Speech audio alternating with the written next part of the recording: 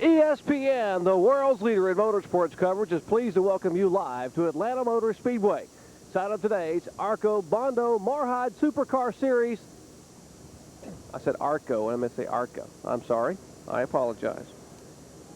Still rolling? Hang on one second. My tie just blew apart here. The wind just took my tie and inverted it here. Okay. Well, not going to make much difference, I think. All right. Yeah. Okay. Okay.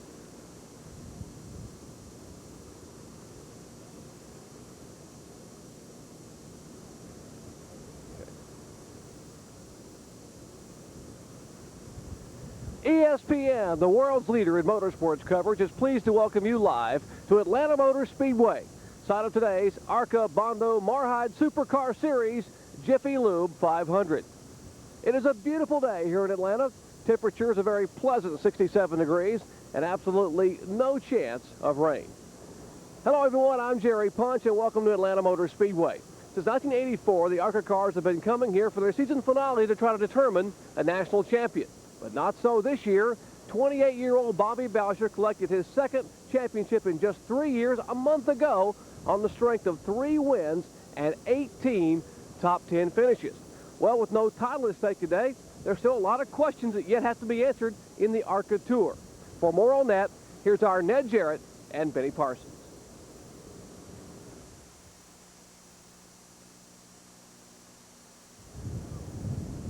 Yeah, I tried holding it, but I don't look like Napoleon. I don't see maybe the audio guy has some in the booth. He could come out and bring some. There's nobody out here but me and Nelson. Okay. Is that short enough, Pam? Do I need to add more? Okay. Oh, really? Well, after the weather, I only say a sentence.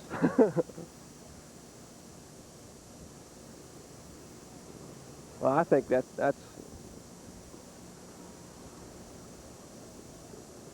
yeah. I'll just leave out the rain statement. I'll just do the pleasant 67 degrees, and because the weather could be a factor with some tire wear, according to the drivers' meeting I went to a little earlier. So I do want to mention the temperature.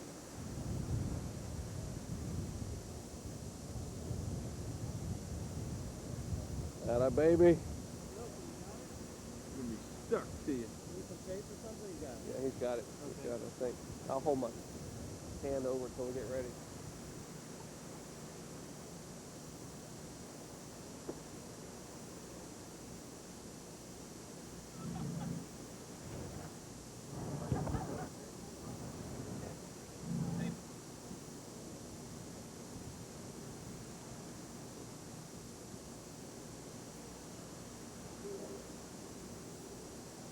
Yeah.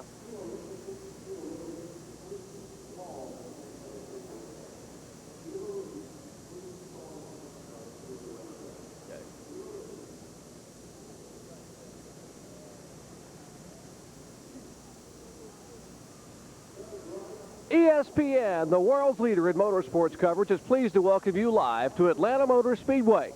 Side of today's ARCA Bondo Marhide Supercar Series Jiffy Lube 500. It is a beautiful day here in Atlanta. Temperature a pleasant 67 degrees. Hello everyone, I'm Jerry Punch. You know, since 1984, the ARCA cars have been coming here to Atlanta in their season finale to try to determine a series champion. Well, that won't happen this year because 28-year-old Bobby Boucher collected his second championship in 3 years almost a month ago on the strength of 3 wins and 18 top 10 finishes. Well, there's no title to be decided today, but still a lot of questions to be answered. For more, here's our Ned Jarrett and Benny Parsons.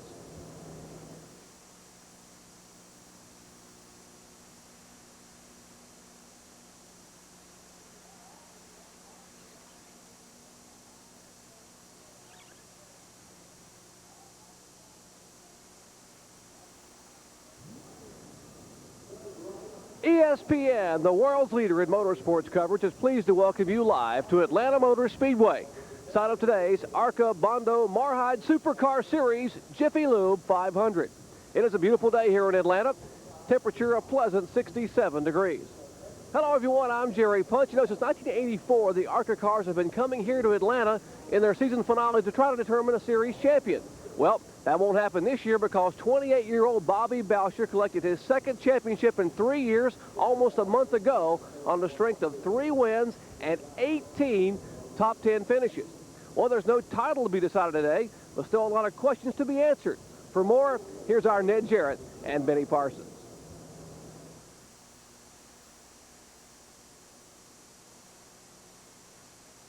Atlanta, temperatures are very pleasant.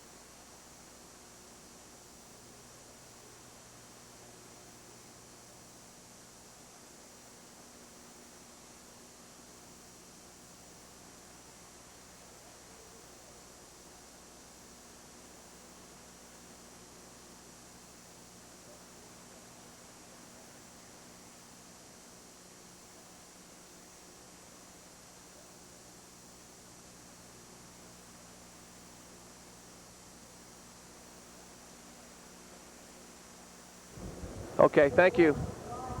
Thanks, Nelson. Thank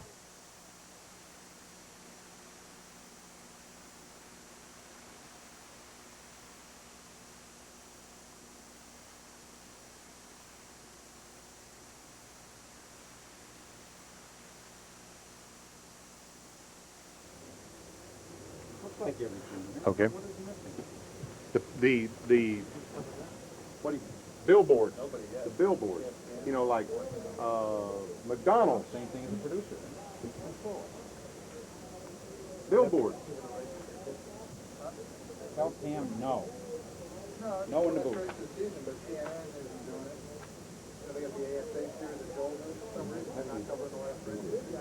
Just punch it in, I think. Let's try. Yeah, all done. I just laid that box back across the chair. Okay, that'd be good. Are you going to be on stand-up up here too? No, I'm just going to get out of the way here. I'm just going to move some stuff. Nothing else. Yes. That's what she gave. Pardon me? Hang on a minute. Put Mike on. You're on yours. There are no bills. 3. And Ned is 1. Oh, 2. I'm sorry. Yes, 2.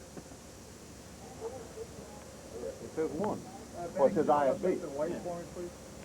So look, something white. How's my face?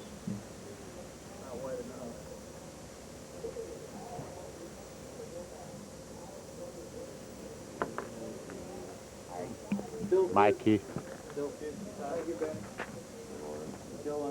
That thing a beauty. Yeah, you all right with the sticks up here? Yeah, they're on their own. Can camera 10 see this shot? Can you put, in his viewfinder, can you put this shot? Ask Chevy what she wants me to do. Mikey?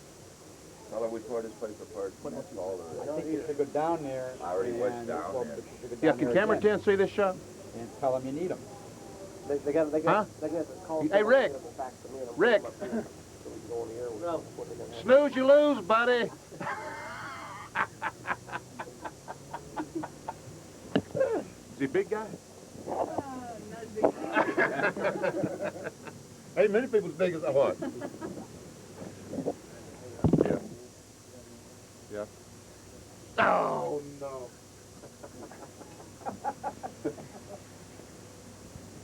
Thank you very much. Thank you. It's the 20th ARCA race here? Yes. first one today, though. So Ned and I live? Is that the deal? Are you and I live? Pam, is Ned and I live? Yes, we are. Really? So we better figure out what we're going to talk about, right? We better figure out what we're going to talk about. Well, did you hear my call was? I said Yeah. with no time, Bobby Voucher has already wrapped up the championship a month ago. You know, on the strength of 3 wins and 18 top 10 Yeah. finishes. I said, but hey, Hey, Mike. there's no title at stake today, but there's still a lot Yes, of questions yet to be I did answered. see it. Here's When Ned gets on you, we'll practice, we'll rehearse. Huh? Ralph, you need Brian. Jeremy out of there, Mayfield don't did not make it. you? Don't you need Brian out? Dick Trickle did not make it. And a host of others, but He just won't be able to move. Tim Fedewa did not make it. Brian Bonner, Brevac, Corelli, Teague, Venerini, Rutman, Marcus. Did Kyle, did they, yeah. Wait a minute, I got a line up here someplace. Wait a minute, hang on, I know the answer to that question. Who did not make it? Fedewa, Trickle, Mayfield, Standrich, Knopfsinger, Rutman, Marcus, Bickle, Teague, Brad Teague in the 0, Corelli, Brevac, Brian Bonner, Gary Wright, Venturini. The provisionals are Kyle, the 40 car Hamilton, and Bill Elliott took a champions provisional.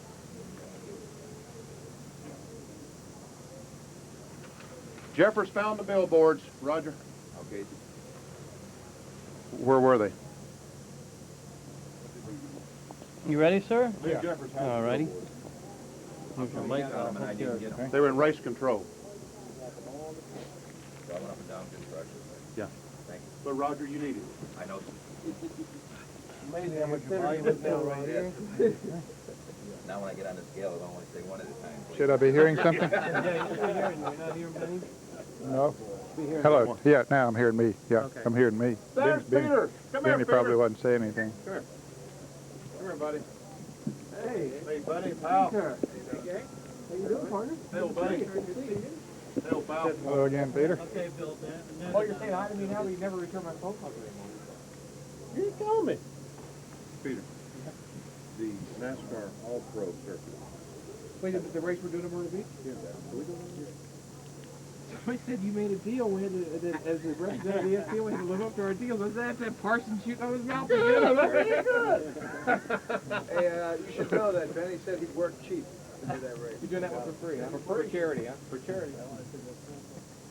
We'll look at it. As a matter of fact, I mean, I tell you, it is for free if I do it.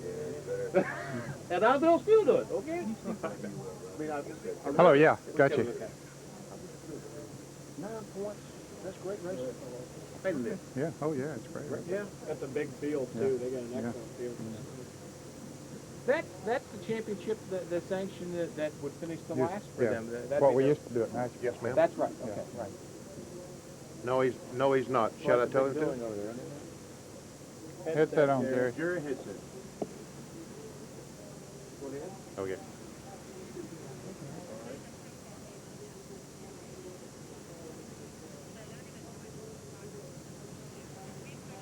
Gary's gonna come out of retirement to run that way. Football's going long on the deuce.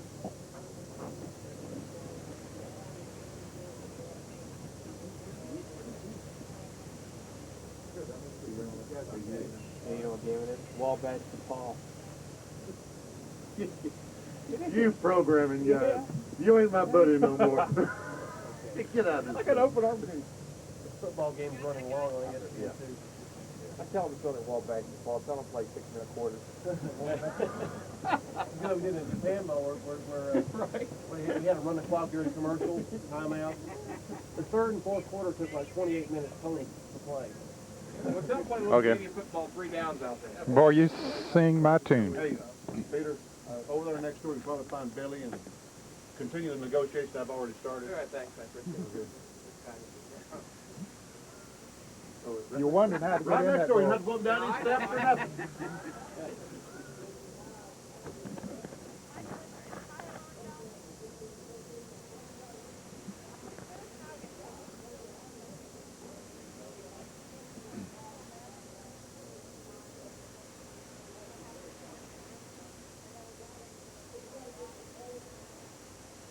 Said he threw it to you. He did. They're gonna go ahead and check you guys. Set that at my station, Bill, please. Is there an extra? So what are you going to do? Try to get on television? Stick up there somewhere. Huh? I'm gonna hide behind you guys. It's all Gatorade. Everybody wants to be on there. Mountain Dew's fine. Yes, ma'am. I'm on his side. Actually, Ned, if you could step back so we can get you guys in position for a second. Sandy, take it. Oh, we're going to tape this, aren't we? Jackie, please. Thank you. Boy, I'm really prepared today. You got your coat, ain't you? Got your tie? Coming out of tile. Got your teeth? What else could you want? I wish I'd sit over there with those Indians last night. I'll tell you, that was yeah, I would love to have you there. I thought, well, Benny was here. I had a lot of fun with my dry wet. I told, have I ever told you the story about this friend of mine down in Lumberton that really is an Indian, a Lumbee Indian? His Ford his dad had to be the biggest. Mike, I'm telling a story right now.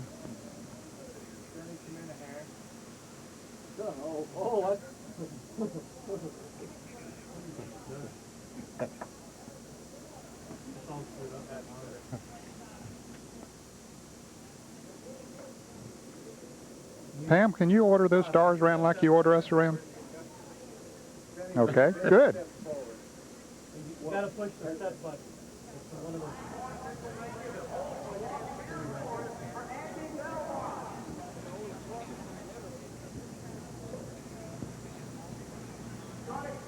Okay.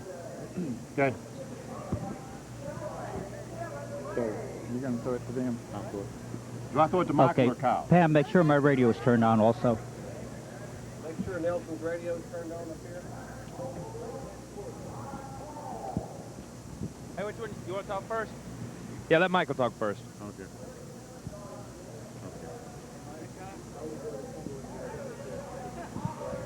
Gotcha.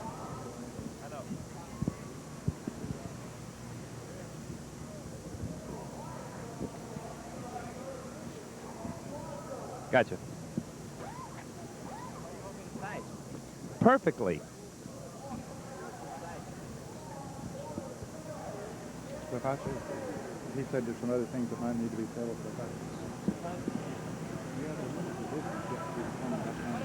Rajo. Can you hear me? Good hard race. Can all them? And a lot of guys, that's depending on this race. What if I say, they race or not, next year whether they race or not. I mean, they need to have a good showing to attract a sponsor or keep the ride they've got, get a better ride. That's what we're trying to do today. And they're doing it on a brand new racetrack. And we've got a couple of guys who might talk about that first. Michael Walker.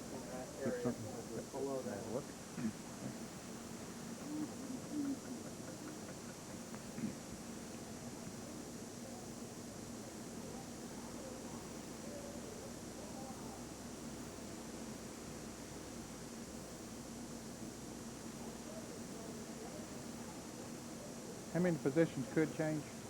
12? 12 out of the top 15 could change. Looks more like that top five. Benny and I blushing a little bit on that bottom one, aren't we? Yeah. That's because she's in here, and Benny's done had his arm around her. Yeah. So I am blushing.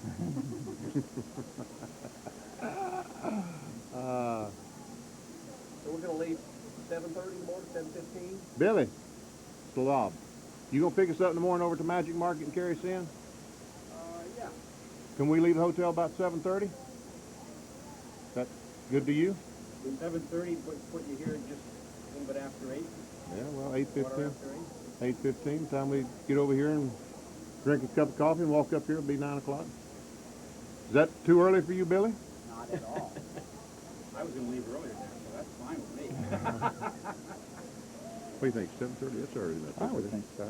That's the time that I was thinking, but I don't think it should leave much. I don't think they'll leave much later than that. I wouldn't know. Well, you want to leave 7:15, Billy, just to be sure?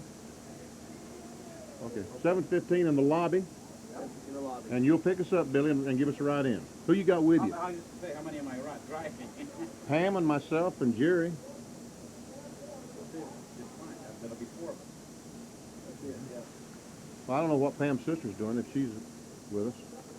So, I mean, you can haul 5, right? Yeah. Okay. It'll be tight. Well, that's all right. They're sisters, they're It'll friendly. all take up my time. They're friendly. Speak for yourself.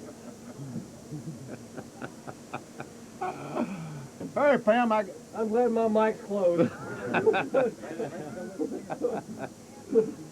Okay.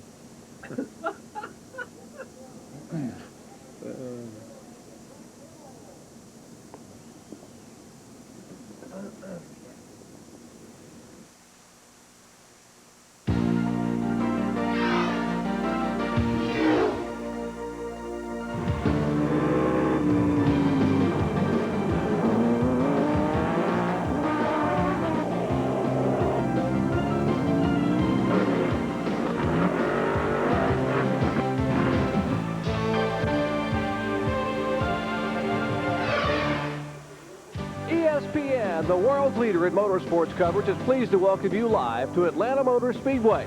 Side of today's ARCA Bondo Marhide Supercar Series Jiffy Lube 500. It is a beautiful day here in Atlanta. Temperature a pleasant 67 degrees. Hello everyone, I'm Jerry Punch. You know, since 1984, the ARCA cars have been coming here to Atlanta in their season finale to try to determine a series champion. Well, that won't happen this year because 28-year-old Bobby Boucher collected his second championship in 3 years almost a month ago on the strength of 3 wins and 18 top 10 finishes. Well, there's no title to be decided today, but still a lot of questions to be answered. For more, here's our Ned Jarrett and Benny Parsons.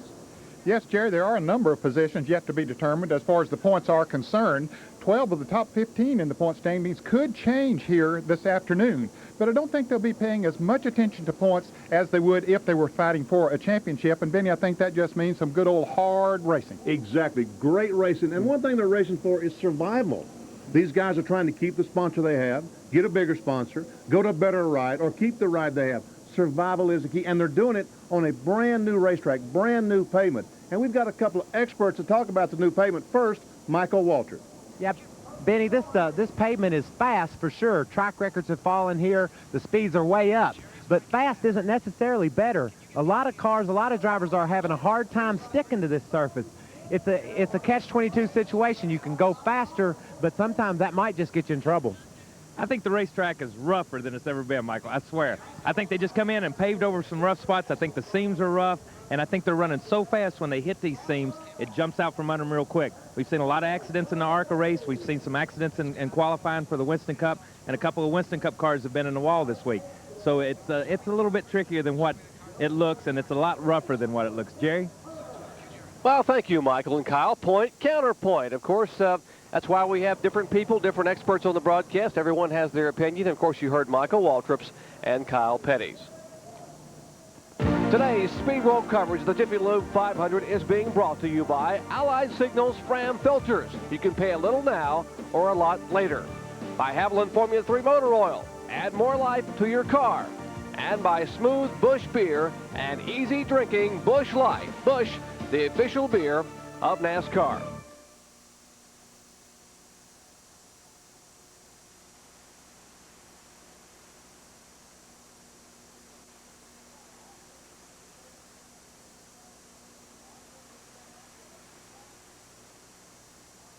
I heard it. Yeah. Benny was asking if my mic was on. He didn't hear me come back and do billboards, but it sounded good. It sounded okay to me. The billboards are fine, but when Kyle quit talking and Jerry picked it up, I couldn't hear him in my earpiece. I just wondered if... Oh, really? Then you started doing billboards, I heard it. Okay. Okay.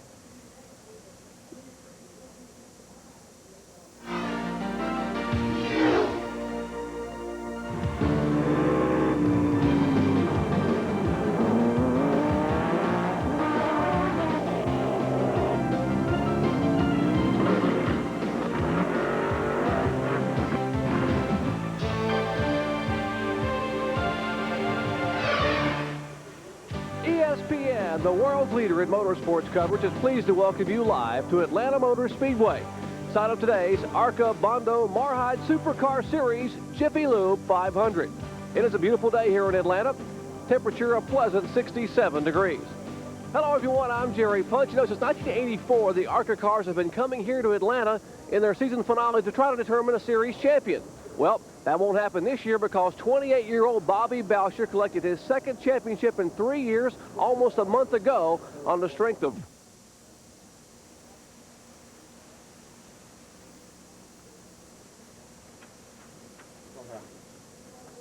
Something happened?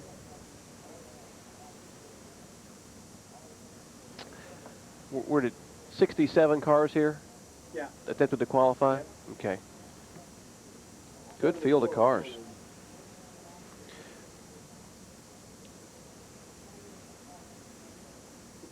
So we come back and do our starting lineup, Pam? So Ned and Benny are finished? They can sit down?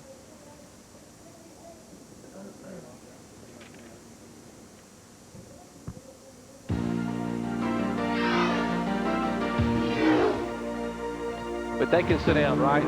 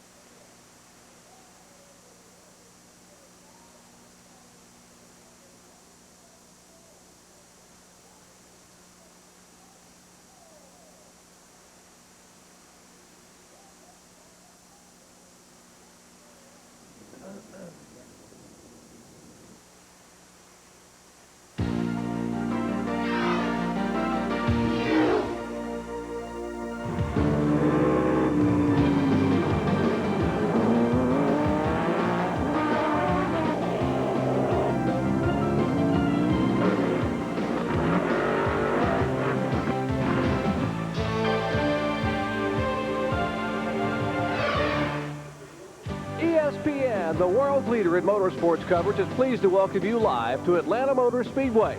Sign up today's ARCA Bondo Marhide SuperCar Series Jiffy Lube 500.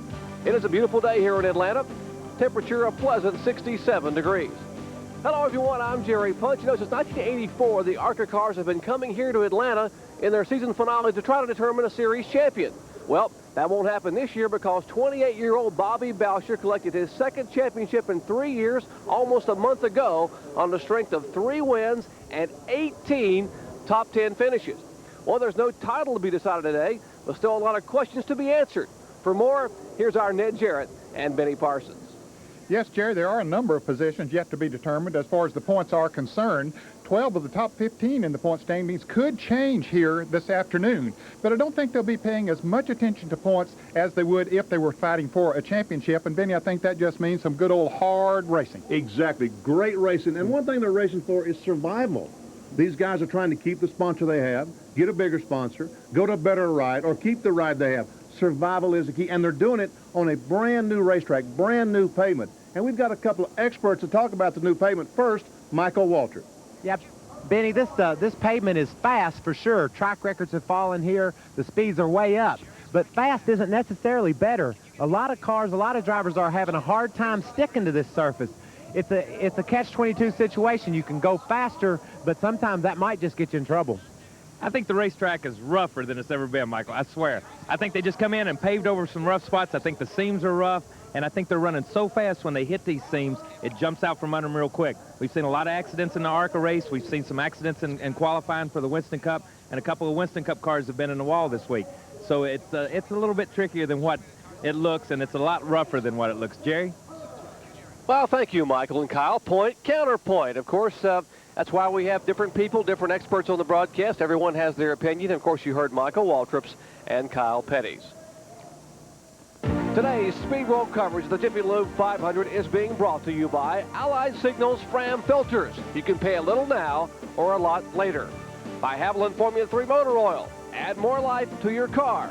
And by Smooth Busch Beer and easy drinking Busch Light. Busch, the official beer of NASCAR.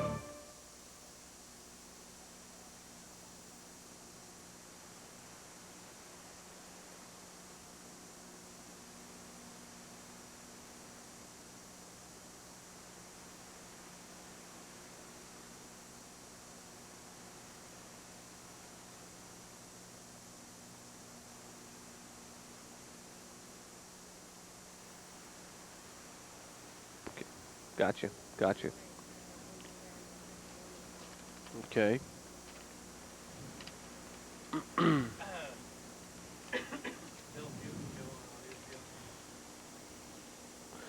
Nice open, guys. Okay. Like Jimmy Horton, you know, he's trying, struggling, and if he go out and dominate this race and win the race, he might. That's a good point. Mm-hmm. That 38 truck, that was that haul that 90 car down there, I guess, huh? Yeah, I guess. Yeah, that's what they brought the 90. See it leaving down there now. See, Horton just won the last couple of real big dirt shows, too, at Syracuse. He won the biggie. Yeah, the biggie. 100,000 to win, wasn't it? Yeah. Where else did he win, Ray? He also won at Lebanon Valley. Fonda. Is that his car? He was second at Middletown. Second in Orange County. Yeah. Is that his car? No, that's oh, you mean up there? The dirt car, you mean? No, he's just driving for a guy. 2 wins and 1 second place in the last 3 races. It was pretty good. And they were big money. Yeah. So the audio was there when you came back, Jerry? Yeah, it was there. Yeah. Yeah, but thanks for mentioning that. We couldn't. I don't know where he is. You know that Jeff McClure, there's a guy trying to get this deal going. Did you get the tires? National Race Car Drivers Memorial. Well, why don't you get that's on the hood of Jeff McClure's car, Right. 98. What is it? We don't need to get in the garage area. You're in the pit road. You can't get out there. Successful business. This is the guy I'm talking to. Break. Jim Brake. Their goal is to put it at Charlotte if Charlotte will give them the land for free, but if not, then they're going to buy land at Daytona. Lots of luck. Yeah. Make a memorial? Yeah, Race Car Drivers Memorial. To, All to deceased or been killed in racing, or what I think it's deceased. regardless of the cause? I see they just put Duragloss on Theodore's car. That car missed the show in Winston Cup, whoever that was. Mm-hmm. Oh, was that the same car? Oh, okay. Well, same. Yeah. Driver. Ray and Diane DeWitt. Yeah. Have you checked the race radio? What's Jackaroo? It's a brand new barbecue sauce, which is one of the newer brands. They're just announcing it this week. It's a new product. It's supposed to be really Billy. spicy. Really? I do it on this headset, right? That'd be appropriate, wouldn't Pam? Can I check the Jerry, that's the car that can I check the racer radio? the pole with here in March. The Winston 1 2 1. it? Oh, really? Okay. Let's try 21. Copy that, Bill? I don't have 21. What's that? 55. Yeah. Nope. I have Kimmel, Bessie, Loy Allen. Let's try Loy Allen. Loy Allen, this is Benny Parsons up at ESPN. Do you read me? Which car is it in? Yeah, Betty's checking the race radio right now. Can you hear it? Is the radio turned up, Pam? The racer radio? Yeah, Benny's checking race radio. Loy Allen, this is Benny Parsons up at ESPN. Do you read me? Okay, buddy, we may want to talk to you today during a caution flag or something, so we'll let you know beforehand. Good luck.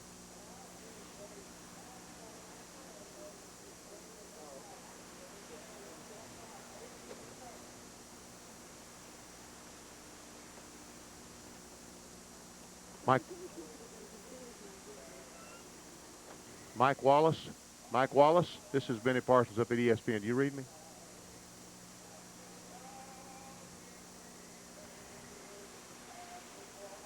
Mike Wallace. Mike Wallace, number 90. This is Benny Parsons up at ESPN. Do you read me?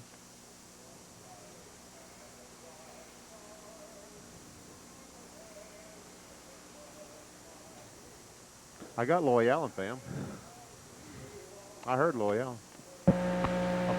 Mike Wallace, this is Benny Parsons up at ESPN. Do you read me? Barry said no, that they don't read. I'm trying to talk to you. I hear you just fine. Okay. Now. Okay, I got you now, Mike. Yeah, we hear him now. I didn't hear you. You didn't hear me the first 2 times, but I got you loud and clear. All right, buddy. We may talk to you on the caution flag today, so we'll get in touch with you. We'll talk to Barry before we come to you. Thank you. Benny, what's for lunch? I just ate, man. I had a bologna sandwich.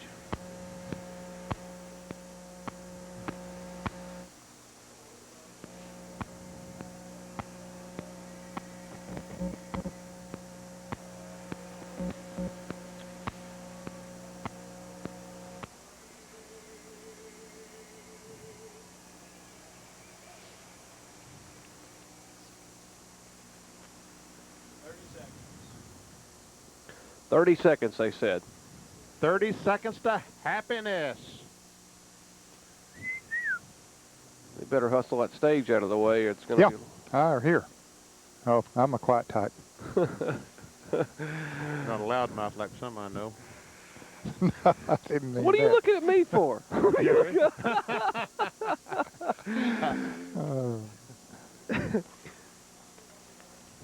Hey, is Terry Lingner down in the truck, Pam? Terry Lingner? Okay. Wonder if he might need to see him. Oh, we have. I didn't know we had one. I didn't either. Where is that? Always the last to know, huh? Oh, really? Jeez. Well, that's news.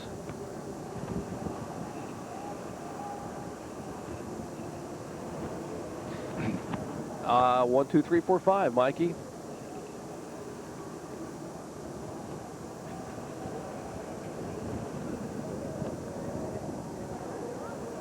Rev Estos camera, platform helicopter. Okay. Yeah. I'm really surprised. Okay.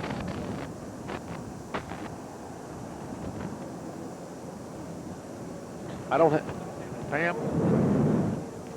Pam, FYI. He said. Okay. Yeah.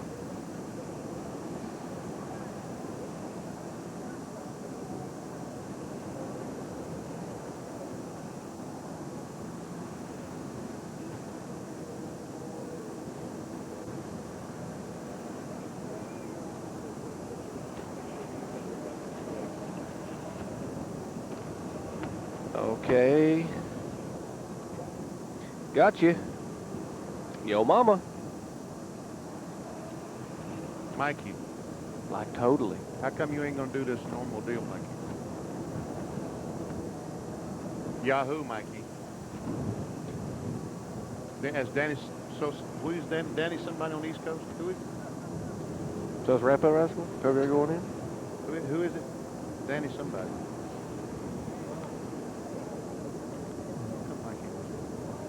What, Mikey?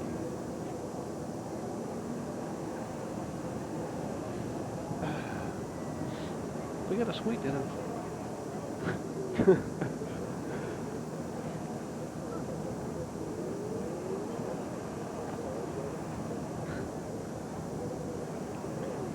Yahoo!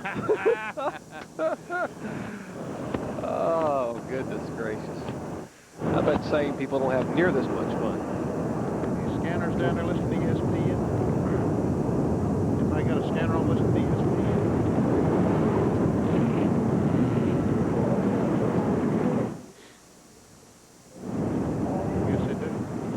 few folks in the infield, don't they?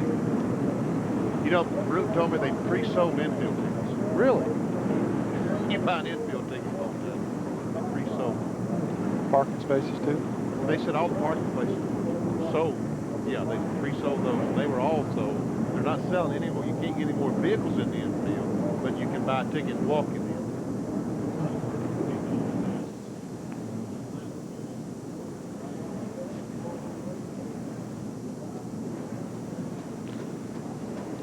No tire rule of any sort, right? I didn't hear it. Except for the 20. Yeah, right.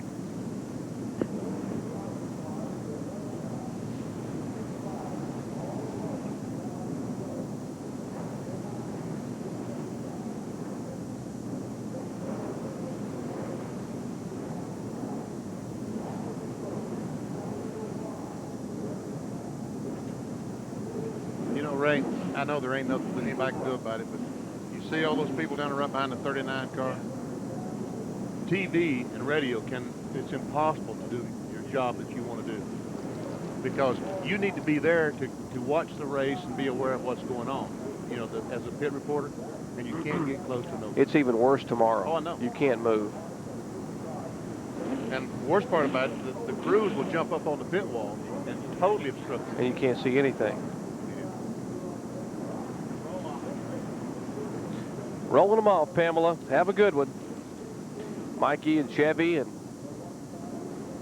Larry and everyone down there. I got you. Larry, Daryl, and Daryl. What's in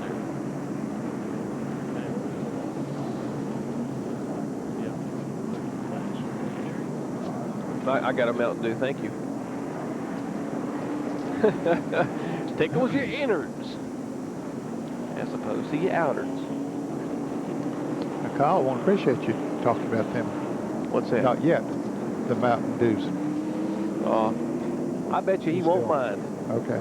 I figured after tomorrow he wouldn't mind. But he's Where still was it? loyal. He's loyal. Where was it, Kyle and I? Oh, was it Pocono? No, it was Watkins Glen a couple of years ago. Kyle and I were at some breakfast up there, and the gifts they gave us when we got ready to leave, I think he got a Mountain Dew cooler. Wasn't that Watkins Glen, Kyle?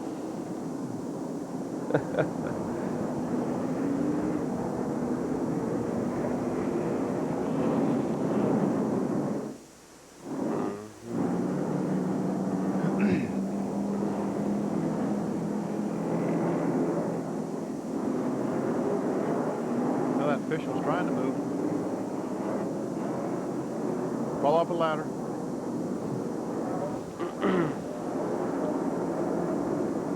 As Danny says on the East Coast.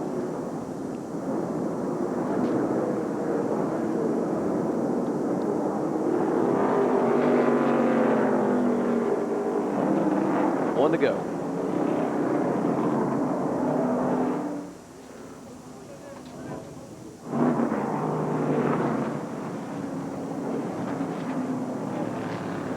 Back in Hampton, Georgia, Atlanta Motor Speedway hosting the Jiffy Lube 500. Getting set for the green flag. Next time by, take a look at our Suzuki motorcycle starting lineup. 67 cars attempted to qualify. 43 will start with Trickle and Fedewa on the front row. Jimmy Horton and Loy Allen in row 2. Take a look at our starting lineup. Former champion Keselowski alongside Mike Wallace. Watch for him to make a run. Well, last year's winner, Jeff Perma, starting back there. Jeff Green, up-and-coming young driver. Back there, Kirk Shelmerdine, the former crew chief for Dale Earnhardt, back in the field. And then these fellas really haven't had a lot of practice, because in practice on Friday morning had a couple of crashes which held things up. Well, they were supposed to run here on Thursday and qualify and practice, and all of that was rained out. And so, yes, they have not had a lot of practice to get set up on this new pavement, running faster than they've ever run on this racetrack. It's going to be interesting. In fact, the series champion we talked about at the top of the show, Bobby Boucher, took a provisional starting spot. He will start back in 41st position. And Bill Venturini, a two-time series champion, starts shotgun on the field in 43rd. As the champion's provisional, we're still going through the grid, and we haven't got to Bowser or Venturini yet. Now, we saw Venturini a little bit earlier up there in the lineup, but that's Billy Venturini. His 18-year-old son, and there is Bill Venturini. Dad starts back shotgun on the field, and Billy, the little boy, starts up toward the front. You think he hadn't had a little ribbing in that family. Getting set For Green Flag Racing, Michael Waltrip, Kyle Petty. You'll hear from John Kernan in just a moment. Ned Jarrett, Benny Parsons, and yours truly, Jerry Punch, bringing you live ARCA action from Atlanta Motor Speedway.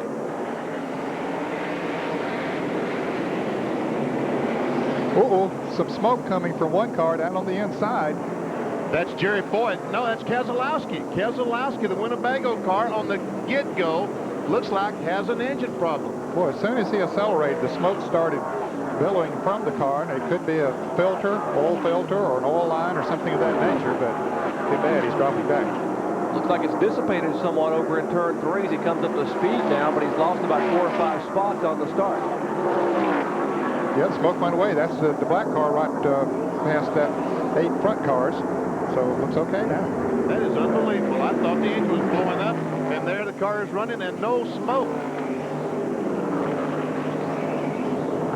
Well, he had to have some anxious moments. The 29 car had a fire in practice, so that also slowed him down to get in practice. So I can't imagine what the smoke was, but it seems to have solved itself. Dick Trickle being shown as the leader. He was our pole setter. He's the first pole he'd ever set on an ARCA competition, although he's won here before in this November event a couple of years ago. That's Mike. The guy that's won here before, the car number 1, Jeff Purvis, run up on a couple of cars running side by side. He's trying to move around them or just find a place to go so he can move around. That's Mike Wallace in the black car and Lloyd Allen in the 19 car, the kind of yellow-orange car on the outside. Let's check in and find out what happened to Bob Keselowski on the start. Here's Kyle Petty. Kyle? I'm standing here in Keselowski's pits. They're shaking their head. They said they took the motor apart, did some things to it this morning, hooked it back up, but they said as much smoke as that was, there's no way these guys spilled that much oil, so they don't have a clue what it is. They said it cleared up, and hopefully they think they can go the rest of the day unless something drastic happens.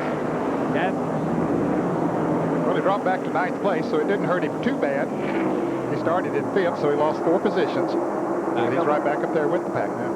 Back up front, and you see Tim Fedewa in the white car now begin to put a little pressure on our leader. Our leader is Dick Trickle. Dick Trickle steps up to the Budmore ride in 1995, the car 15 on the Winston Cup circuit, and he is awfully excited about that opportunity. And looky here, they are 2 or 3 abreast. That was Kerry Teague in the black 11.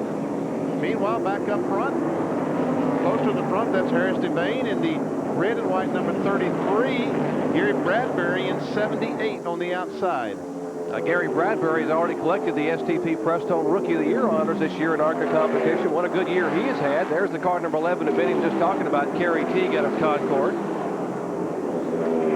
The car 33 is an ex-Bill Elliott car that won here in 1992. I guess that's an ex-Junior Johnson car. That was back about 24th spot. Here are the lead twosome. They are in the backstretch. The 39 car, the Rouleau Brothers old machine. That is the Pedigree Food for Dogs sponsored Chevrolet of Dick Trickle. And there's a spin in turn 4. Looks to be the car of Joel White. And he's coming down right in the center of the groove. Now he gets down off the racetrack. Ned, I am impressed. I am impressed. 5 or 6 years ago, a wreck like that in the ARCA division, there'd have been 5 or 6 cars pile up, but yet it was a 1-car accident. He's going to drive away. These guys are learning what this business is all about.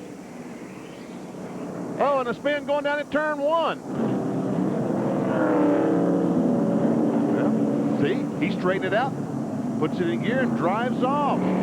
Like you say, they're learning what it's all about here on the Super Speedway. That was Lenny Crothheim out of Penns Creek, Pennsylvania, who got a little bit excited and looped that red car. Under caution for the first time today at Atlanta Motor Speedway. Back in just a moment.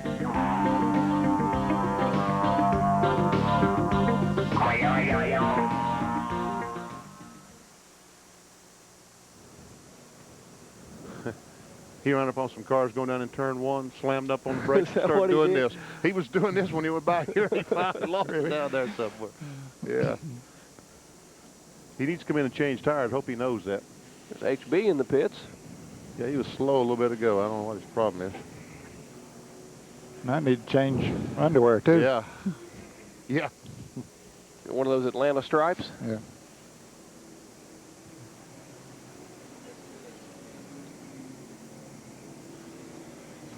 There he comes in. Bradbury's moving up through there pretty good. He's in 23rd, started 35th. Really? Wow. Well, I tell you what, he had a heck of a qualifying run that 52 car, didn't he? He did. Jimmy Means is really high on him. Really? Boy, oh, he is. Yeah.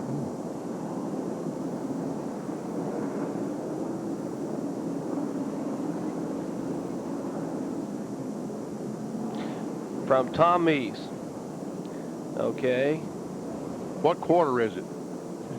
Third?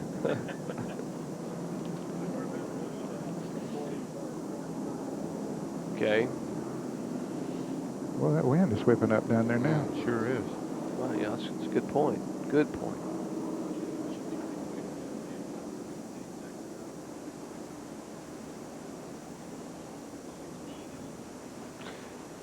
Are you mage managing? Are you stage managing? Oh, you're talking to ARCA. And that boy's a used car dealer up in Pennsylvania. He's about to use that one up. One to go, Pam.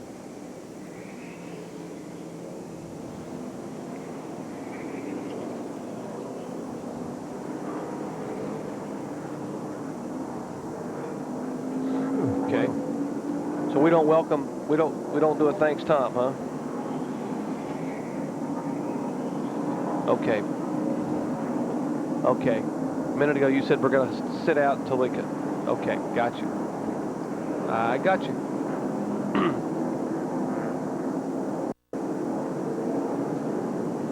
Back at Atlanta Motor Speedway, still working the first caution flag of the day, and here's what happened just moments ago.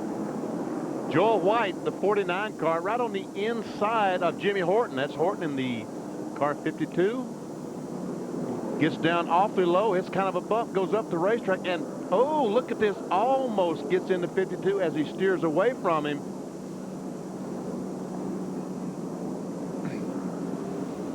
Okay. Who's on the flag stand besides Doyle? Henry Wetzel. Henry Wetzel.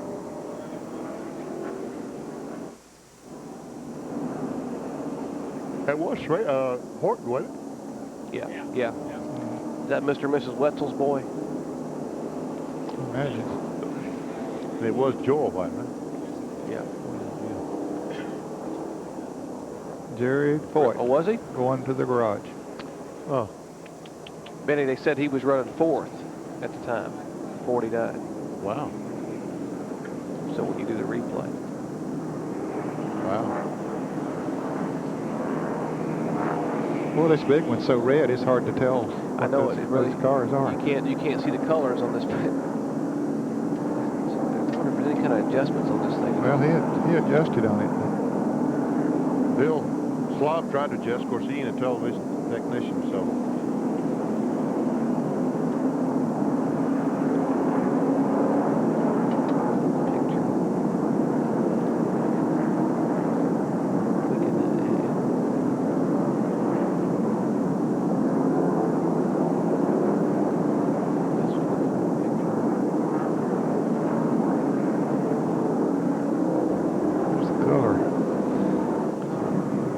Yeah, Mike, I hear you.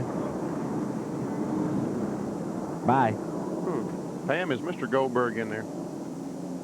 Ask him tomorrow morning if he'd get some technician up to work on the TV to try to get the monitor, try to get the colors correct.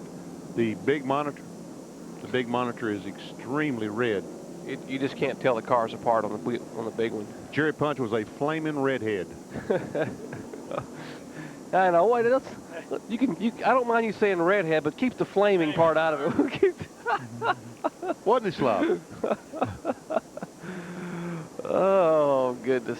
I fixed it. Ned fixed it. Turned it off. Ned's unplugged it. Oh, really? What did he do now? He hadn't moved yet. By the way, Ned, that 60 is Jerry Foyt. Oh, it is? Yeah. Oh, I thought the 14 was, huh? Okay, thanks. That's Hardy Brown from Texas. Okay.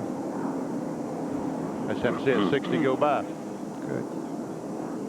I think that's a Jack Roush motor in that car, because Jack stopped by this morning when I was down in the garage area. Roush stopped by that 60 car, so I guess it was one of his. You're waiting to do this interview, and The guys from the 28 car and the 21 car and a couple other cars are running up and down pit road trying to buy tires because Goodyear's out of tires for tomorrow because the tires, the right rear Goodyear is wearing ungodly bad. It'll only run like 30 or 35 laps. So that might be something you want to talk about later. That's a good point. That's great. Kyle, Man, good you're on work. top of this stuff, Kyle. Good work. That's Corky. He's my director. He's the one that's doing all this for me. Wake Michael up, will you? What? I heard those tires we're wearing. Yeah. How's my hair look, Benny? Oh, let's see. Put Michael on so we can see how his hair looks. My cameraman left me. Oh, I see. Oh, did he? Did he? Okay. Or I left him. I forgot to look a while ago, Michael. One to go, One to go, guys. And girls. Okay.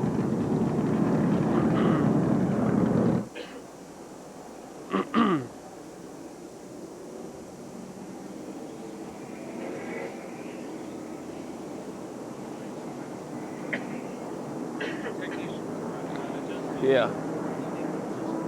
Curtis is here to fix the TV set. Yes, sir. 1, 2, 3, Get 4. the color right. How's that, Billy? Right, Curtis? I said, you can get the color right, right? Thank you. Okay. What's the score of the game? Who won? We can't congrat. Okay. Okay.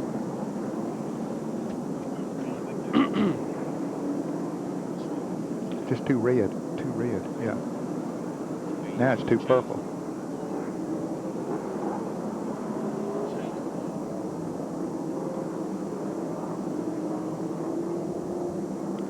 Thank you very much, Tom. We are live at Atlanta Motor Speedway, just underway here in the Jiffy Lube 500 ARCA Bondo Marhide Supercar Series event. Brand new sponsorship for the ARCA Series. Bondo Marhide folks coming on for 3 years and an option for 6 more. Lap number 11 in the books, and our pole sitter, Dick Trickle, still leads the field after the first caution flag of the day. Green flag waving from Doyle Ford and Henry Wetzel as 53-year-old Dick Trickle will lead him down single file into turn 1.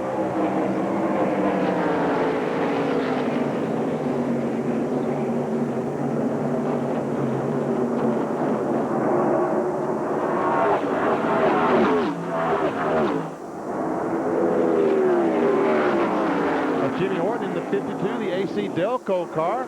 Mike Wallace in 99. Mike Wallace drove the 52 car to an ARCA victory in Daytona, the very first race of the year, the ARCA 200 down in the Daytona International Speedway.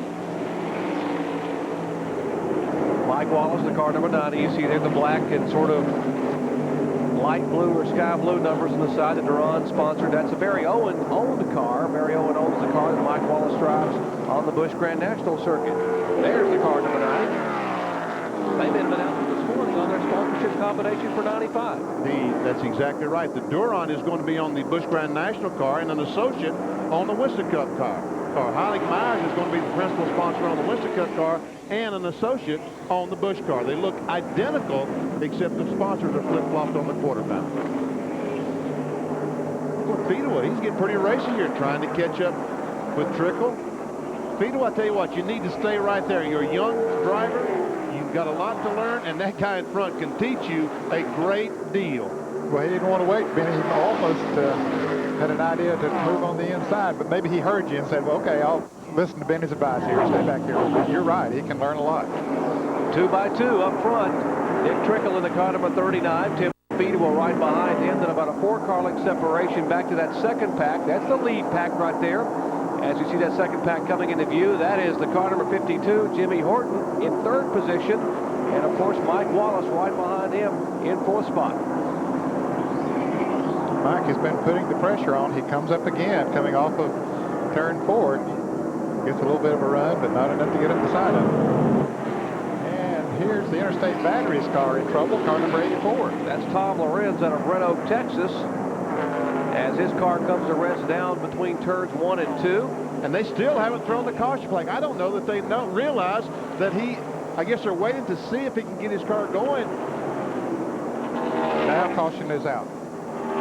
So caution being shown for the second time today. It came out in the early laps due to a spin by the car number 49, Joel White. Texas driver down in turn 4, and another Texas driver brings out the second caution flag today, down between turns 1 and 2.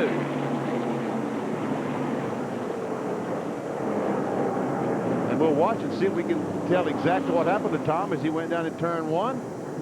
And we can see the thing start smoking. I think he had an engine problem down there. No wonder he couldn't get it going, Ned. Yeah, that appears to be the problem, and it eventually, the oil, I guess, gets under his wheels, spins him around sideways, and gets down on the grass. Could not go again. That's exactly what they're told in the driver's meeting, right, Benny? When the car starts to get out of shape, you turn the wheels to the right and lock it down and slide down to the grass. Nice job, Tom Lawrence. Under caution for the second time today at Atlanta Motor Speedway. Back in just a moment.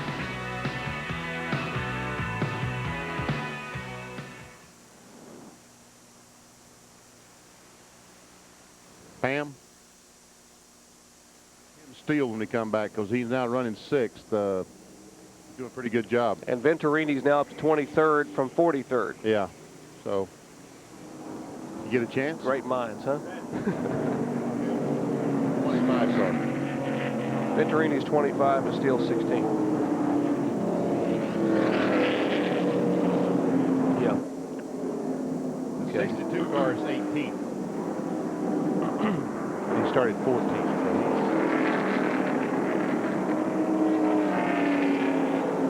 As I said, the mountain, he's going backwards.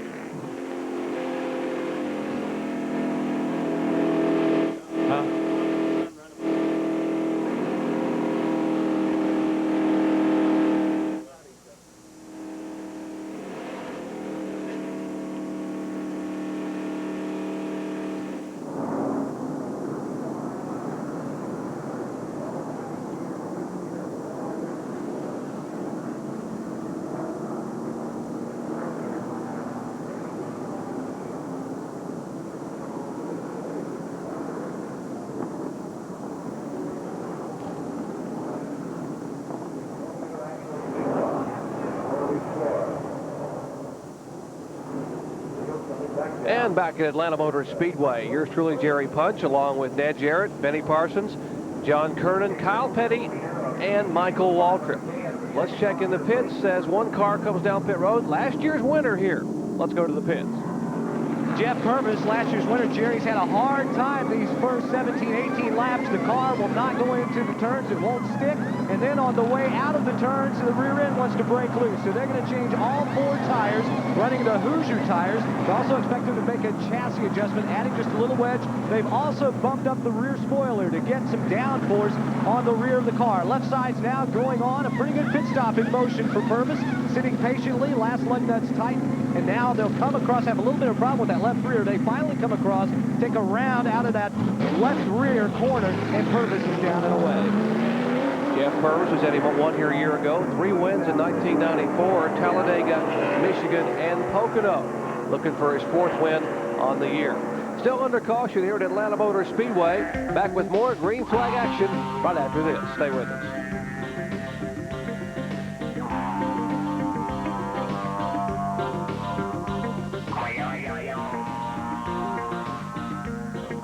How many laps will it run now to have that caution? Might not even do it. Okay, I just wondered if that was a little strategy move right there by that one car. Looked like pretty good strategy, didn't it? Really. Come in, he's got 4 tires. Even if he has to come in, they can check the tires, and if you go back out, don't have to change them. Yeah, might be a good move. Okay.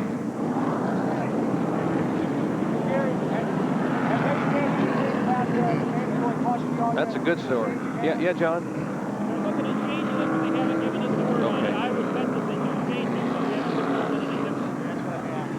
They haven't told him yet whether or not they're going to change it, but yeah, what Purvis and then what they talked over the radio was, might as well come in pit now. Whenever they throw the mandatory, we have to come on pit road. We don't have to change tires. We can just check these tires. That's probably why Boucher came in too. Well, the Hoosiers aren't expecting any wear. They're a pretty hard tire. And they found an equalized tire on Purvis's car. That's why he wasn't handling. We need to get that story that Kyle's talking about. We'll get a chance. That's a good story because that'll certainly play tomorrow.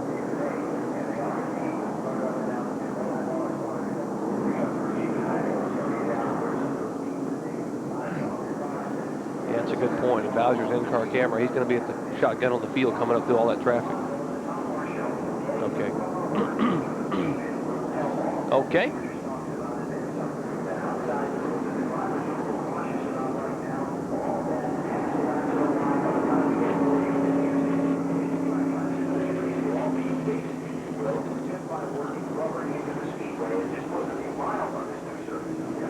Back at Atlanta Motor Speedway, you saw a moment ago Jeff Purvis, last year's winner, came down pit road. You heard John Kernan call the pit stop. John has since told us that they found an equalized tire on that car. But Ned Jarrett and Benny Parsons, that may be some strategies we set now. See Bob Keselowski in the pits, and a moment ago, Bobby Bowsher pitted. Well, the drivers were told in the drivers' meeting that there would be a mandatory caution after 25 laps if they ran 25 laps of green flag racing to check the tires. Since this is a new track, they haven't had a lot of laps here to let them come in and check the tires. Now, it'd be a mandatory stop. Everybody would have to come in, but these cars that are coming in now, if they indeed do honor that mandatory stop a little bit later on here, well, they've already changed tires. All they got to do is come in, check them, and take off back out, and maybe be out in front of everybody. That's right. They don't necessarily have to change the tires. They just got to come down pit road, or might not even have to come down pit road. They may throw the caution flag just so to give these guys a chance to come in and change tires. As you see Bob Keselowski's crew now, Brother Ron servicing that Winnebago-sponsored Chrysler. He heads back out. We're still under caution at Atlanta Motor Speedway. Back in a moment.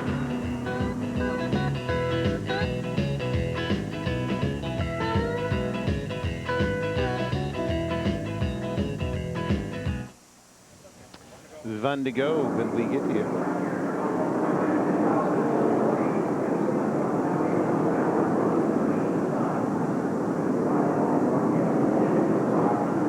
Roger, can you talk? Can you talk?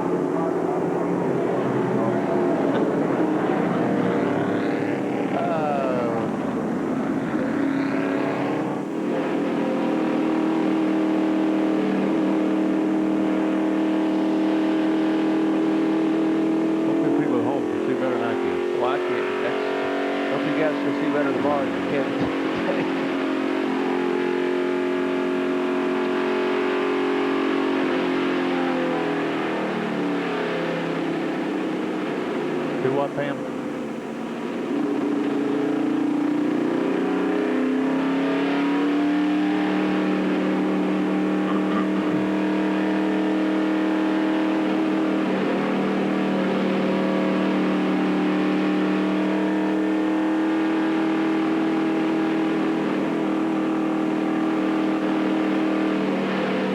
Back at Atlanta Motor Speedway, that's the 1994 ARCA Series National Champion Bobby Bowsher, the Quality Farm and Fleet in-car camera. We're riding along with him. He just pitted. He is shotgun on the field. As you take a look at the top 15, how they're running right now after 22 laps. See Bert Shumpert up in 12th spot. Jerry Foyt? Yeah, it's starting to say right there in 11th place. That's A.J. Foyt's son with Bobby Bowser, of course, a two-time champion. His dad, Jack Bowser, was the champion of 63, 64, and 65. Keeping it in the family there in all competition. I tried to race against Jack Bowser. That was kind of a tough deal. In 1965, Ned, he won 19 of 33 races. Wow. 19 of 23, I'm sorry. Wow. My goodness. He was good. Yeah. I raced against him a few times. He would come down on an off weekend or something and race in the what is now Winston Cup. Wow. Look at Tim Steele go, the 16 car. Got alongside, that's Jeff Green, the 95. He had a run on Mike Wallace. Thought he was going to try to pass him. He is going to try to pass him on the outside. Now, Tim Steele started back in 21st position. And there he goes by Horton in the 52 car on the outside. Well, he went by him in a hurry. We're talking about the red car left side of your screen, car number 16. That was Steele. And now Horton gets a challenge a little bit. You see Steele now back in third position. That's the battle of 4th, 5th, 6th, and 7th as Mike Wallace has gone by Jimmy Horton in the car number 52. Let's check in with John Kernan. Jerry, after qualifying yesterday, Tim Steele says, hey, the way I qualified is not going to be any indication of the way I'm going to run the race on Saturday. He said they were only concerned was making the field. He said he had the right setup, the right engine. I guess you could call it the right combination to make a bid for a victory here in this season finale.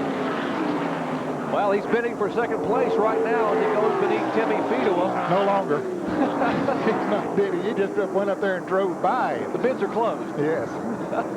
Now let's see what he can do with the old man, they call him, Dick Trickle. Well, Tim Steele is running higher than the other cars around the racetrack. He's going up where everyone was afraid to run. Last night at a dinner we went to, all these guys were talking about being terrified of the top groove. But Steele has been up there where no one else has been running and making it work for him. Yeah, these were Winston Cup drivers that you were talking to, and they were all saying, well, we hope the ARCA drivers will work in a second groove. Tim Steele is doing a good job of that early in this race. Getting awfully high, and that will open the door for a pass by Mike Wallace. That's a battle for third spot. Wallace, the black car on the inside, he makes the pass and will take the third position away. Now that's the groove that we were talking about. That's the spot that everyone is running around the racetrack. Now look at this mess of cars going down in turn one.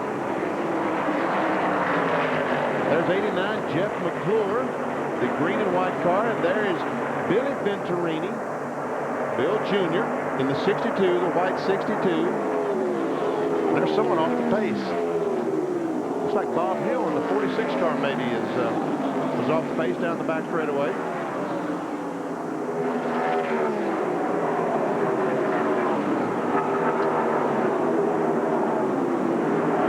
There we see once again Jeff McClure being passed by Peter Gibbons in 92, and there comes Bowser after making that tire change. He's working his way back to the front. And look again, Ed, up on the outside.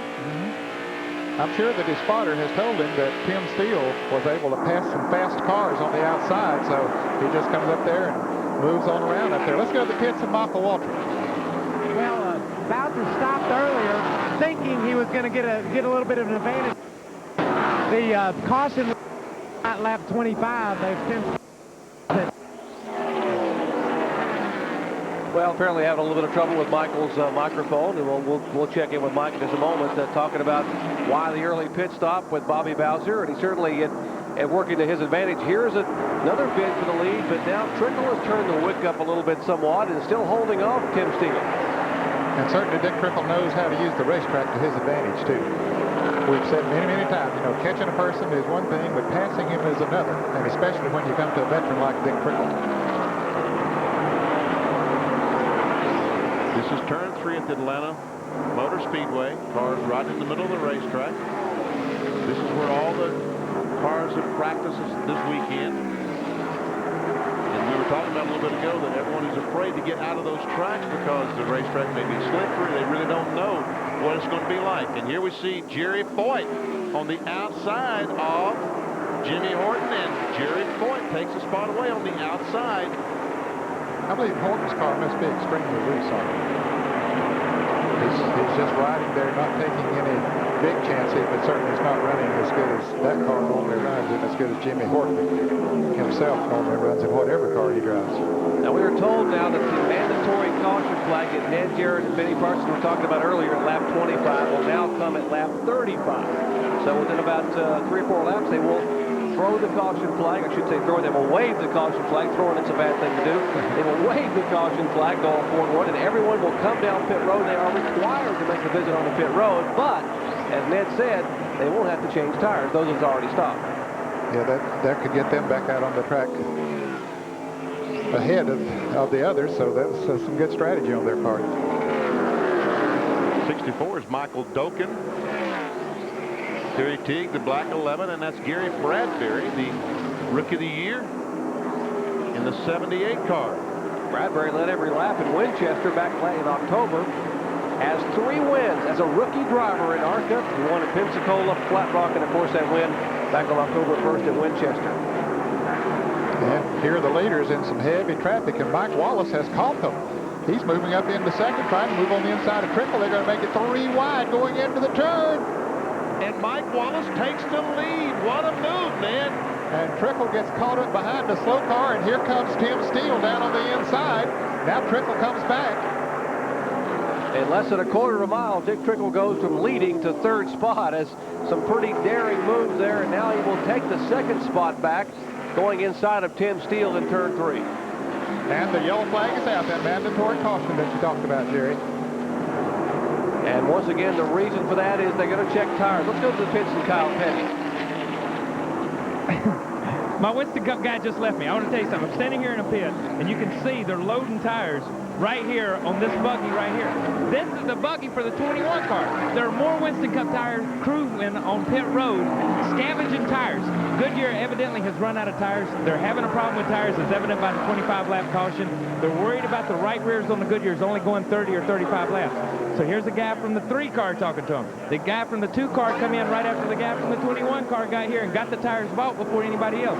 It's a free market. I love America. They're down here buying tires left and right, and these aren't wholesale tires either. They're paying double the price for them to get them ready for the Winston Cup race tomorrow, guys.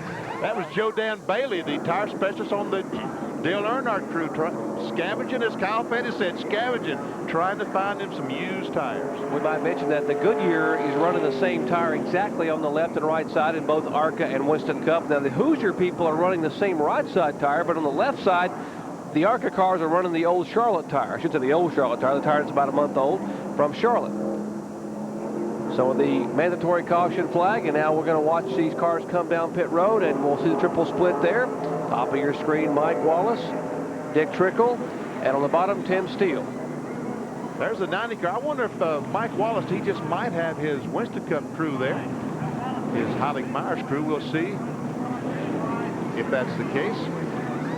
And we can see he's already finished with the right side, and Trickle's crew, the Rulo brothers, still trying to get the right side changed. Jack's still trying to go up. Of course, it took him a little bit longer to get to his pits.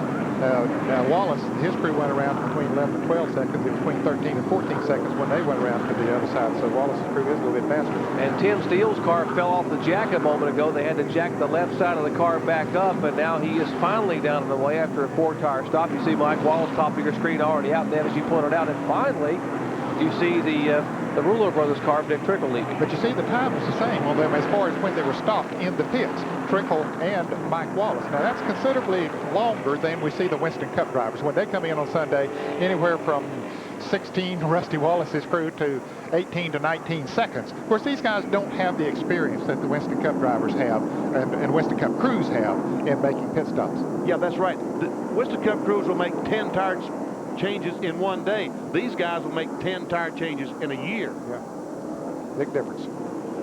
Under caution for the 3rd time today. This one do a mandatory check for safety reasons at the tires. Back with more green flag racing action from Atlanta Motor Speedway right after this. Stay with us.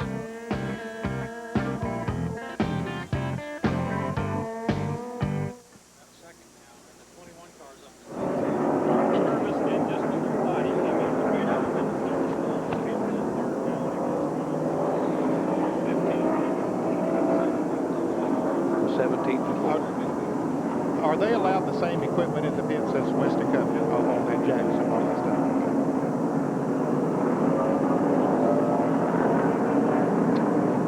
There from our Rebestos platform camera, high above the Atlanta Motor Speedway, looking at downtown. There's the Matlock's, the City Cafe. Yeah. Good. Nice shot. Whose shot is that? Interesting how Benny picked out that cafe, wasn't it? Yeah. All that building. I hear I'm thinking you're probably thinking about what's the Japanese place, Ned? Yeah, what is it? Ichabod. Yeah. Ichiban or whatever it is. Ichiban, yeah. Good place to eat. Haven't been there in several years. You know, I would pick out maybe the Georgia Dome. Benny picks out a cafe. No, you ever watch Matlock? That shot when they show his office, or supposed to be his office? That's the City Cafe in Atlanta. Oh, really? Yeah. Is that right? I didn't know that. That's where we ate that night. Yeah, that's right. We went to eat. Yeah, with ABC. That's right. Took us out to eat, didn't they?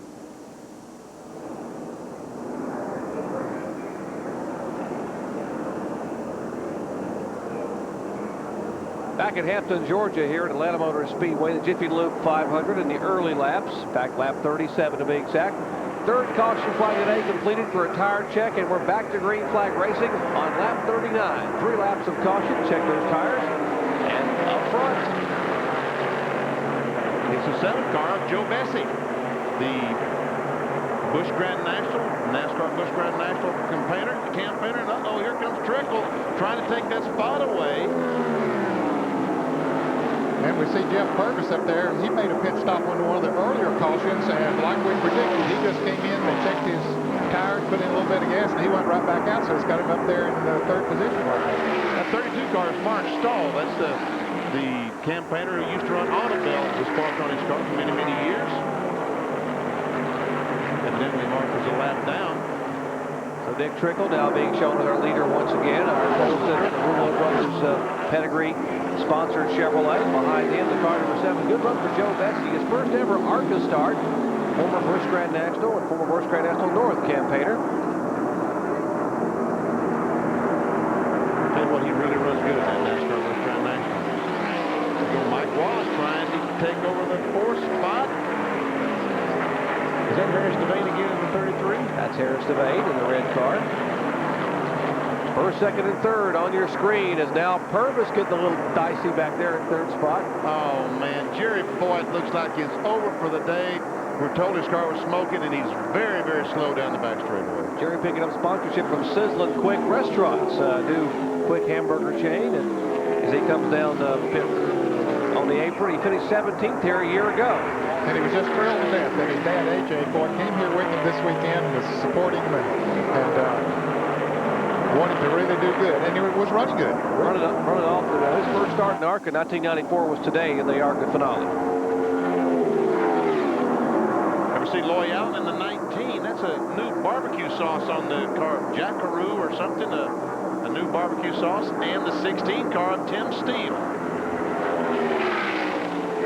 Uh-oh, it looks like Kevin Ray up in smokes, 16 years old. John Ray from East Teboga, Alabama. That's his son in his first ever big track race. Back to this battle for 6th and 7th spot between Loy Allen. And this car, number 19, that he's driving there, Jerry, knows its way around this racetrack where he knows how to put it around here because he won the pole for the Winston Cup race here back in March. And change of position up front, at least for 2nd spot, as Jeff Purvis, last year's winner, takes the Delco Remy Chevrolet around the car number 7 of Joe Bessie, and Bessie now gets passed by Mike Wallace for 3rd spot. Yes, sir. Mike Wallace is trying to paint that 2nd corner. I don't believe Joe Bessie could have changed tires. He got back out there so quick, and that might be hurting a little bit now. Did you see Mike Wallace, the run that he got as he came off that 2nd corner? It looked like he had 50 more horsepower than those other guys and went right by Purvis. You know, Mike told me in qualifying he did not qualify very well because both cars that qualified in front of him were slipping and sliding in the turns. He didn't want to take a chance. He wanted to get a good solid lap and get him to field. He said, you know something? We've got a Robert Yates motor in this car for this race in Atlanta, and we are stout. It looked like he was stout just a moment ago because he went down the straightaway like a rocket ship. Now he's caught Trickle. Trickle is doing a great job of using the center groove, the one that works best for him. And Mike has tried him a couple of times on the inside, and I don't know, that's not working too well right now when you've got cars that are running about the same speed. Here's Jack Bowser, Bobby Bowser running down on the inside, getting passed by Kerry Tigg for 10th place. And those Kenny Allen goes by the onset car.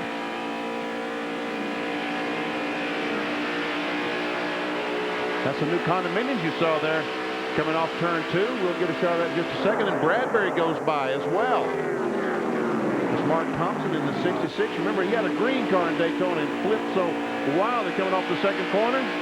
He's back and he got rid of that green car in a hurry. Yeah, got a red one. Is that red? Yes, it is.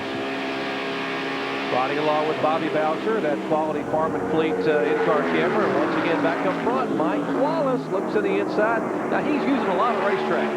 I tell you what, Ned, you're exactly right. Dick Trickle is doing a great job holding that line. Jeff Green takes over the 4th spot from Joe Bessie. That's Green in the 95 Shoney's Inn car. That's David Green, the 1994 NASCAR Busch Grand National champion. That's his younger brother. And what about the tires? Now, we had a mandatory caution flag to check tires. Let's check in now with John Kernan. Jerry, up and down my end of pit road, don't see any blistering, but what I'm being told by the crew chiefs the tires, after only 23 green flag laps, are pretty well halfway worn out. Well, that's better news than we heard early this morning. They were talking about wearing them out in 25 laps. So now in 23 laps, if they're half worn out, the wear is improving, and it will get better as time goes on. As the day wears on, the wear will get better. Sure, as they wear some of the brashness off of the new asphalt, and of course get a little rubber put down. Hey, look at Mike Wallace just going around Dick Drickle. And talking about tire wear, it was Mike Wallace, our leader right now, in the driver's meeting this morning, who voiced concerns about the tires. And here's some smoke now coming out of one car. We saw the Jeff Purvis car slowing down. This car billowing smoke down the backstretch. That's the 97 car of Mark Gibson. Caution is out. And Mark Gibson, former Rookie of the Year in ARCA competition, is on the apron. Here is Purvis headed to pit road. John, what's the problem? Jerry, something in the engine compartment is let go. Purvis radioed in and say the motor has broken. These guys aren't in any big hurry because they know it's a long walk from pit and stall number 2 all the way back to the ARCA garage. Well, tough break for Jeff Purvis, last year's winner in the Jiffy Lube 500, as they bring out the caution flag for the 4th time today here on lap 51. Purvis heads for the garage, and Mark Gibson also will join him momentarily. Back in a moment.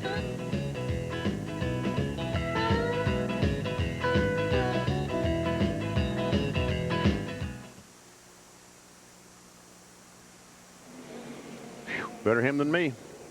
By the way, does anybody know if Mark Gibson's working for Bill Elliott? Don't know. I don't know. Okay. I thought he was. You know, when Tony that worked with the Kowicki, Tony Gibson, his brother, he quit the 7 car and went to work down at Elliott's. And really? I was under the impression that Mark was there too. I got you. I got you. Certainly. Is that 90 car a Ford? Yes. Go ahead, John. Hey, you guys were speculating about Joe Bessian changing no tires. He changed right side tires only. Did he? Yeah. Okay. Thanks, John. You're welcome. Ford, Chevy, Ford.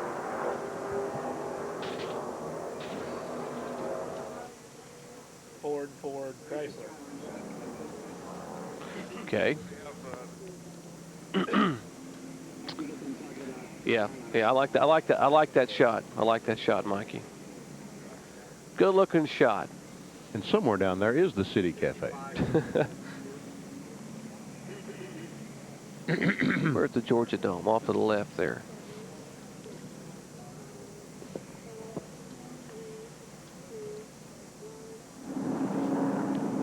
That is downtown Atlanta, and we are some 30 miles south of Atlanta here at Atlanta Motor Speedway, getting set for more ARCA competition. Take a look at the manufacturer's battle. Chevrolet has currently leading 123 points, Ford 119 points. They have 8 wins to 6 wins. And of course, we are told Chevrolet has won 6 of the last 8 manufacturers' championships. And right now, a Ford is leading the race. A Chevrolet is second. So we'll have to see how this thing shakes down as we go along. And Ray Bestis Brakes providing those beautiful ESPN helicopter shots of downtown Atlanta and high above Atlanta Motor Speedway.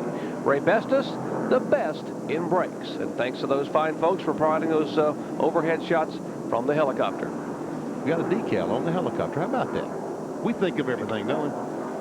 Good folks giving us some beautiful shots. What a gorgeous day here. 67 degrees. Few clouds around, but no chance of rain. And we can just pray for one like that tomorrow, because we've got a great one coming for you on ESPN tomorrow. The 35th annual Hooters 500 coming your way at 12:40 p.m. Eastern Time. Dale Earnhardt, a 7-time, now tied with Richard Petty, Winston Cup champion, and what a year he has had. Can Rusty Wallace repeat? He won this race a year ago. That's 12:40 p.m. Eastern Time. 35th annual Hooters 500 coming your way. Bob Dicklins will be joining us along with all the other ESPN crew, providing our live flag-to-flag coverage.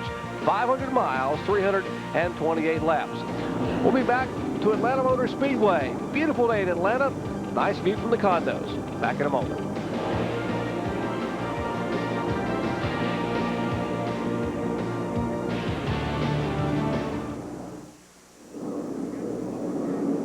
Are the people up in the condos? Are they open? Britton said about, I believe he said 16 people have moved in them or something like that. Really? Yeah. Let's see, 1, 2, Oh, my. This isn't Daytona, Rusty.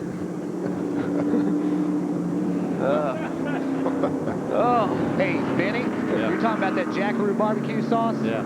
That's, Lloyd wanted to tell me and make sure we knew what it was. It's named after, like an Australian cowboy is apparently called a Jack. Whoa!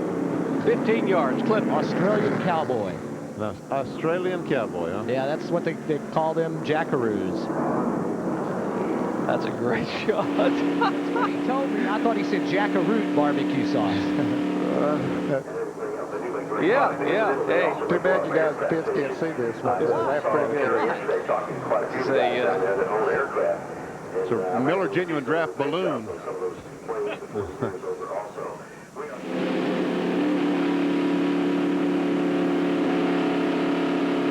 And we're back at Atlanta Motor Speedway. That is Bobby Boucher's Quality Farm and Fleet Ford you're riding along with on our roof camera. The big Q stands for the Quality Farm sponsorship on that car. And Bobby's sneaking up a little bit on the outside of the car number 64 there, getting ready for the restart. Michael Duckin.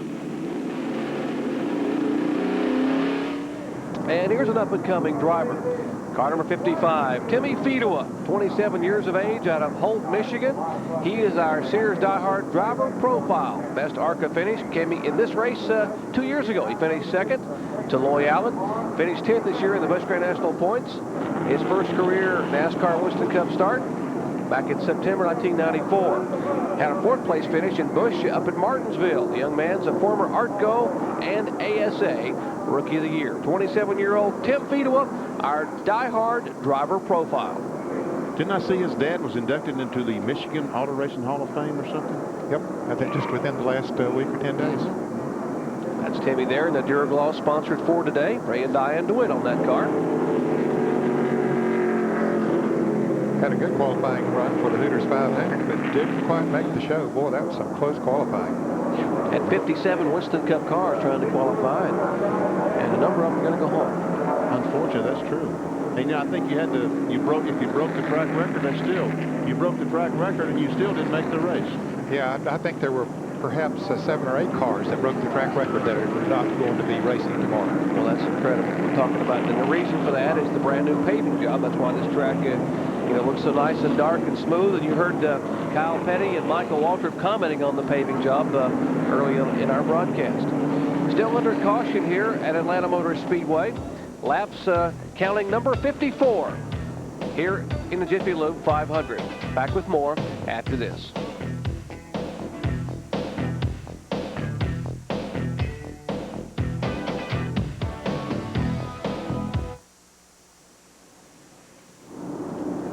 Didn't you see that?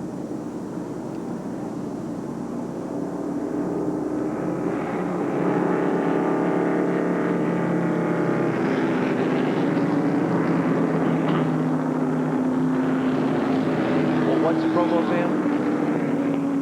Let's see if I got it here.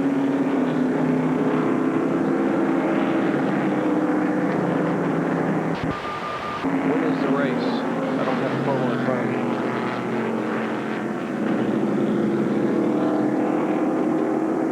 What time tomorrow morning is the race, PM? I don't have the promo. Okay, gotcha.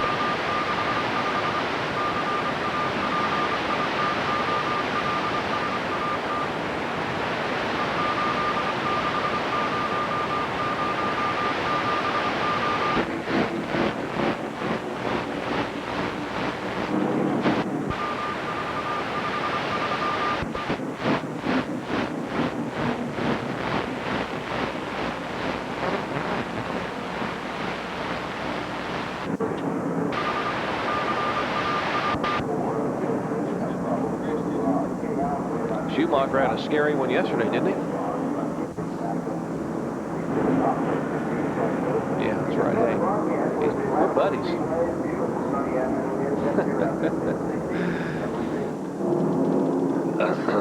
It's a tough crowd here, isn't it? That's the finale, right, Pam? Race 17, or is it race 17? What is it?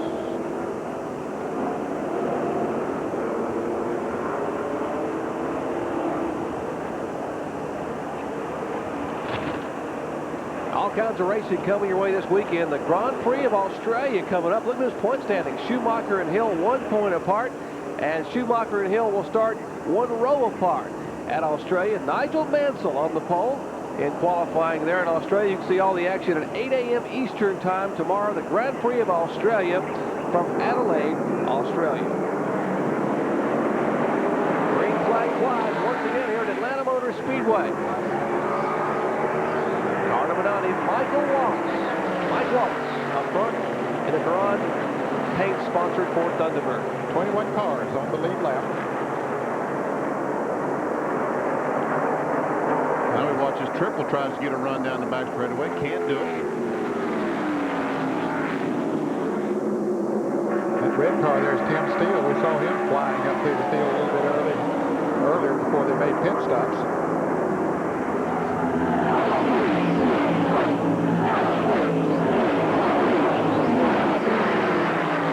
Tim Steele trying to take that 4 spot away from Loy Allen. Well, Ben, it just looks like it's tough to pass down on the inside. It is tough to pass. Looks like the high side is really the fast way around there, but I don't think the drivers want to try that high side very much. They don't want to go up there for some reason. I'm sure that once they get under a car at the speeds that they're running here, that probably loosens the car up a little bit. Takes a little bit of air off the spoilers. Speaking of getting under, Tim Steele down on the inside beneath the car number 95 will take the 3rd spot away as he slides by Jeff Green. It made work for him in those 2 passes, didn't he? Now Loy Allen is alongside Jeff Green and trying to bring a whole train with him. That's Joe Bessie, Keselowski. And Tim Steele just went right on by Dick Trickle. Trickle backed off going into turn 3 over there and let him go. He didn't want to get in there in a situation, get the cars all loose going into the turn and cause a crash. And that car at the end of the line is Bill Venturini, who started 43rd. Now here's the car number 51 of David Simcoe. He had a power steering problem a little bit later on. I understand they cut the belt or something on, so he's driving without power steering. And Tim Steele has taken the lead from Mike Wallace. Now Trickle takes over that 2nd spot from Wallace. Tim Steele, 1 win, 2 poles this season in ARCA competition. Wasn't he the champion last year? He was 1993 ARCA Series champion, in fact. You're exactly right, Benny. He won this year in Pocono, Pennsylvania in July.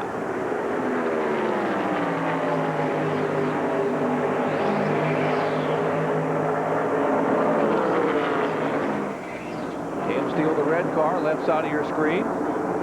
144 laps remain. The Jiffy Lube 500 is 500 kilometers, 312 miles, or 204 laps. So we have run just about, 58 laps?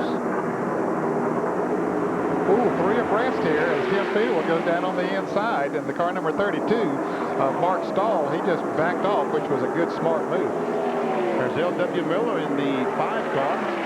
Frank Kimmel, the 02 on the outside, the Indiana Steel. Looks like he's found that high route and working pretty good. Kimmel up to the left of your screen. Made a couple of passes there on the outside. Frank Kimmel's dad, Bill Kimmel, used to run ARCA with me, and Bobby Bowser's dad, Jack, used to drive when I was up there.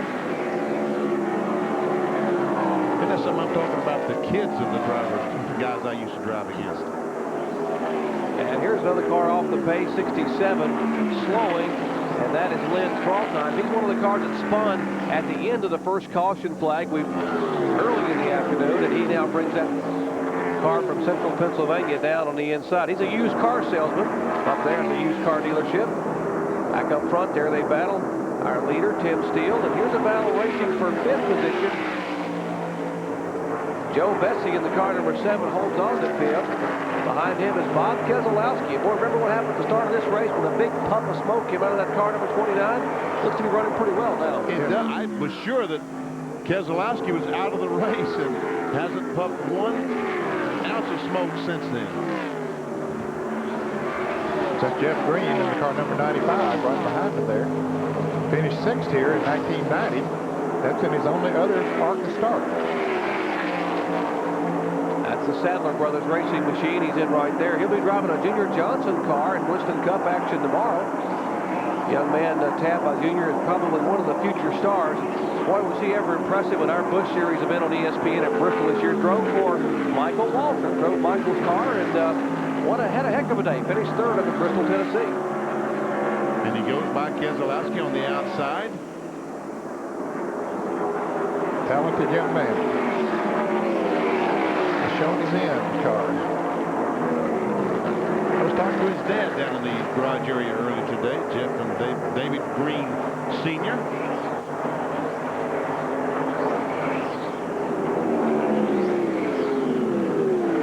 We were at Atlanta Motor Speedway enjoying exciting ARCA competition, the ARCA Series.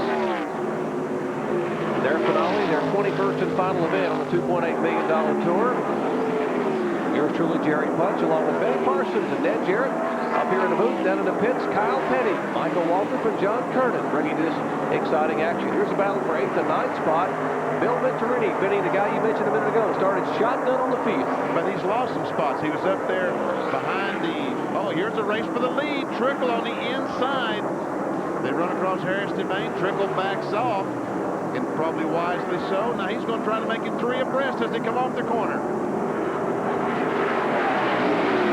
You'd think Trickle would learn better than that 53 years. He made it work.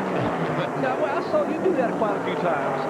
Ooh, the 90 car, Mike Wallace, run up on the back of Harris Domain, almost spun going in turn 1.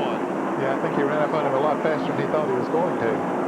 Now he gets down on the inside and still has to back off. I think their cars get loose when they get down under another car. They really are having problems getting in the corner on the bottom side. It looks like Mike Wallace is going to lose that third spot. Mike Wallace on the outside, the car number 90. Loyal on the inside. And John Kernan told us that Jackaroo is an Australian cowboy. So that's named, the barbecue sauce is named after an Australian cowboy stuff. Cowboy. That's part of the Naturally Fresh Foods organization, we are told. Same company that owns the Hooters restaurant chain that sponsors L'Oreal and Winston Cup racing.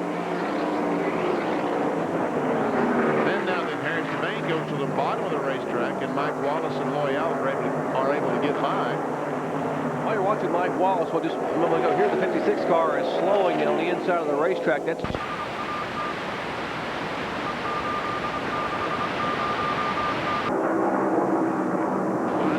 the inside of Tim Steele and takes the lead.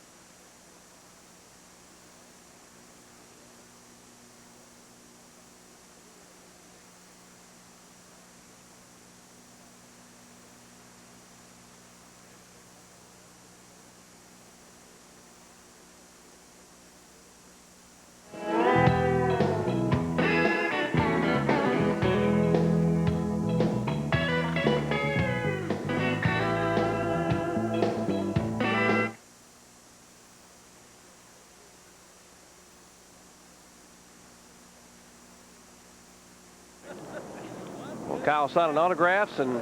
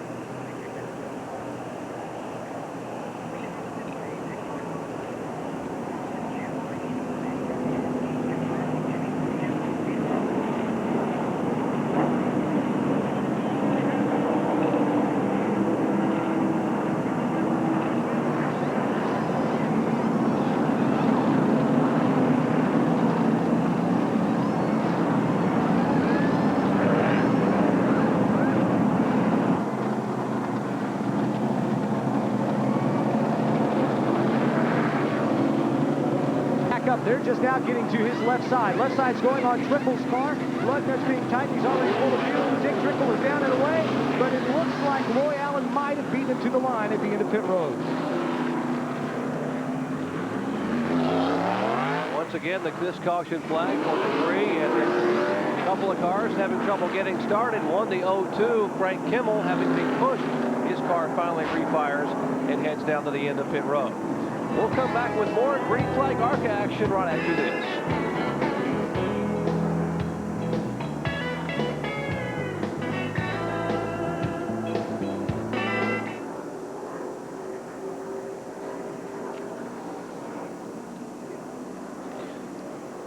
Okay, we are checking the audio. This is an audio check back to Bristol, Connecticut, and ESPN, ESPN2.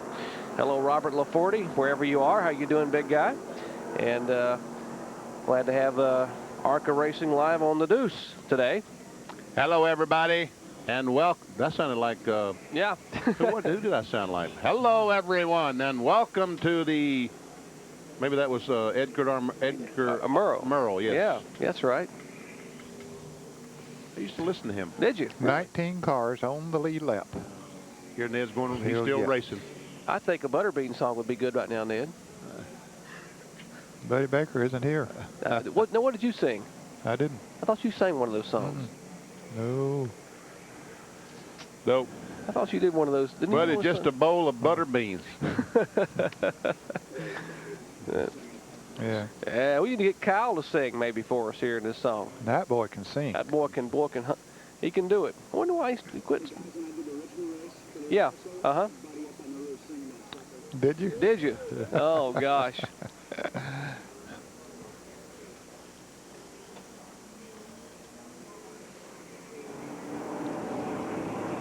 And we welcome you back to Atlanta Motor Speedway here for the Jiffy Lube 500k.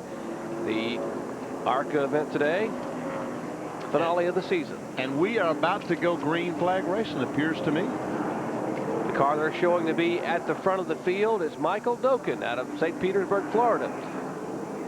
And apparently they will keep the pace car on the racetrack, or else it's going to get awfully exciting, one or the other, as they do not restart at this time by. Let's check in with John Kernan. John? Well, Tim Featherwood had a great qualifying run and also was having a pretty good run today. Tim, you started to leave the pits. It looks like either the clutch or the transmission. What is it? Yeah, one of the two went. You know, I don't have a clutch pedal, and it's in gear, and it's still rolling. So, you know, we definitely had drivetrain problems, but, you know, short day, I guess. Now, you were also here to run in the Winston Cup race tomorrow. Qualifying there didn't quite pan out. But what's ahead next year? Will we see you back on the Busch circuit? Yeah, that's for sure. You know, that's our main objective is to do good in the Busch Series, and we're looking for sponsorship right now, and hopefully we'll get something in the next few weeks and go Busch race in 95. Well, Tim Feto was looking for a great run today. Unfortunately, they pulled it behind the wall. Jerry? And he was our Sears Die Hard driver profile. Take a look at the car number 91 here. That is Andy Belmont out of Langhorne, Pennsylvania, the old Milwaukee beer car. Now, on the side of that car, it says, or on the back of the car, it's a tribute to Tim Richmond. Of course, Tim Richmond out of Ashland, Ohio, ran so many Winston Cup races, so successful with the old Milwaukee sponsorship in Winston Cup racing. So a nice gesture by Andy Belmont and company in the car number 91. And he also did that primarily for Evelyn Richmond. You know, Evelyn is not feeling well. She's back in Charlotte, North Carolina, and Andy said he really wanted to do in memory of Tim Richmond before Evelyn. So, Evelyn, that's for you. It certainly is. Nice comments, and what a family we have in motorsports. ARCA, NASCAR, they certainly all remember and think fondly of each other when you're having troubles. You know, and all the controversy we've been having about great drivers, you know, who's the best driver and what have you. Just think how great Tim Richmond would have been had he had some longevity, if he had been around for 10 or 15 years. Oh, incredible. I mean, Dale Earnhardt will be one of the first people to tell you that Tim Richmond was outstanding running wheel-to-wheel with him, and boy, I just hate it. Take a look at our rundown there. You saw the top 15, 16 through 30. Kirk Shelburne back in 16th position. Andy Belmont, the car you just saw, currently being shown in 18th spot. He is the last car on the lead lap. And we see Tim Feedle up there. He is obviously out of the race now. Remainder of the field. In fact, you're taking a heavy toll here today, Jerry. A lot of cars out of the race here, and we're not half finished yet. tough break for Jerry Foyd, who had been working all year to try to get a sponsorship put together to get back into ARCA and possibly some Busch Grand National and Winston Cup racing. Finally put the deal together with Sizzling Quick, and as you said, Dad had his dad AJ, the legendary Texan, here with him this weekend watching him run, and he put on a heck of a show while it lasted. He ran very well. I was impressed by him. I did an radio interview with him yesterday, and was really impressed with him too. He's a very articulate young man and anxious to get something going in stock car racing. Today's field, 21 Chevrolets, 14 Fords, 5 Oldsmobiles, 2 Pontiacs, and a Chrysler. There were 2 provisionals, 1 Champions provisional, that going to Bill Venturini. And what about Bill? He's had a pretty good run. He's come from back in the pack.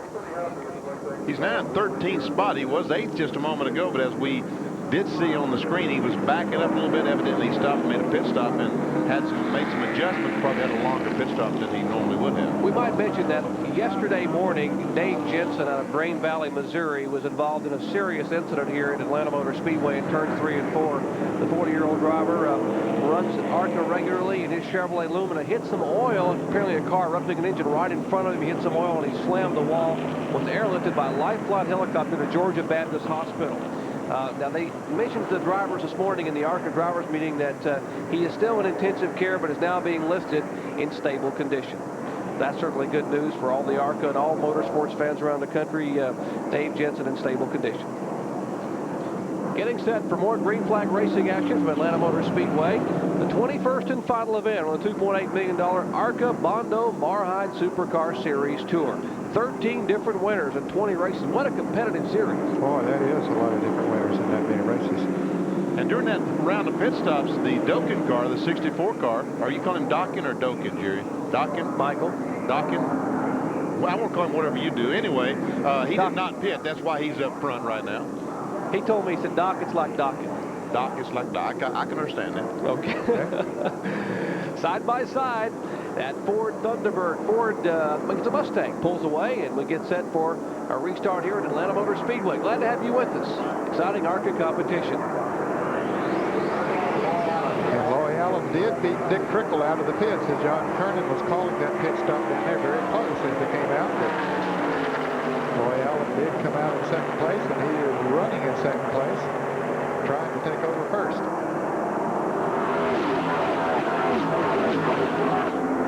And he's going to do it, going into turn 3, move down on the inside of the Dokken car. And Dokken goes extremely high, and Trickle's going to get hung behind him because here comes a stream of cars on the inside. Yeah, Trickle started to go up through the middle there, and he said, this isn't going to be smart. And he's too smart to do those kind of tricks, so he gets her back in line. We're just picking off one at a time after that then, if you can. Boy, Loy Allen has said see you. He's taken off as we watch Tim Steele move lead to car number 33 of Harris Devane. Harris Devane is a lap down in the 33 car, so... Matter of fact, he's 3 laps down. He made a green flag pit stop and isn't having the best of days. He's still out there running. Kerry Teague in the black 11. And there we see Mike Wallace going by. Trickle is falling all the way back to, what, about 5th spot? Yeah, he got caught up there in that traffic and used his head very, I think it was very wise to back off and get things under control before he started mixing it up too much. And maybe his car's not working too good on the outside. You saw him try to go on the outside of Kerry Teague there, and that didn't quite work. Let's check in with John Kernan. John, what about Dick Trickle? Well, I just checked with Gary Rullo, his crew chief, and Gary told me that it's a combination. The car on brand new tires tends to push just a little bit. You saw how well it ran after about 10 or 15 green flag laps, and we got trouble in turn 2 as the car spins and hits the wall. Heavy contact right in front of other traffic, and they slide by him as a couple of cars loop around. That's the car number 02 spinning, Frank Kimmel. The original car was the car number 5, L.W. Miller, the Miller Auto Transport Chevrolet. And there was a race back to the flag here between Loy Allen and Tim Steele. Tim Steele had caught Loy Allen, and there you see a couple of the cars that were involved. And both those cars are moving under their own power. The 02 car, Kimmel, and L.W. Miller in the 5. I'm not sure that Kimmel hit anything. I think the other car did, but Kimmel might have just spun around. I think you're right. I think he did spin around. And if he did make contact, Ned, it was incidental contact. And you saw the roof flaps deploy on the Kimmel car. In fact, one flap still sort of sitting semi-up or upright. Let's see if we can see exactly what happened here in turn 2. Well, L.W. Miller, that's white car on the inside. And the other car starts coming down. L.W. has to kind of turn away from him. And as he does, he loses control. He backs up the racetrack. Boom! In the wall. And as he comes off, he spins around again. And we'll see Frank Kimmel come in here in just a second. We won't see him. Sorry about that. I misled you, folks. Well, here's L.W. Miller down pit road. 21-year-old driver brings it in after the 6th caution flag of the day. That car considerably shortened in the back. 6th caution of the afternoon at Atlanta Motor Speedway. Back with more in just a moment.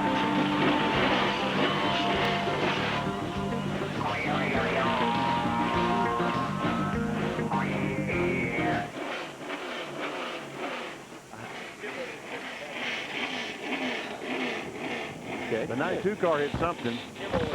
I thought so, yeah. Did we say he had a problem? Do what? Sam? She said this here is no problem. Yeah, did you hear my mic? 1, 2, 3, 4. 1. It went real loud a moment ago. 1, 2, 3, 1, 2, 3, 1, 2, 3. It went real loud. Yeah, 1, 2, 3, 1, 2, 3, 1, 2, 3, 4, 5. What did you say about Kimmel or? She just said that they were hearing there was no problem from Mike Wallace. I didn't know. Now, was Kimmel in front of that deal and had already spun? Yeah. Okay. He was ahead of LW and saw it. He was ahead of LW. As he came up the racetrack, he was up by the wall, and that made him speed. Oh. What? Kimmel was ahead of LW. As he came up towards the wall, he was on the outside, so he spun. Okay. I think Ray's smoking dope.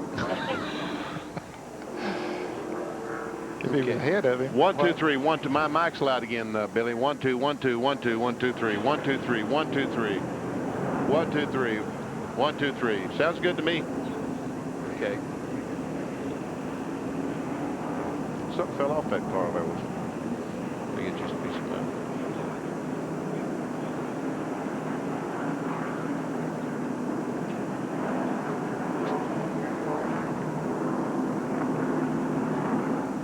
And we are back at Atlanta Motor Speedway under caution for the 6th time today, and that's the reason, or that's what's left of L.W. Miller's car number 5. Well, let's ride along with Bobby Boucher on the roof cam and see if he can see exactly what may have happened.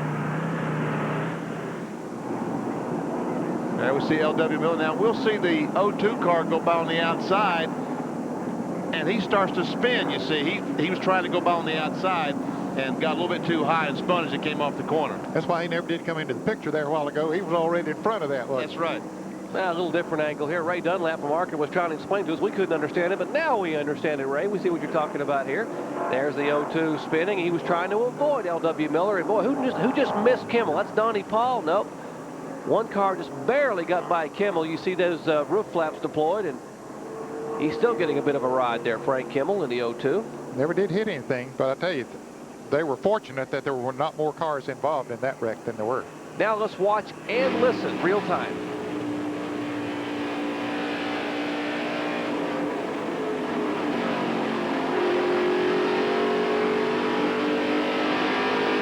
Bobby Bowser said, man, they're spinning everywhere. That's right.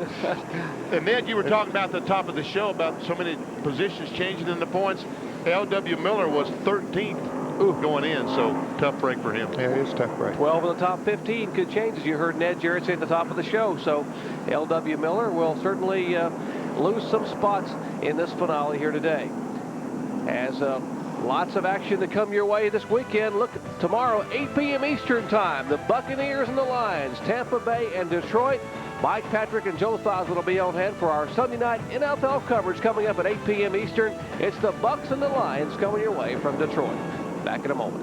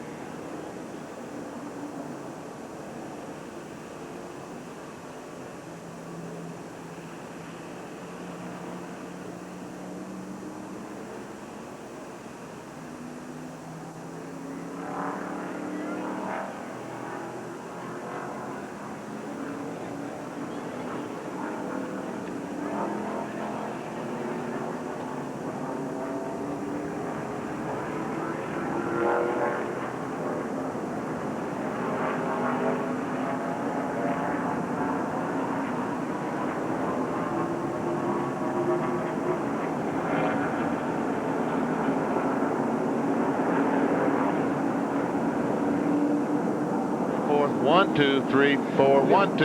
It'll get Billy to quit grabbing your leg like that.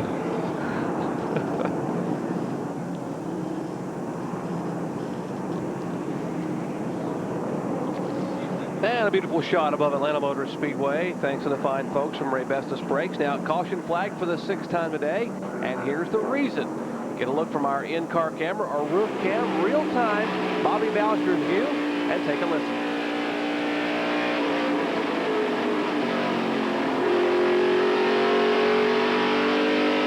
Great move. Great move. He hit the accelerator while he was still behind the car. He knew where the car was going. He hits the throttle and says, let me get out of here as quickly as I can. So he went on the inside of one and the outside of the other. 2 cars spinning directly in front of him. Several others were in that similar position too. We just didn't have an in-car camera in their cars. And getting set for the restart. Back up front, 3 Fords and 2 Chevys in the top 5 as Loy Allen leads him down. Young man won here in 1992, his first ever ARCA win. He finished 2nd at Daytona and Talladega last year.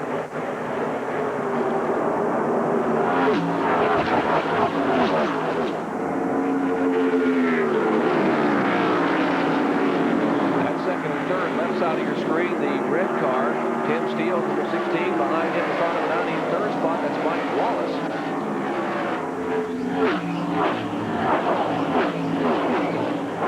The 33 car carries to main, still allowed down. Kerry Teague still hanging in there, 4th spot, and there's Trickle, their pole sitter, early leader in 39, now in 5th spot.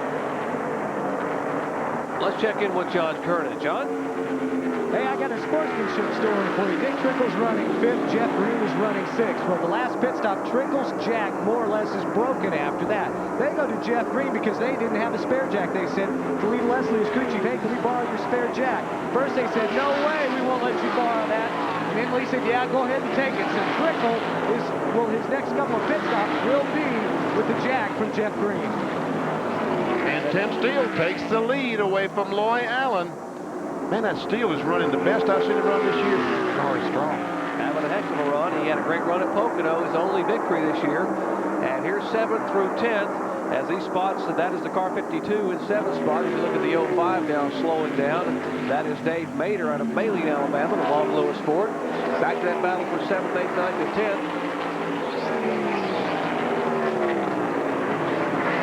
Jimmy Horton being shown in 7th spot. The 8th spot was Joe Bessie. 9th being shown the car number 78, Gary Bradbury, the rookie of the year. And in 10th spot was the 29 car of Bob Keselowski. Back to the lead, we can see that Tim Steele has put 5 or 6 car lengths on the 19 car. Let's check in with Michael Waltrip. Michael, what about Tim Steele? I'm standing in pit. The guys were just telling me that the car's the best it's been all day long. When the race first started, it was a little bit tight. Middle stage is a little bit loose, and they think they've got a handle on it right now. My equipment's been down, guys, and I've checked with a bunch of people down here on the end of pit road. Bobby Bowser, ARCA champion, brought these hats. Wasn't worried about points, wanted to go out and win the race. Well, their car isn't performing as strong as they want it to, but all this talk we've had about the tire wear, they ran the first 57 laps on one set of tires, so they're not concerned with that. Also, the Hoosiers now are beginning to move toward the front. You got Steele on Hoosiers leading for the first time today, other than when the duty passed, whoever he was. He was on Hoosiers too. Gary Bradbury, I just happened to be standing on the truck Friday morning when these cars were qualifying. He did a magnificent job saving his car down in turn 3 and 4. He about wiped out. That's why he qualified so bad. He knew he would go to the front. Jeff Green, buddy of mine. In fact, he works for me. I gave him the job earlier this week. His responsibility was to feed my cow. And now look at him. He's up here about to win this race. This Winston Cup NASCAR racing is exciting, folks. Hey, Michael, put that hat on. Your hair is going every which way, son.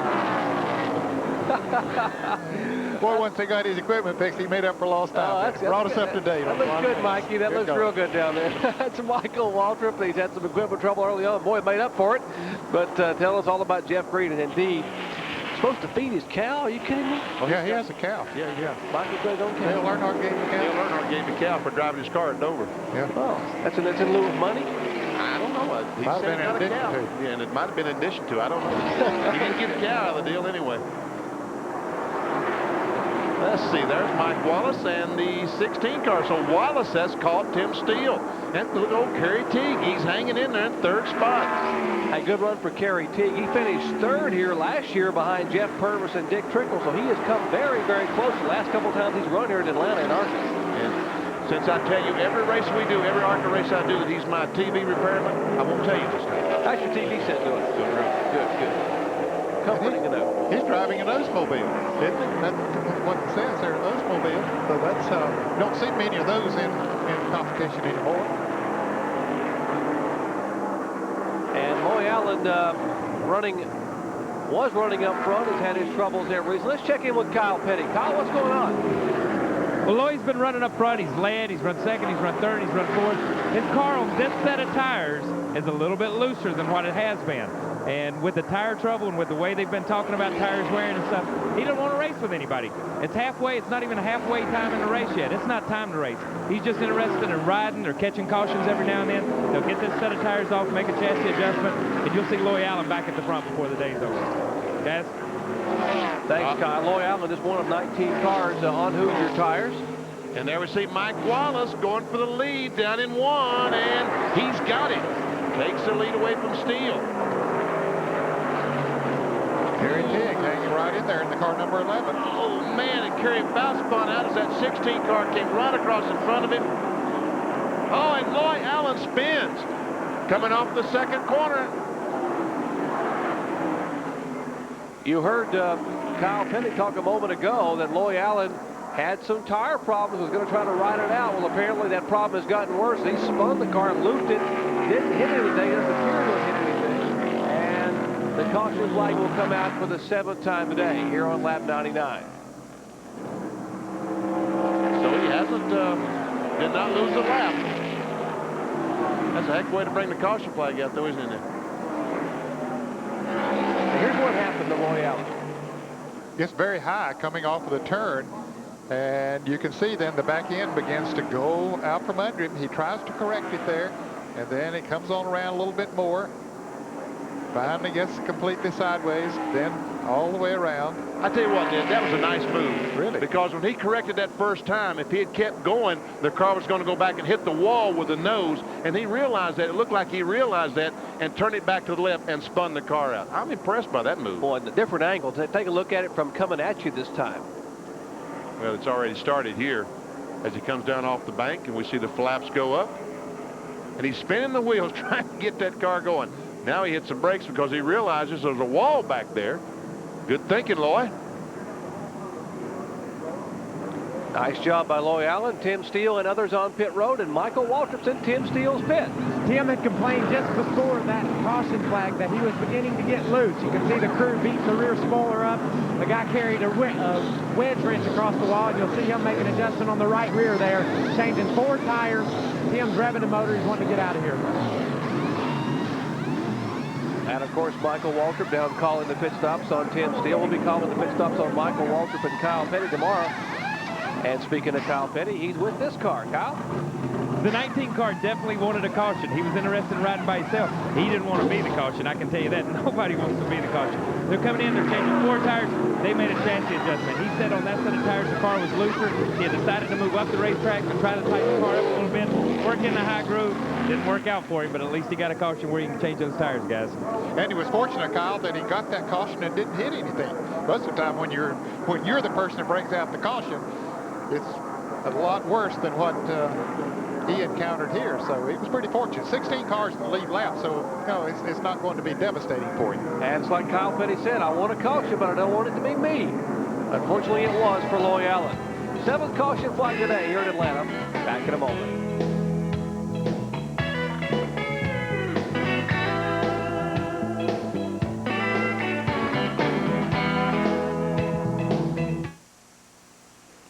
Yeah. I was coming over there.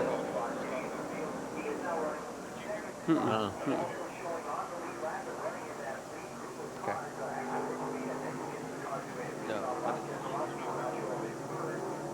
No. You want me to do it now? Oh. Mike Wallace, this is Benny Parsons up at ESPN. Do you read me? we're on break right now. If we have time, we come back, we might try to talk to him. Or we'll do it. Okay, buddy. So what's the lead in the manufacturers? 4 points? So if a Chevrolet finishes first or second, they win. Right, right. If they finish third and it's a tie, do they win anyway? What's that noise in my? You got this popping in your headset? Yeah, that's probably the in-car camera, in-car radio they got cranked. So what? Which is Chevrolet. Which would be Chevrolet. So if Chevrolet runs 1, 2, 3, they win. No, it's if there's 6 Fords and then 1 Chevrolet, Ford's first, Chevrolet second. Doesn't matter how many in order. Well, I understand. Yeah, then Chevy will win. Yes. If they finish, if they could be the third manufacturer and they could still win.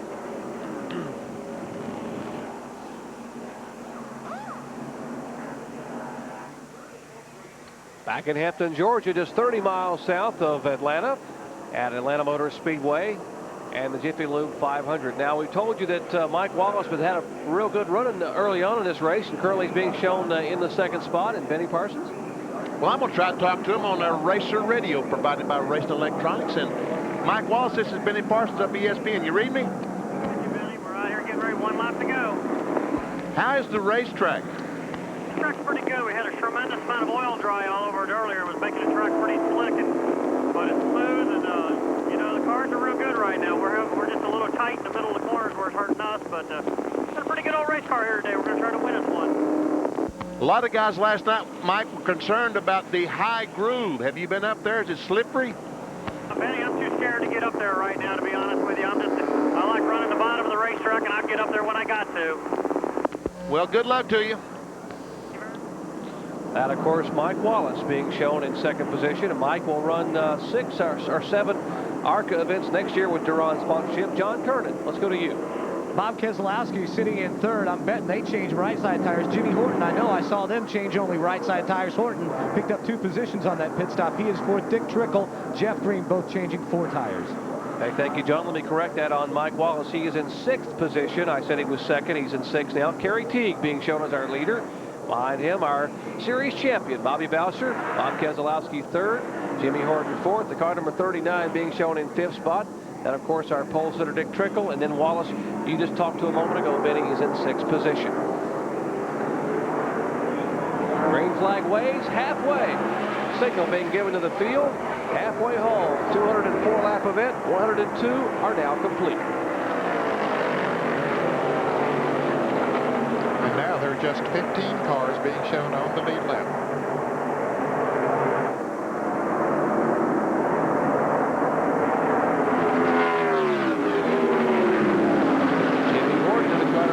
The Ken Schrader old car prepared by Timmy Cova down on the inside. They scramble side by side. That's Boucher out there.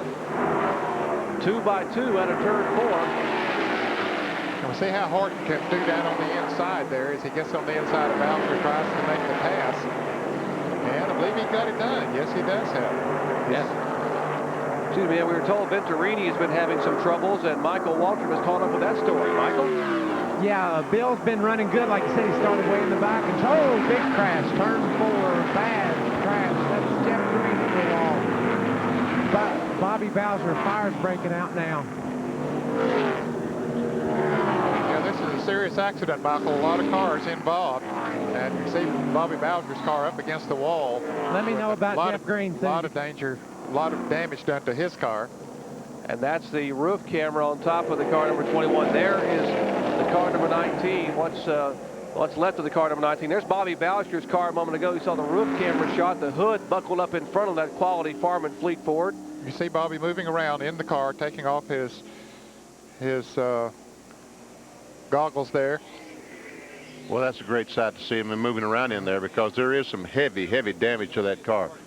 And the camera inside the car, it's still working amazingly. 8th caution flag today. Heavy impact. A couple of cars head on just into the concrete barrier up there in turn 3.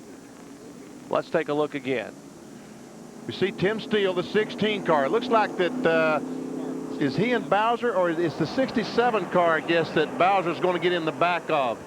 Yep. And turn him around, and he's going to come up the racetrack and touch Bowser. No, the other car is going to hit Bowser and turn him in the wall. Was that the Jeff Green car? That was a car number 95 of Jeff Green. It was being shown in the 3rd or 4th spot, and he gets nicked by the 67 car. Initially, Lynn Crawltime, and his car is headed toward the wall. He gets hit again by Boucher and turns the car head on into the concrete. I see Harris Devane coming down to the inside in the 33 car. I see a driver walking to the ambulance. I didn't tell. That was Jeff Green, we're told. So Michael, we're told that he was walked to the ambulance and got in, Michael. And they're talking to this driver who was apparently awake and alert. That's Lynn Crawlheim III, the young man who's a used car dealer up in Pennsylvania. And they're pushing the remains of his car down across as they are going to red flag this race. Doyle Ford waving the red flag due to this heavy contact debris all over the racing surface between turns 3 and 4. And there is Doyle waving the red flag on the flag stand. Henry Wetzel behind him. There is the Loy Allen car. And Bobby Boucher getting help, getting assisted out of his car, and apparently he has a bit of a limp. And he just said, look, just hang on, just hang on. They are there with him, the Atlanta South crew and the trauma crew from Georgia Baptist Hospital. Once again, here's the replay of what happened. That's Donnie Paul down to the inside of the 9 car. That's Krautheim, the red car up on the outside. And there we see the 52 car go by. Now, the 21 of Bowser is going to touch the back of the 67 right there. That's going to turn him down. He's going to hit the 95, which turns him up into the wall, and Bowser gets into the 95. And golly, that was heavy contact by Jeff Green. And Bowser goes up, makes contact, and we see the other cars spinning down through the accident.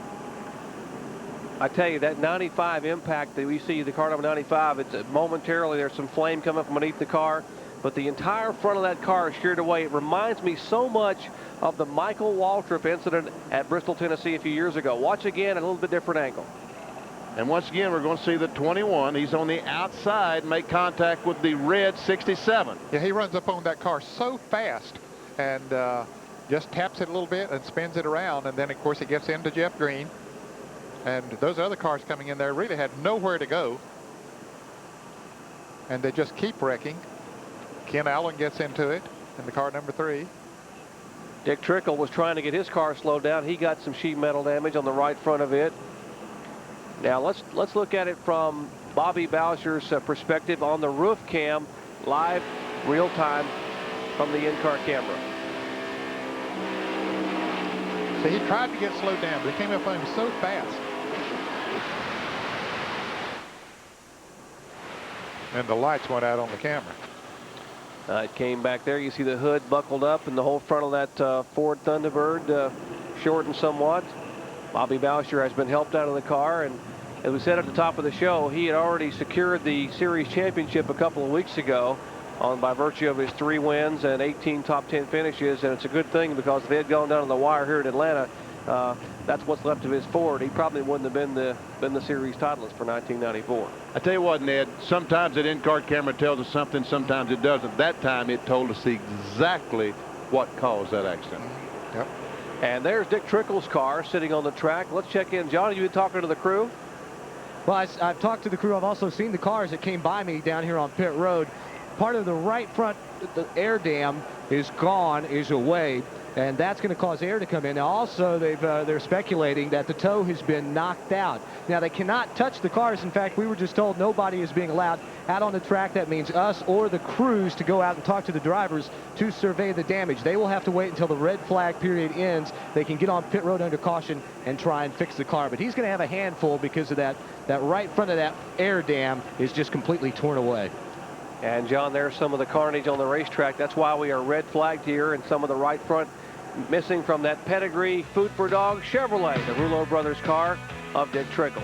Back with more from Atlanta Motor Speedway in a moment.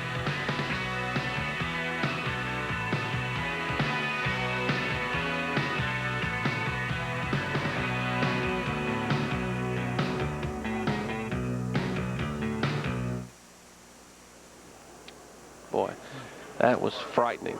That Jeff Green deal was frightening. My goodness. Whew. Okay. Okay. A font count. What do you mean a font count? 1, 2, 3, 4, 5, 6. He's refueling. 1, 2, 3, 4, 5, 6, 7, 8, 9, 10. 1, 2, 3, 4, 5, 6, 7, 8, 9, 10. 1, 2, 3, 4, 5, 6, 7, 8, 9, 10. Left. Change headsets, Joe. Bruised that wall, didn't it? Left some paint. Okay.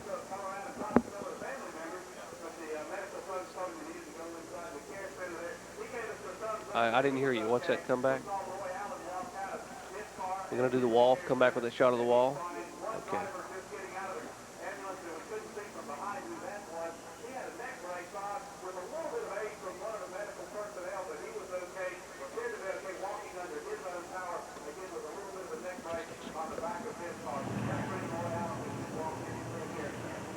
Back at Atlanta Motor Speedway. Now that is the concrete wall up in turns 3 and 4 where these cars impacted a moment ago at probably 185 or so net miles an hour. Yes, they hit very hard, Jerry, and of course you can see a lot of bruising on the wall and certainly a lot of paint left on the wall. That wall was nice and pristine colors, and that's probably where some of that paint came from, off the yellow and red and orange right side of Loy Allen's car. Now once again, we're in the 8th caution flag of the day. Let's take a look from our Rebestos Brakes helicopter platform camera, and we'll show you what happened. Okay, the cars are running very close together, and you can see that Bobby Bowser runs up on the car number 67 there. The car 67 appeared to slow, and Bowser hit him just enough to spin him around. Here comes Jeff Green, the car number 94, spins him up in front of Bowser. Green hits the wall hard, gets hit from behind once again, and cars continue to come on in, spinning, hitting each other. A massive wreck here at the Atlanta Motor Speedway. Now the yellow car left side of your screen, that was our pole sitter we talked about just a moment ago going to break. That was Dick Trickle's car. You saw him get involved with another car and damage the right front of his machine. But Jeff Green, 32 years of age, it's a matter of being in the wrong place at the right time. It sure was, and here we go once again. We're going to see it from a different angle. 67 car comes down, touches the 95, and watch as he goes across. And wow, what a vicious lick into the wall. And how many times did Jeff Green hit the wall? 2 or 3 times as the car went around, and each time. And now, to add insult to injury, Harris Devane comes along and hits and tears up the pieces. And backs into him, and flames erupt. And now you see Green's car come down across the racetrack, watching for Dick Trickle's car to come through the yellow machine, as a couple of cars were coming through there just trying to avoid traffic. There really was not much of a place to go once that spinning started. It was up towards the front of the pack. Now the crews that they're working, that car up on the very top of this 24-degree banking there in the turn has come to rest up against the outside. That the Quality Farm and Fleet Ford Thunderbird. We're told that all the drivers walked into the ambulance, so that no one. Well, that's excellent news. And they have outstanding safety crews here from Atlanta South and Georgia Baptist Hospital, and a brand new infield hospital they opened up here. They've got on the inside, so new facility. They certainly have spared no expense for safety here at Atlanta Motor Speedway. Under caution for the 8th time today due to an incident there up in turns 3 and 4, and they're beginning to remove now some of the debris, and I guess you would call this debris. It's what's left of a Ford Thunderbird. Benny? Well, I'm going to try to get Dick Trickle on our racer radio and see what he's got to say. Dick Trickle, this is Benny Parsons up at ESPN. Do you read me? Oh, we read you. Kind of a scary moment there a couple of seconds ago, wasn't it? 10-4, yeah. The car going sideways goes slower than I can frontwards, I guess. I just leaned against the guy. We got a right front pushed in a little bit.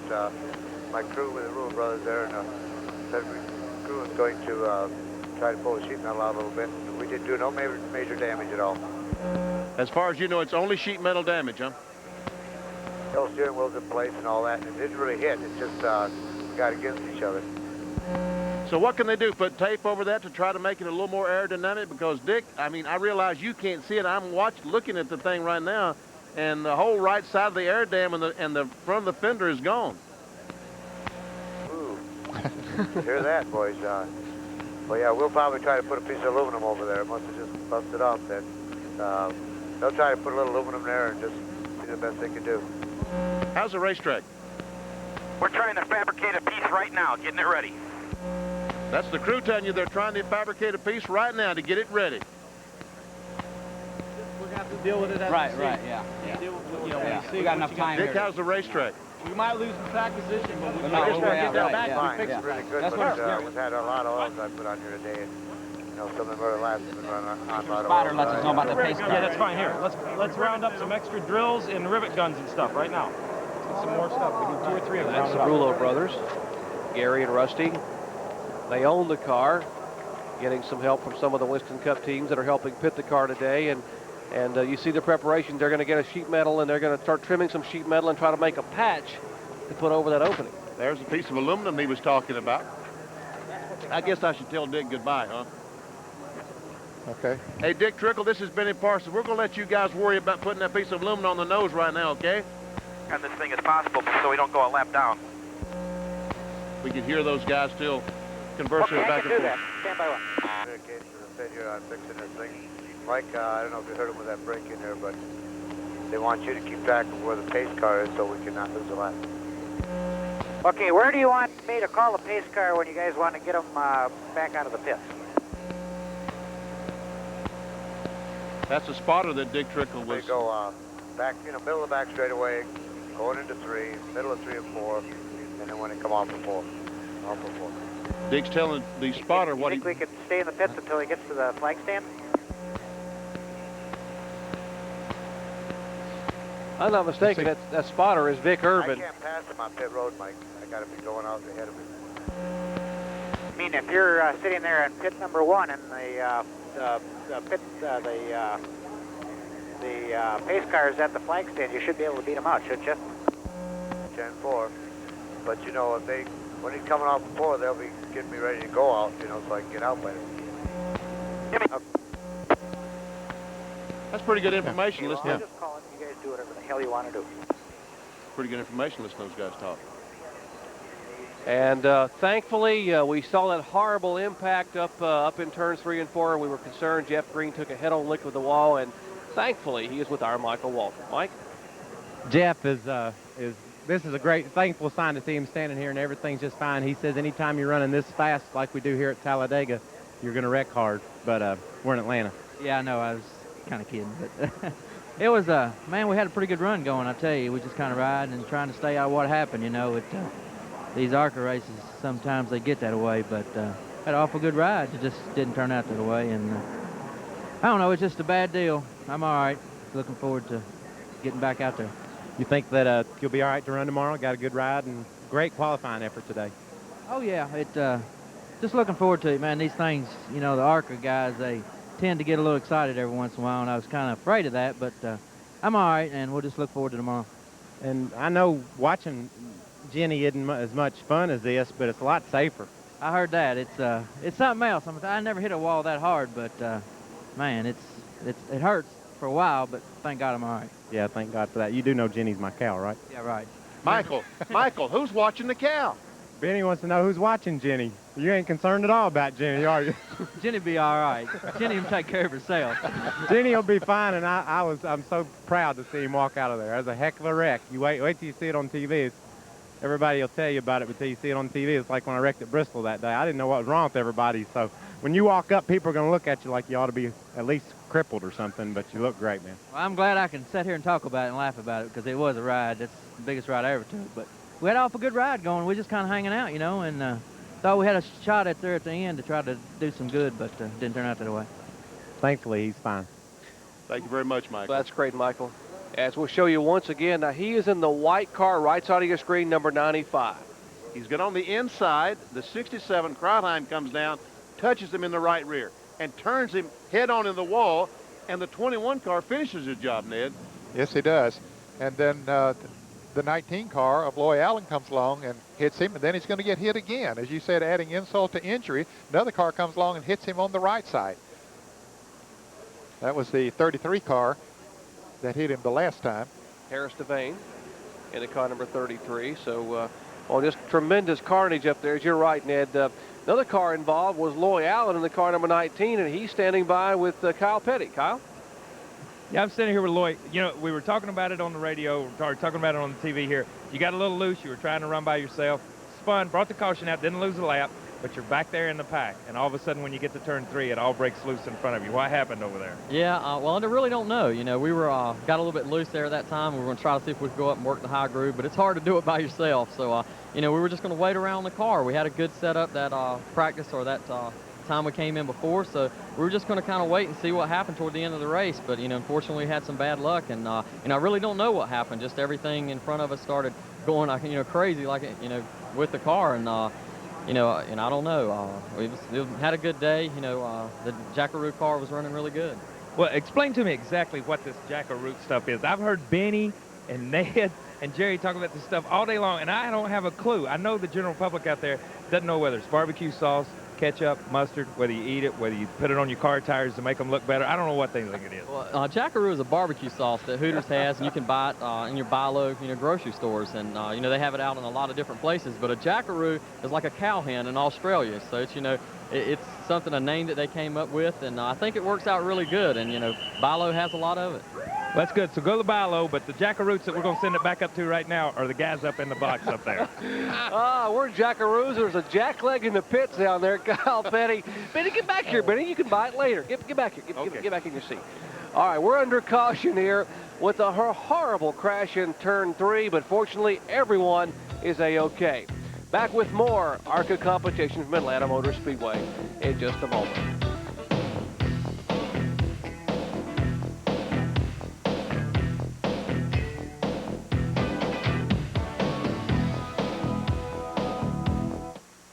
That was some great stuff, guys. That was nice. That was nice. Michael, that was nice with Jeff. And Kyle, it was Bobby Bowser because his neck hurts. Gary Bradbury's coming out now, and Gary Bradbury. You want me to talk to him? Yeah. Which one? Hey, Pam, when this thing starts back and Okay, I got him. and Big Trickle is sitting there working on the car, we need to follow the pace car around and tell Okay, him I that's got what him right Trickle here. was talking about. You understand?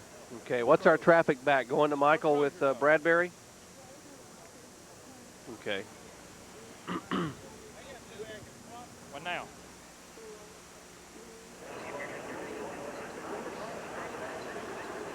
Back at Atlanta Motor Speedway, still under a red flag condition. I said caution a moment ago. It's actually a red flag situation here due to a horrible incident up in turn 3 and 4 involving about 8 or 9 cars, at least a half a dozen cars destroyed up there.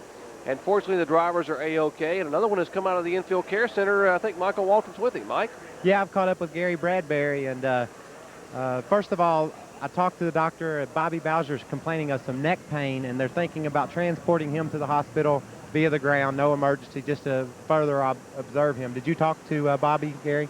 Yes, I did, Michael. I talked to him there for a second in the ambulance, and he just said his neck was sore. He was okay, though, and bothering him a little bit, so I think they're going to carry him and do some x-rays.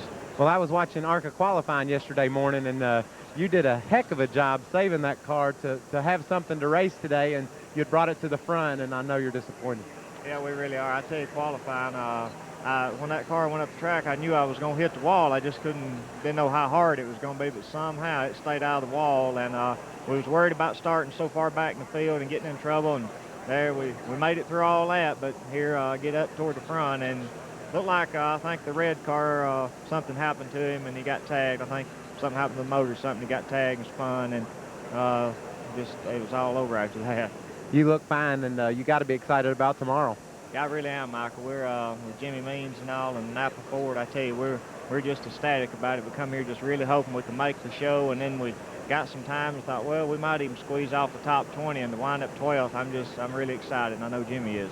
Well, that's great. It's good to see young drivers come in, and especially with a guy like Jimmy Means. There's not a better person in the garage area. I know Gary's proud not only for himself, but for Jimmy as well. Indeed, Michael. In fact, Jimmy's very, very high on Gary Bradbury for next year, possibly. Let me ask you, Michael, we were talking about the incident. I know you couldn't see it there in the pits that we saw a moment ago in Jeff Green's impact, but I would say that ranks probably second to your crash at Bristol as far as a violent impact a couple of years ago. You said, Jeff, people are going to come up to you and say, are you okay? They're not going to believe you're okay. Tell us about your situation up there. People couldn't believe that you were able to get up and walk away. Yeah, that was a deal where I didn't know anything about the wreck. All I knew is I'd wrecked and that I was fine. And I got to the hospital and they were all like admitting me like I should be laying down dead or something. And I was really confused about what everybody's problem was. I just wanted them to check me out and send me on my way. And then they showed me the wreck on TV, and I said, well, I guess these people had a little right to be concerned. And I think it'll be the same situation for Jeff. Unfortunately, I was watching it when it happened, and I saw Jeff going to the wall, and it's just such a scary sight when you're going at these speeds and have the car turn head on into the wall like that. And Jeff is, I was kidding him about my cow earlier. He's one of my best friends in the whole world, probably my best friend, and you know, that's scary when that happens. It indeed is, Michael. As we watch this crash once again, we're going to show the replay. Mike, let me ask you, Michael, do you go back and watch these again? Have you gone back and watched that crash, or do you not want to see it anymore at Bristol? I've gone back and watched the Bristol crash, especially like when you're having a party, some friends over, and you're looking, you know, to kind of impress people. You say, you see this wreck here? I slipped right through that deal and raced the next day. So I'm sure since Jeff is fine and he's looking forward to racing for Junior Johnson tomorrow. It's quite an honor that he has there, that Junior has picked him to run that car tomorrow. Also spent 3 days in Talladega with Junior testing and preparing. So, you know, obviously when someone as wise and smart as Junior is, picks you to race a car like that, you got a lot of talent. And, you know, I kind of saw that from way back. I've raced go-karts with Jeff when I was 12, 13 years old and came up together, and I knew he had the talent to do this job. And that's why I put him in my Busch car up at Bristol, and he did such a super job. So he'll watch this wreck over and over again and laugh about it since he's okay, I'm sure. Thank you, Michael. Jeff Green, remember that name. You will hear it in the future a lot. A talented young driver up and coming in the ranks. Back with more from Atlanta Motor Speedway after this.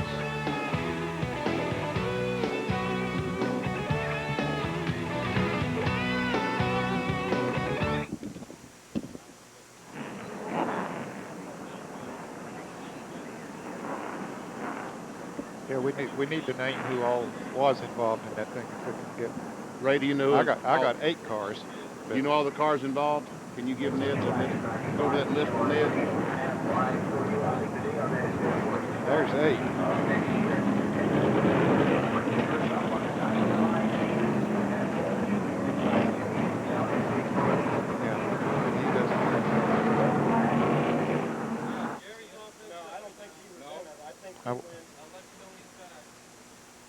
Yeah, I didn't know where.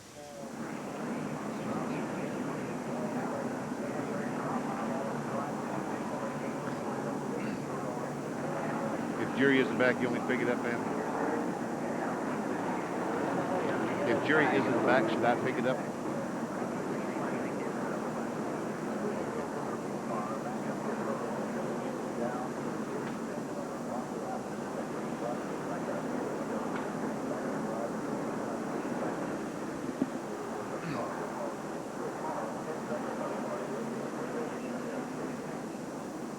No, he's 3 laps down.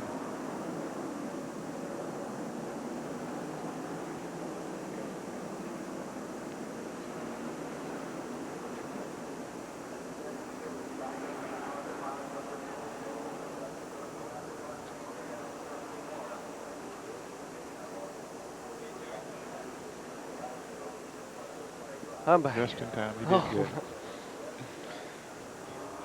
I got everything put back in place. So.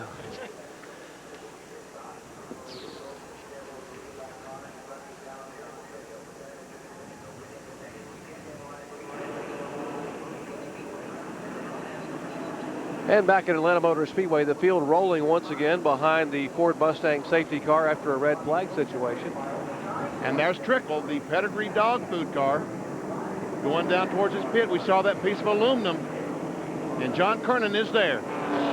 They've taken a piece of aluminum metal. First, what they're going to have to do is knock down the front bumper. They're not planning on getting it all fixed in one pit stop. We're looking at more than one, possibly 2. They've taken a piece of aluminum. They've cut out a portion to wrap around to the right side where the fender to connect it. They've drilled holes in it. Right now, they've got to tear away some of the sheet metal, though. It looks like they're having a bit of a problem on that right side. And you can see the car overheating just a little bit. There's a little bit of steam coming up from under the hood, which would be expected. No air getting in there, but they do have the bumper bent down to clear that open.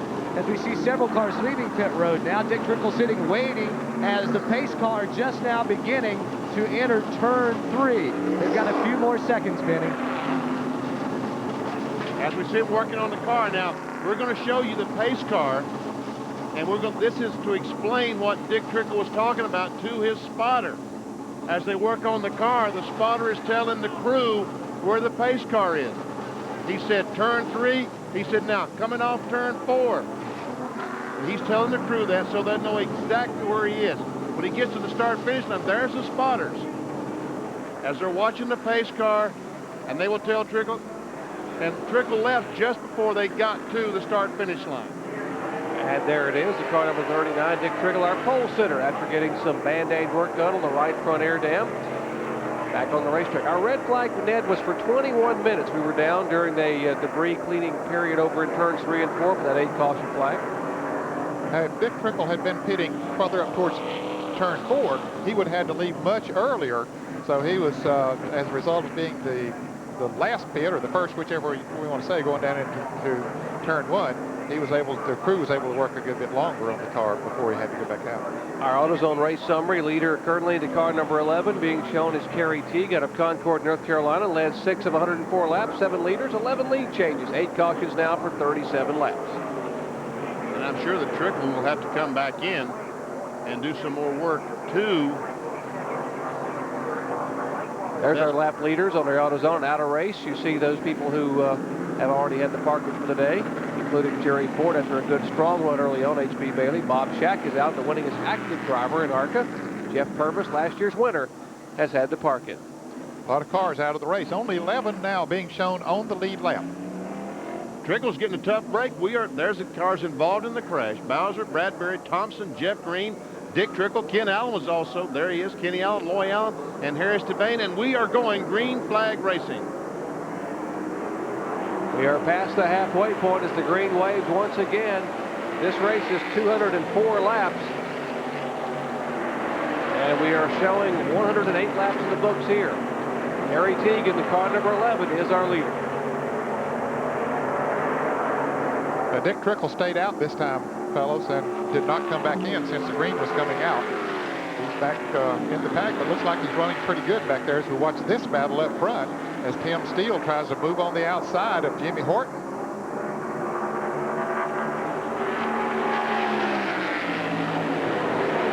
They make it 3 wide, going by Joey Sontag at Little Elm, Texas in the car number 4. Tim Steele has found him a groove up there. He ran up there early in the race today. His Ford seems to be working pretty well up there on the outside. But that time, Kerry Teague just moved his Oldsmobile right up in front of him and said, I got the lead, and I'm going to try to hold on to it here a little bit. The ProCal Oldsmobile. ProCal makes a lot of the decals for people in auto racing. So the 16th car gets a little bit out of shape going in the corner and gave Terry Teague a 3 or 4 car length advantage as he actually turned forward. Now Mike Wallace was about 20 car lengths back a lap and a half ago. Now he's about 10 car lengths back and coming in a hurry. He is the 4th place car, right side of your screen. Front 3, Kerry Teague, that's an Oldsmobile.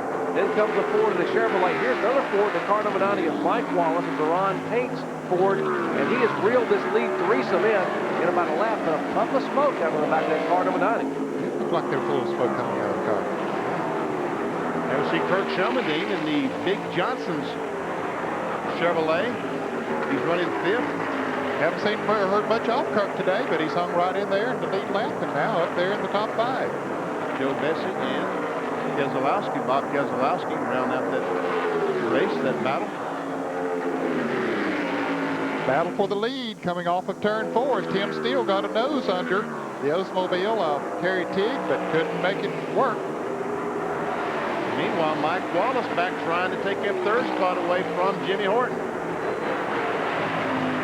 Now you can check out who your favorite driver might be running as we go back through the field summary. You can see there 11 cars are in the lead lap.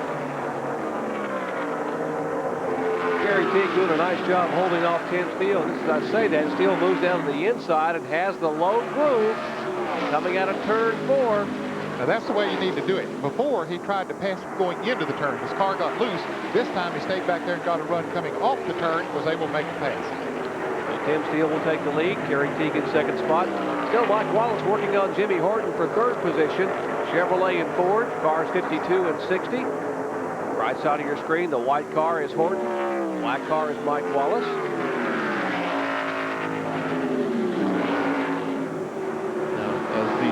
Ford car goes up. We saw Mike Wallace, just like Ned Jarrett talking about, make that move underneath and try to accelerate off the corner. And he does it, takes that third spot away. There's the next battle. That's a battle for 5th, 6th, and 7th. Joe Bessie in the car number 7 only made a 2-tire stop when they came in under the last caution period. He only put 2 tires on, but still running awfully well. He's been shown now in the 5th position. Bob Keselowski behind him changed 4 tires in the Chrysler. He's in 6th spot. That moves Kurt Shelmerdine back to 7th. And there goes the 90 car, Mike Wallace, by his Concord, North Carolina neighbor, Kerry Teague. Both those drivers live in Concord. As a matter of fact, Mike lives about 2 blocks from me in Concord, North Carolina. Car number 11 did not pit and change tires on the last caution flag, and you can start to see now that his tires are going away as he begins to drop off a little bit. Affects his speed on the racetrack, no doubt about it. Now it looks like Mike Wallace, after he got around Kerry Teague, is able to begin to pull up on Tim Steele. And here's Keselowski making a move on Joe Bessie. And we told you that Keselowski changed 4 tires. Bessie changed only 2, and so maybe seeing the difference of two fresh tires on the left side that Keselowski has over Bessie.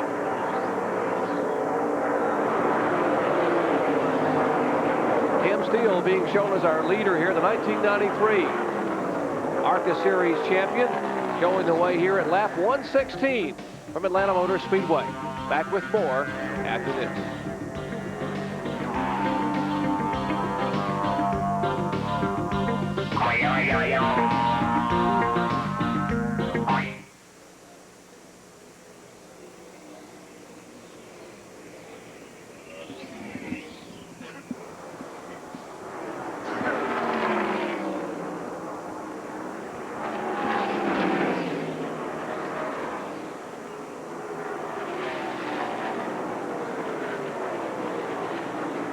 Trickle's having a time, isn't he?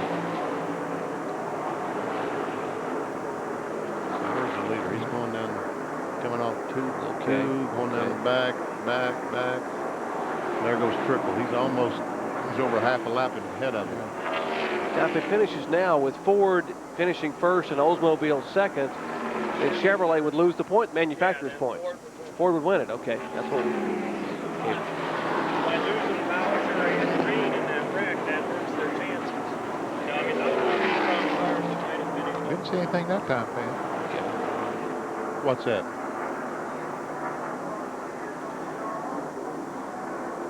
Maybe it's a cigar. What's that there, then? Mikey, you seeing things again, Mikey. All that rope.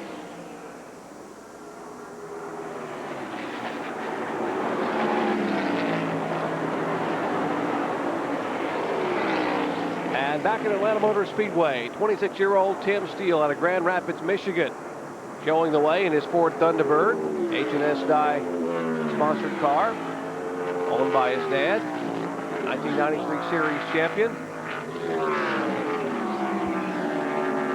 Steele, a 3-time winner in 1993, having won at Talladega, Pocono, and Winchester. His only win this year coming up at Pocono on the 2.5-mile tri-oval back in July.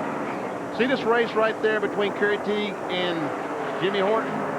That could be a race to determine who wins the manufacturer's championship in ARCA. Right now we have a Ford and an Oldsmobile running in the first 2 spots, a Chevrolet in third. If that Chevrolet can get by the 11 car, the Oldsmobile, then Chevrolet will win the championship. If he does not, then Ford would win the manufacturer's championship. That's how close it is. You actually got 2 Fords running up front, but one of them don't count as far as the manufacturer's championship. It's the next maker car in line, and so that would be Oldsmobile. And then, of course, Chevrolet. There's Andy Belmont in the car number 91, the old Milwaukee Ford, and he started 40th, currently being shown in 8th position. Good run for Andy Belmont out of Langhorne, Pennsylvania. He's hung right in there, stayed up there in that lead lap. That's the old Milwaukee car. We were told that Kerry Teague has one of Darrell Waltrip's engines in his car, so that's one reason he's running as well today. There's Kerry Teague. And there's Kerry. Remember, he finished 3rd in this race a year ago. Jeff Purvis won it. Dick Trickle finished 2nd, so no surprise at all that Kerry Teague, the TV repairman from out of Concord, North Carolina, has got a good run going on here at Atlanta Motor Speedway in that black and white numeral number 11 there, left side of your screen. Now then, right behind the 52 car is Keselowski, the Chrysler product. So if he gets by the Chevrolet, then that would also cost Chevrolet the manufacturer's championship. Well, all kind of things going on. Even if the Chevrolet got by the Oldsmobile, because the Chrysler. So right now the 52 car needs to stay in front of the 29 and get in front of the 11, but it might have a hard time doing that. Jimmy Horton sort of carrying the brunt of the bow tie brigade right now. If Chevrolet's to have a shot at this manufacturer's championship, which they've won 6 times in the last 8 years in ARCA competition, he needs to hang on and possibly get by the 11 car. We talked about Keselowski slipping up there. He's had a tough year on some of the super speedways, Benny. Yeah, 40th at Daytona, 41st at Talladega, so it doesn't get much tougher than that. And there we see Horton on the inside of Kerry Teague. He might make the pass going into 3, but he had to back off going in there. Keselowski backed off even more. Something's wrong with Keselowski. He's off the pace. Sure is. We just mentioned his bad luck on speedways, and we didn't mean to jinx anybody, but apparently he is slowing down. And now Horton on the inside of Kerry Teague down in turn 1. Now he finally makes the pass. Took him a while to do it. So if the finishing positions were awarded right now, Chevrolet would be the manufacturer in the trophy for the ARCA division. Thanks to that pass by Jimmy Horton. And we are told the engine has come apart on the car number 29. When the race started, we saw a tremendous amount of smoke billowing from beneath that Chrysler of Bob Keselowski. Then the car sort of cleaned up and ran pretty well, but now apparently it has gone away as he is headed back to the garage area with the engine problem.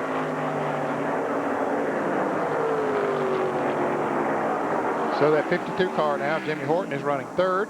Of course, still the leader is Tim Steele, and Mike Wallace is running in 2nd place. There they are, and Mike Wallace is gaining on Tim Steele. And then we've got some reports that there may be a problem with the 16 car. Well, we've heard that maybe going into the turn that there might be a little smoke coming from the Ford number 16. I didn't detect any that time. We'll watch him as he goes into turn 3. I don't know, don't see any there, but we'll keep an eye on it.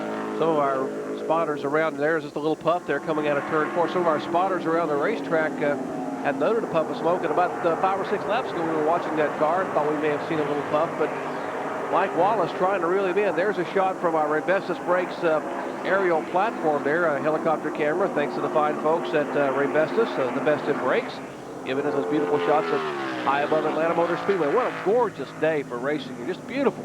It is a gorgeous day. They're speculating that it's oil from the rear of the car in the 16 that is smoking. But you know, as beautiful as the day is, the sun is a problem here in Atlanta. Going in turn 3, sometimes that sun gets in your eyes. And Michael Waltrip, you've got a report on the 16. Also, tell the folks how difficult that sun is up in turn 3. The longer this race carries on, the later in the day it gets, the more difficult it becomes, Vinny. That delay, that red flag didn't help these drivers at all. It's very hard to make out what line you want to carry through that corner due to the sun. A guy that hit the wall off of this 4th turn just a minute ago was Kerry Teague. His car got high, he bounced off the wall hard. It'll be interesting to watch him to see if further problems result from that contact with the wall. I'm in Tim Steele's pit. The ARCA officials just came down and conversed with the crew chief on this team. and told him to check with Tim and see if the gauges looked okay and what the problem might be, because they were beginning to see a fair amount of smoke out of the car. Tim says everything's fine so far. Well, that's certainly good news from within the car, but we keep an eye on that on the car number 16, Michael. As you said, it is, we don't have our in-car camera anymore. If we had the in-car or even the roof camera, you could get a shot and get an idea of how bad that glare is, as Benny and Michael Waltrip were talking about going into turn 3. Here's the car number 02 making a pass. That's Frank Kimmel out of Jeffersonville, Indiana, the Grammar Industries Chevrolet. Remember, he's fun coming off the second corner a few laps ago, is now back running again and has just taken over the 6th spot from Kurt Shermody. Remember, Kirk held the track record here, set it last year in qualifying, and in fact had a great run here, set on the pole, and I think he ended up finishing 5th in this race a year ago. So the former Dale Earnhardt crew chief, now turned race driver, done a heck of a job. Now there's the 90 car, and we're talking about the 16 car may be losing a little bit of oil. With the sun going in turn 3 and that oil hitting the windshield on the 90 car, either he wants to back off or pass this guy, because he can't stand that oil. I mean, it's hard enough to see it with a clean windshield, much less one with oil on it. Take a look at our field summary. You see where your favorite driver may be running. 9 cars on the lead lap. Jeff McClure, the car number 89, being shown in the top 10. Good run from McClure, coming all the way from the back of the pack to now climb into the top 10, being shown a lap down. You saw Bob Keselowski drop down to 13. He'll continue to drop on down. A lot of cars out of this race, as we've talked before. The attrition rate has been very high here today, for some with accidents, some with engine problems, and other problems. Battle for 7th and 8th spot, Benny. The car number 98 getting another challenge. Andy Belmont has just about caught Shermany. The old Milwaukee special, Andy Belmont. Now they better not look up in the rearview mirror, because the leader is coming up on those cars as well. So we're going to have lesser cars in the lead lap if Tim Steele keeps going the way he is. Speaking of being lapped, one of the cars that was just lapped a moment ago was the car number 39. That is Dick Trickle, the Wisconsin Rapids, Wisconsin driver. We showed you they were trying to repair the front end on that car. He was our pole sitter, and John, they've tried to repair it, but apparently just not up to speed. Well, Jerry, as you can see, they only got one shot. They couldn't get that sheet metal on it. They got parts bent down on the front bumper, but they couldn't get the sheet metal off to close off that hole. What that does, allows a lot of air to come in on that right side. It lifts it up, which causes the car to push very, very badly in the turns. They were hoping for a quick caution before they got lapped so they could get on pit road to fix it, but that did not work out for Dick Trickle. And you can see the damage on the right side of Kerry Teague's car also. The car's towed out about an inch. See how that right front tire is pointed out towards the wall? That is not a good deal, folks. He was the last car on the lead lap. He had dropped back. He was leading the race at one time and then dropped back, and his report was that he had hit the wall a little bit, knocked that front end out of alignment. And remember, he didn't change tires when they had the red flag and had the caution flag following that. When they came down and changed, he did not change tires, so those tires are probably pretty well worn, which may have contributed somewhat to his contact with the concrete. There's Mike Wallace in the car number 90. He is running in second spot. And Benny, as you said, he probably needs to get around that 16 if he can, but he's not even got much of a shot right now as they come out of turn 4. I tell you what, something's happened here. Either Mike Wallace has a problem or he has his windshield. He had to get away from that 16 car because he is losing a lot of time to the 16 car. And I don't know if it's something wrong with his car or he just got his windshield covered with oil. And Tim Steele has lapped those cars there, the 98 car and the 91. As there is our leader, the H&S Dye sponsored Ford Thunderbird, 93 Series champion Tim Steele. Back in a moment.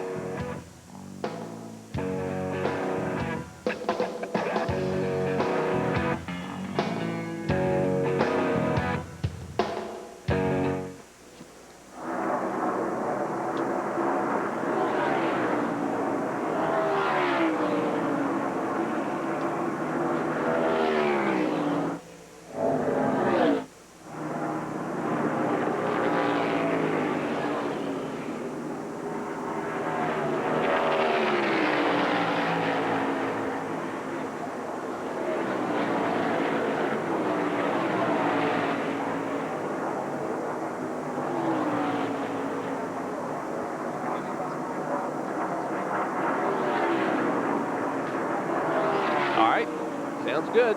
Who's that, Kyle? Kyle has the update? Okay. Okie doke.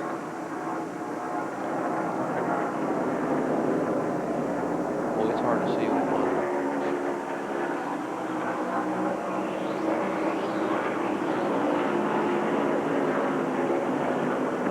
And the fine folks from Ray Vestas Brakes providing this aerial shots, the ESPN helicopter camera high above Atlanta Motor Speedway. And what a gorgeous day it is here, about 30 miles south of downtown Atlanta.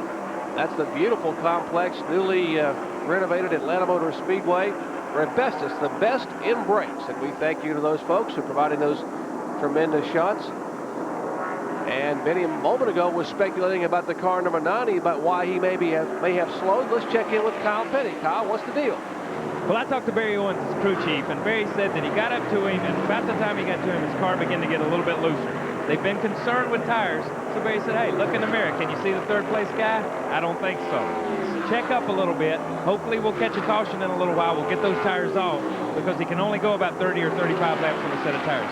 So they're just riding right now, pacing herself. There's another 65 or 70 laps to go in the race, so they've got plenty of time to make a move, guys. And that explains it, Kyle. Thank you very much as to why Mike Wallace, back now 2.3 seconds behind Tim Steele, has backed off a little bit. Barry Owen, a little bit of strategy perhaps to play a wait-and-see game. Well, I was concerned about, you know, if there was oil coming from the 16 car, so that tells me that there's not enough oil coming out of the 16 to cause the cars behind them a problem. Because now we have 60 laps to go here in the Jiffy Lube 500k. There's our leader, Tim Steele, out of Michigan.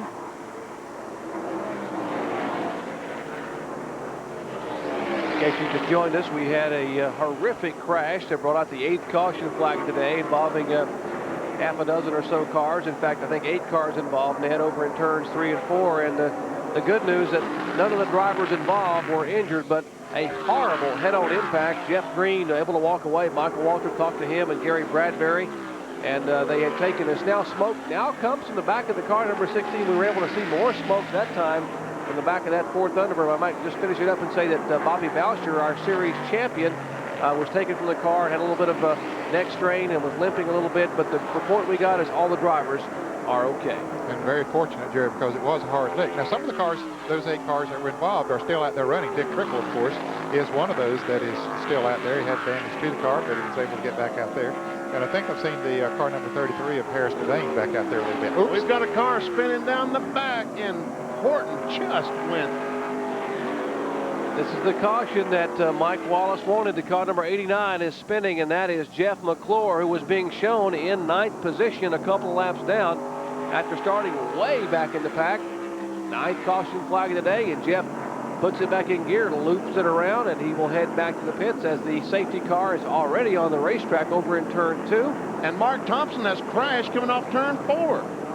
I don't know exactly what happened, but heavy damage to Mark Thompson's Phoenix Air car as he came off the corner, and he was our 10th place car.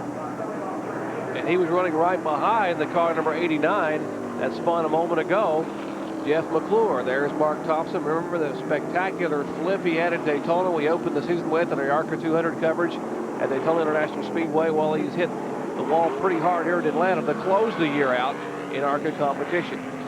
Caution flag being shown for the 9th time today. Our record in caution is 11, and we're easing in on that record ever so gently here with just less than 60 laps remaining in the Jiffy Lube 500. Now, Mike Wallace should be able to make an entry on the pit road for what would probably be their final pit stop of the day. I don't think so, but it might be. It just might be. I think they can go the rest of the way on fuel, but I don't know if they can go the rest of the way on tires. Good point. Tires is the critical element here today, and Kyle Petty is in the Mike Wallace pits. They were coming in a minute ago. They were trying to come in under green, and we're only going to change 2 tires. So just like I said, this caution's a godsend. It played right into their hands. The problem is when you get down to this point in time in a race like this, when there's only 18 or 20 cars left, your chances of cautions get few and far between. So they've changed right sides, they've changed left sides, they've made an adjustment. They'll gas, they'll be back out there leading again. And we could see just how hard that guy was cleaning the windshield on that 90 car. He did have, in fact, have some oil on the windshield. That was Barry Owen, the car owner, just laying across the hood and just scrubbing that windshield as you watch the triple split pit here. And the car number 52, the AC Delco car that is being driven by Jimmy Horton, they made a major chassis adjustment on that car while he was in the pits. Well, Jimmy Horton's pits were being watched by our John Kernan. And John, let's check in with you. Well, as they look over the tires to check the wear, their wear has been about the same as everybody else's. It's more or less stabilized. Now, they came in for 4 tires. They also made a chassis adjustment, taking bite out of the car to loosen it up. Also on pit road, Joe Bessie, Kirk Shelberdine also took on 4 tires. Let's go down pit road to Michael Waltrip. Yeah, I'm in Tim Steele's pit, standing by with crew chief Tom Fox, and Tom dove under the car and pointed to the official and told him what he thought was wrong with the car. There was no oil film on the back of the race car, so it doesn't look like any oil's going onto the racetrack, Tom. No, there isn't. What do you think the problem is? Looks like the vent on the rear end up in the packing cell broke off and it's just hanging down. Well, they don't think they've got any problem, Benny and Ned, and I have to agree with him. There was no oil film on the back of that race car, and there's a little bit of bad news for the Goodyear teams. These Hoosier tires aren't wore at all. I don't know how they looked when they came off of Mike Wallace's car. It'll be interesting to compare with some 50 laps to go. Well, as you mentioned, that was Michael Waltrip. 19 of the cars in the field today are on Hoosiers, 24 are on Goodyear. The Goodyear tire is the same tire that will run in the Winston Cup competition tomorrow. The Hoosier has a different left side tire. Back with more from Atlanta in a moment.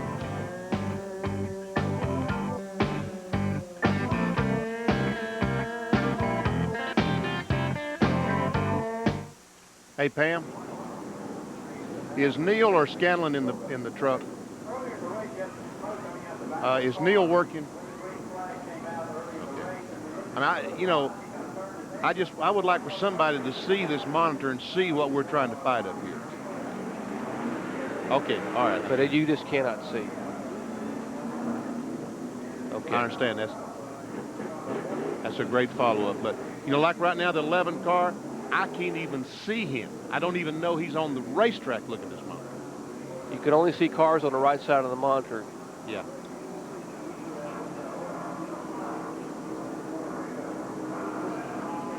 Okay, thanks.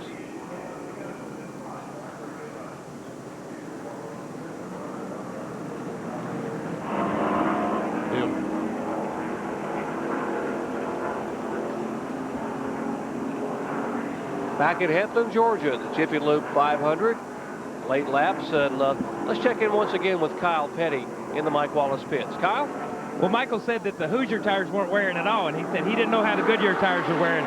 This is the car that was chasing the Hoosier car. This is the car that was chasing Tim Steele. This is the tire off Mike Wallace's car. Like I reported, he said his car was getting loose. He was just riding around. It's not fun to be riding around on these things. But this is the problem that they anticipated the first of the race, only going 20 or 25 laps. Now they're running 48 laps on this set of tires. So they were in question. This is the cord that is shown through the rubber here, as you can probably see. But they were in question a minute ago or whether they were going to have to pit again. With 60 laps to go, this car is going to have to pit one more time. Kyle, is that the right rear tire? This is the right rear. That's the problem that we've had trouble with in the Winston Cup garage area. That's the tire that they wanted to have trouble with here. You take the right front tire off, right front tire looks great. The right rear will be down in the cords after 25 or 30 laps. They're getting better. Like I say, they've gone to 48 laps this time, but they're still going to have some problems with this cord showing through. All the wear marks are completely worn off this tire. So he got every bit of his $268 out of this tire right here. Kyle, as you as a driver now, you're thinking about tomorrow in the Hooters 500. What do you do now? What do you go back and tell your crew? Well, I'm sure they've seen all this. I mean, what kind of changes can you make on the car, or can you do anything? Let me tell you something. When I come out on pit road and I start seeing stuff like this happen, I want to quit doing this ESPN junk because I don't want to see this stuff on Saturday and have to go to sleep on Saturday night and think about it. This just gives me 24 hours to think about it. But all you can do is balance your car as good as you can. Try to keep the weight evenly distributed on the right front, the right rear, the left front, the left rear. But what's happening, the speeds are so fast here since they repaved this thing, you're absolutely abusing the right rear. From the time you drive it off in the corner and load that right rear spring, and you're on it all the way off the corners, just like Daytona, you are absolutely abusing the right side of this car. The deal is, the right rears are just taking a lot more abuse than any other tire on the car here at Atlanta. Okay, Kyle, thank you very, very much. We hope you do get some sleep tonight. We hope that we can have a safe one tomorrow. Under caution, back with more from Atlanta in just a moment.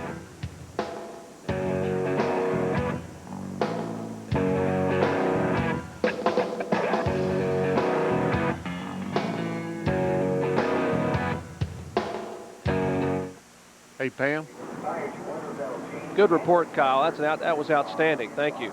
Yeah, man. Good. I thought you were going to say I got to get a couple of cold ones before I can go to sleep tonight. Yeah, okay.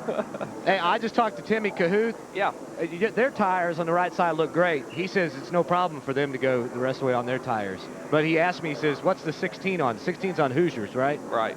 Yeah, that's what I told him. He said, oh. Does anybody know what happened to the 66 car? Hit the wall, it looked like, Benny. Comedians. We got a bunch of them. I'm sorry. Michael, is that not the 66 car right down in front of you? Go down 2 pits and ask him what happened to it. 1 to go, guys. Okay. Buddy Parrott taking a long, hard look at those tires. Oh, goodness. Okay, and I'm getting ready to change batteries here because I think my battery's going dead. Okay. Is Kyle off headset? Is he listening? The 66 pit is 2 pits down towards turn 1 from Kyle. Mike Brand is the crew chief down there, Kyle.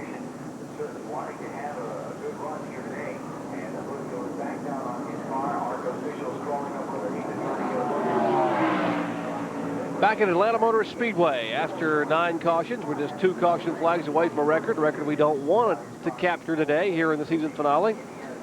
And the last car on the lead lap is now exiting the pits. That's car number 02. He was currently in 5th position. That, of course, is Frank Kimmel out of Jeffersonville, Indiana. He had nothing to lose by coming in. He was the last car on the lead lap, so he comes in like whatever adjustments he wants to make. He's got some problem. They had the hood up, and they worked under the hood for almost a lap. So Frank Kimmel, yeah, it was a good strategy to come in, but there's some kind of problem that he has. I don't know what that is. He was just about to go a lap down before this caution came out. Tim Steele, our leader. Mike Wallace second, Jimmy Horton third, fourth. Good run for Joe Bessie, his first ever ARCA start. The young man from Scarborough, Maine, Delco Remy America Chevrolet. Good effort for Bessie. In 4th spot, of course, Kimmel was in 5th. Restart lap 154 of 204 laps, which comprise the Jiffy Lube 500.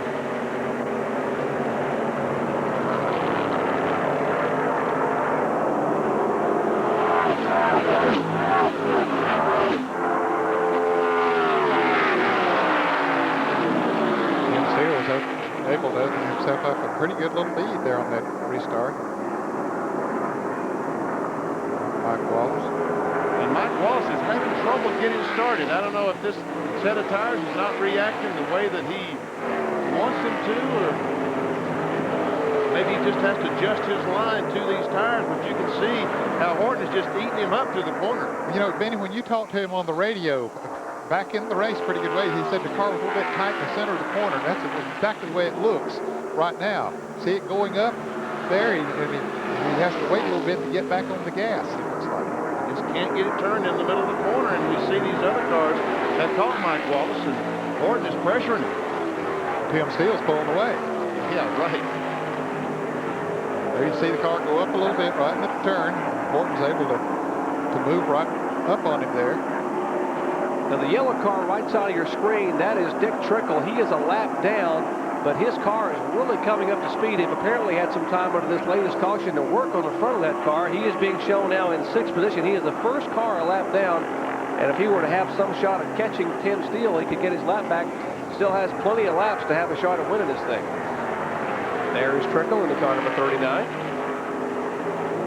I think this caution, this last one, did help them to be able to come in and do a little bit more sheet metal work, get the aerodynamics in a little bit better shape. If you ever wonder how important aerodynamics is at a racetrack like this, Dick Trickle has certainly proven that today, because he had one of the fastest cars here. He damaged the right front fender, right front of the bumper, the right side of the bumper, and it rendered his car about a second a lap slower, 3 or 4 miles an hour a lap slower than before. And look at all the smoke out of the back of Frank Kimmel's car. And he was just on pit road, as you said a moment ago, Benny, and they were beneath the hood of that car, so apparently the problems are much more serious.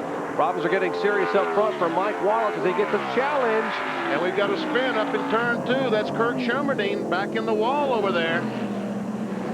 And our 10th caution is coming out, or 11th, which is it? It'll be the 10th. 10th. Right, you were right, Ned. 10th caution flag. Kirk Shelmerdine's car rolls down across the racetrack, and Noel Ford's going to get the Ben Gay Award for waving that flag the most, and we haven't even got to 200 laps yet. There's Kirk Shelmerdine's car number 98, lap 159, 10th yellow flag of the day for the former Dale Earnhardt crew chief.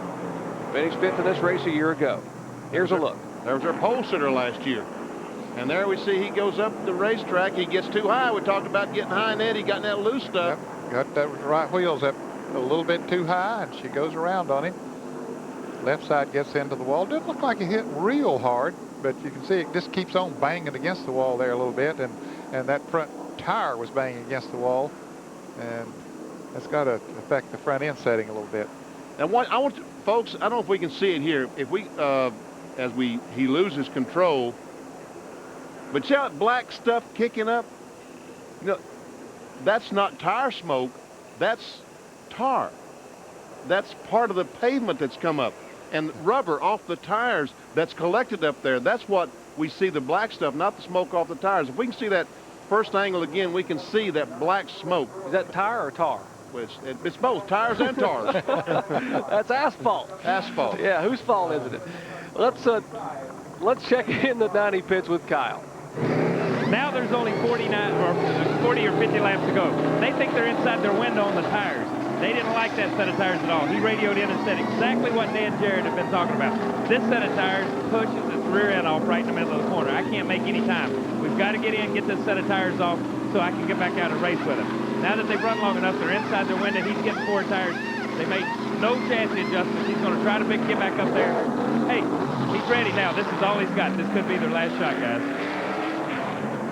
Oh, indeed. I wonder if he really said it pushes its rear end off in the middle of the corner.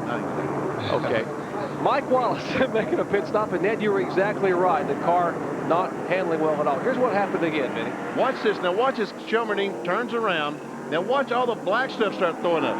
That's parts of tire and the rubber, the asphalt that's coming up, and that's the black smoke that we see come up. And that's just from off of the newness of the asphalt. It's not that the asphalt's coming apart. It's just wearing that newness off of it, and the brashness, I guess, is another way to put it. Which is going to make this a great racetrack tomorrow. Yeah, it will. So you heard Kyle and Michael talking about wearing in a groove. Well, they're wearing in a couple of grooves here, but some of those loose asphalt particles up in the top, and that's what cost Kirk Shelmerdine.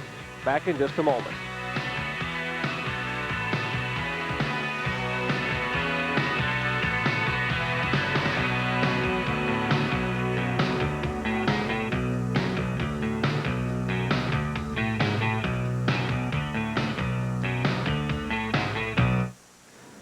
I love it, Kyle. When Kyle said he pushes his rear end off, I said, I got to ask that question. Hey, what did he really say, Kyle? You knew what I was talking about. That's great stuff, guys. I love it. Hey, I can tell you what the 16 car did on that pit stop. You want me to? Yeah, Mikey, what did he do? He gassed and goed, or gassed and went, I guess. The 52 car. Are y'all listening to me? Yeah, we are. We're listening, Mike. Go ahead. Every word. Okay, gassed and went, and so they can make it to the end. They're not worried about tires. The ARCA official said that it wasn't leaking anything that looked like to him, and the guy that I called Tom Fox is actually named Chip Capoodle. So if I get a chance, I'd like to call Chip Tom. And I was going to say one other thing earlier. I was trying to figure out whether it would be Hoosier Shot or Hoosier Shad. So I didn't say either one. That's probably smart. It was Who's your mama? Yeah, right. Who's your mama? Oh, these guys are awesome. I know my mama is Daryl's mama, but I'm not so sure I'm... Good move. Back at Atlanta Motor Speedway, green flag waved once again as one car in the pits will get caught with the green flag. That is the car number 02, Frank Kimmel, who was being shown on the lead lap, now a lap down in 5th position. And here's a race for the lead. Orton did not pit in the 52 car. The 16 car did pit. As Michael Walker said during the break, he gassed and went. No, did he gas and go? I guess he gassed and He said he gassed and go. Yeah, that's what he said. In other words, he came in and took some fuel and left pit road in a hurry. Yes. Okay. Jimmy Horton showing the lead here at Atlanta Motor Speedway. 42 laps remain here in the Jiffy Lube 500. Kyle Petty, Michael Walker, John Kernan, and Jared Benny Parsons. Here's truly Jerry Punt. bringing you live ARCA action. There's the top 3 cars, and Mike Wallace going for that second spot from Steele. Now, he's the only one of these 3 that took on tires during that caution. We saw he was in front of Kyle Petty there, and Kyle said they didn't like that other set of tires he had on, so he put on 4 new ones. So he's in a little bit better shape. New tires run better than Go Steele again on the inside. He's got to run, and he's got the spot. There he did it, coming off of the turn once again. That's the place to do it. Boy, if you can get set up and get that, make that pass coming off the turn. Now this, let's see if this works going into the turn. No, see there, this don't work. You got to pass him coming off. Mike Wallace wisely backing off there in turn 3, coming out of the shadows of turn 4. Car got loose on him when he got underneath that other car. I tell you, you're going into these turns here so fast now at the speeds they run here at the Atlanta Motor Speedway. They're reaching, what, 190, 95 miles an hour when they get to the end of these straightaways. You're probably right. I'm sure Kyle Petty and Michael Waltrip doesn't want to hear that, but you're probably right, Ned. Trickle's car number 39, the yellow car now moving into your picture there on the right side. He is being shown a lap down, and then he is now in 5th place after Frank Kimmel had his problems and went a lap down. Frank is being shown in 7th place, 1 lap down. The car number 91 is also 1 lap down. Andy Belmont, he's in 6th place. And Kimmel now back in 7th. 8th place would be the car number 89, Jeff McClure. He is being shown 3 laps down. In 9th place, the car number 9. That is the efforts of Don Paul. Donnie Paul out of Marion Springs, Michigan. Good run for Donnie Paul in 9th. And 10th is the car number 11, who was leading earlier. That is Kerry Teague. He is being shown 5 laps back. And he made a green flag pit stop and lost several laps on that pit stop, and he's still in the top 10. Thus far, we've had 16 lead changes. The ARCA Series record is 17. They duplicated that twice back in 86 and 88, so we could set a record here at Atlanta Motor Speedway with 1 more lead change.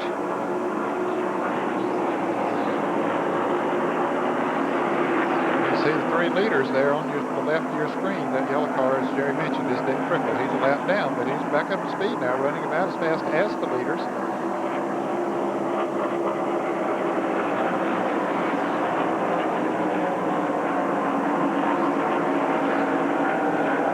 Good crowd on hand, infield jam-packed here at Atlanta Motor Speedway. Tim Steele at 66 of 166 laps.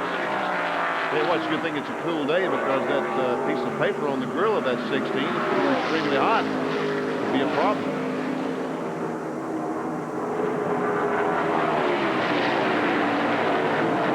This is the 20th ARCA event run here at Atlanta Motor Speedway. They started racing here back in March of 1984. Blake Davey Allison won the first one here back in that spring of 84. 16 different winners. Tim Steele has never won here. There's that piece of paper Benny was talking about on the grill. Great camera work, guys, on the grill of that car number 16.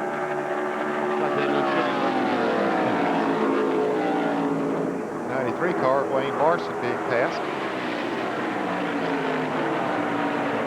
He's being shown in 15th place. Larson is. Just went another lap down. Told you we were 1 lead change away from an ARCA record. We have already set the ARCA record for the number of caution laps.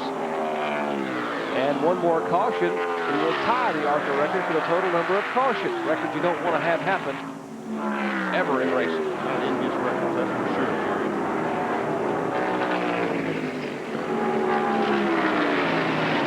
And whether it's by design or what, Tim Steele is not pulling away too much from Jimmy Horton.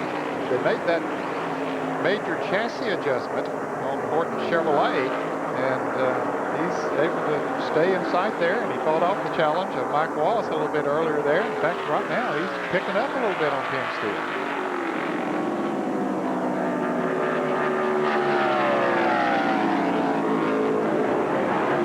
The AC Delco car. The car belongs to Kenny Schrader.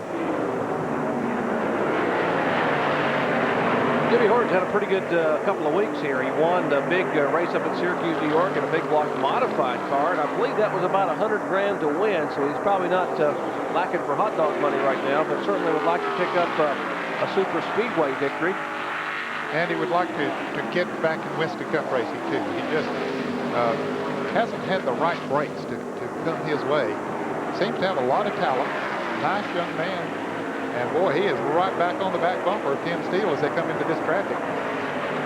It's Kerry Teague, the 11 car, number 11. He's going around there. That's the car that had trouble early and tapped the wall and had some, as you heard Michael Waltrip talking about, they knocked the toe end out. Jimmy Horton hanging close to Tim Steele, a couple of car lengths. And Mike Wallace is not too far back, that 90 car. Yeah, he caught back up to him when they got in that traffic.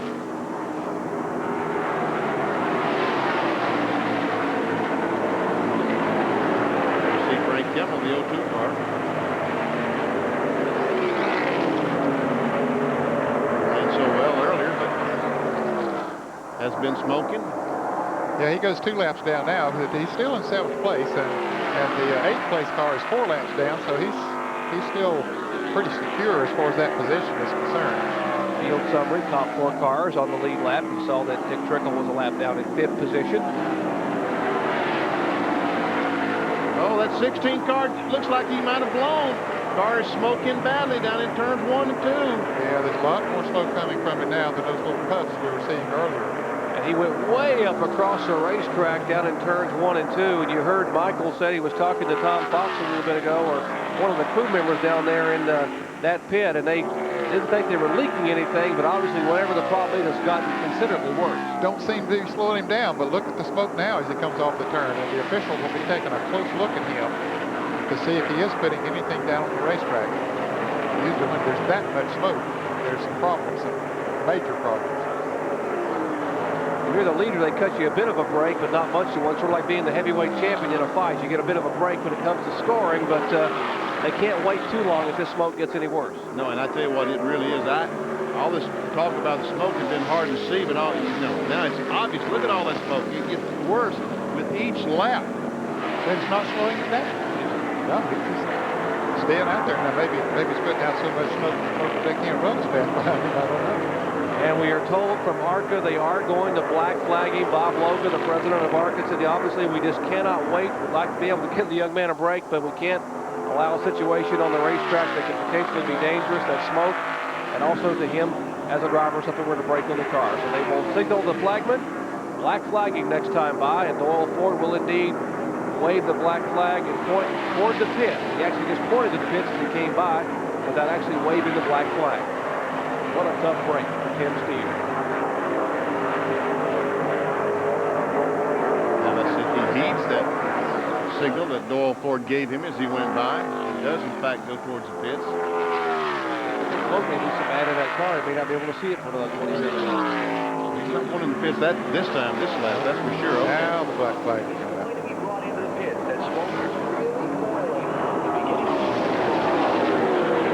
Why can't we have a caution flag? Why can't I catch a break? And smoke now gets worse and worse. Now coming from underneath the right front of the car. Yeah, there was a lot of smoke up on the right side. We thought earlier that it was coming from somewhere in the rear there. But, well, this time he is going in the pits. He's moved over, let these guys go by. Horton and the 90 car, Mike Wallace, he will be going to the pit road, and that's a tough break for Tim Steele. Man, it's tough to be sitting out leading a race, have a car that's as fast as his was, and then have to bring her into the pits. But hey, it's got to be. I mean, the officials made the right call, in my opinion, to bring him in. Let's go to Michael Waltrip in the Tim Steele pit. Mike? You got to commend the ARCA crew members for working with this crew as well as they did. They didn't panic. They kept watching it, but the situation got worse and worse. They're now telling Tim to set still, to stop. He's revving the engine. The crew members and the ARCA officials are under the hood. The official is telling him to raise the hood on the car. He's not letting Tim Steele leave the pit. Water is beginning to run out of the thing too. Looking in at his gauges from here, his temperatures all look fine. The water temperature is about 245. Now I'm seeing 250, so it's a little hot. Water's beginning to flow from it. Tim shut the engine off and taking his helmet off. I'll try to get with him. Okay, Mike, thank you. Michael Waltrip down there is the leader now. Becomes Jimmy Horton in the car 52, and he's got a rear view mirror full of Mike Wallace in the Duran Paints Ford Thunderbird. Laps are winding down here. Less than 25 laps remain here at Atlanta Motor Speedway as Mike Wallace now racing a couple of car lengths behind Jimmy Horton. You know, Mike told me, he said, hey, I won the season opener at Daytona, you know, down in Daytona, the ARCA 200, I'd like to win the season closer here in Atlanta. See, I promised you guys, promised your producer Neil Goldberg in Florida, if you let me carry the in-car camera, I'll win it. And sure enough, he was true to his promise. What did he do in between, though? And had a lot of luck. Approaching 20 laps to go. Back with the finish here in just a moment.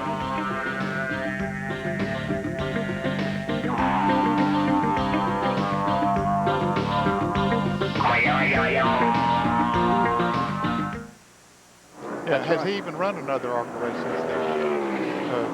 Mike Wallace. But the funny thing is, That's right. Yeah, that's right. yeah, That's a good point, man. Won't you do that? Well, that's good information to me.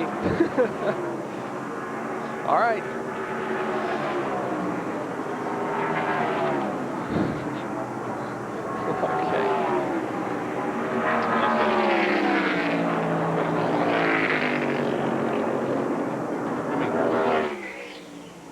What's that? What's he say?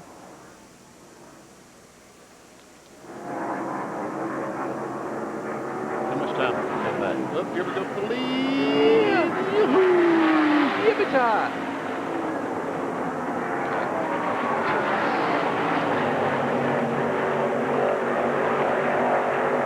Back in Atlanta, side by side a moment ago, and now Mike Wallace has just moved around and taken the spot away from Jimmy Horton in the AC Delco Chevrolet. Took that draw on paint Ford down to the bottom, coming off turn 4. There was a slow car there. They split them 3 abreast down the front straightaway, and Mike Wallace has the lead. You know, a bit of an irony, Ned. We're going to watch this pass a moment ago. Here's what I was talking about as he come off turn 4. Horton goes up. There's a slower car. That's Peter Gibbons in the 92. Mike Wallace to the inside, 3 abreast. He gets alongside, goes in turn 1, takes his spot. And we mentioned at the beginning of the year, Mike Wallace won the season opener at Daytona. Yeah, and Benny said, well, what's he done since then? Well, he hasn't run an ARCA race since then, but the car that he won with is the car he just passed. Ken Schrader, car number 52, is what he won with at Daytona. So now he wants to win the first and last of 2 different cars. 2 different cars trying to beat the car he won with back in February. Let's check in with Kyle Petty. We're talking to the guys in the pits in the 90 cars. That was a gutsy move going into turn 1. He wanted to get out in front because they're concerned that the last set of tires they took off ran out at 35, after about 35, somewhere between 30, 35, 36 laps. They're going to have about 44 laps on this set of tires. So they think they're going to be about 10 laps short, and the tires are going to be wore out. He's going to get loose again. So they wanted to get out in front so they could at least hold him off and not have to race anymore. So let's go to Michael down at Tim Steele now. Yeah, I'm standing by with Tim Steele. That's got to be one of the most painful things in the whole world to do, to be leading a race and just forfeit it by coming in the pit. But the smoke had gotten really bad. What happened? You know, I'm not really sure. Right now, it don't really matter. You know, the HSI Ford Thunderbird, it was just running great. You know, Hoosier had a good tire, and my Banjo car, everybody says those things are obsolete, but I'll tell you what, here, that thing was working like a dream. You know, that car seems to work good everywhere we go. It's just a shame. We came here to win the race, and we're in the pits. That's a bad way to end the season. He had some Winston Cup starts this year, and certainly will be heard from next year as well. Here's another car. We've mentioned that Frank Kimmel had been smoking some, and it looks like that smoke has increased on his car as well. He was currently running in 5th spot. He is currently running 5th, and he's out of the race today. And he was 2nd in the point standings. He will maintain that spot because Gary Bradbury was almost 500 points behind him in 3rd spot. We told you that as many as 12 of the top 15 spots in points could change by virtue of the outcome today. We have seen some cars up front have trouble here in the early going. Frank Kimmel was the 1992 Rookie of the Year in ARCA competition. You know, Tim Steele said something very interesting, Ned, that his Banjo car, a rear steer car, is what I assumed that he meant when he said that. He said they were outdated. I don't know of any Winston Cup team that's using a rear steer. Oh, and the 90 car ran across a slow car, and Horton on the inside trying to take that spot. Horton is still trying to win this thing. Oh, yeah. Driving hard. 14 laps remaining here at Atlanta Motor Speedway, and the AC Delco driver Jimmy Horton in 2nd spot trying to run in on Mike Wallace. car number 90. Kyle Petty was talking about the 90 team concerned about their tires, maybe giving up on them here towards the end. Now, Jimmy Horton has been out there longer on his tires than has Mike Wallace. Let's go to the pits for more on that with John Kerner.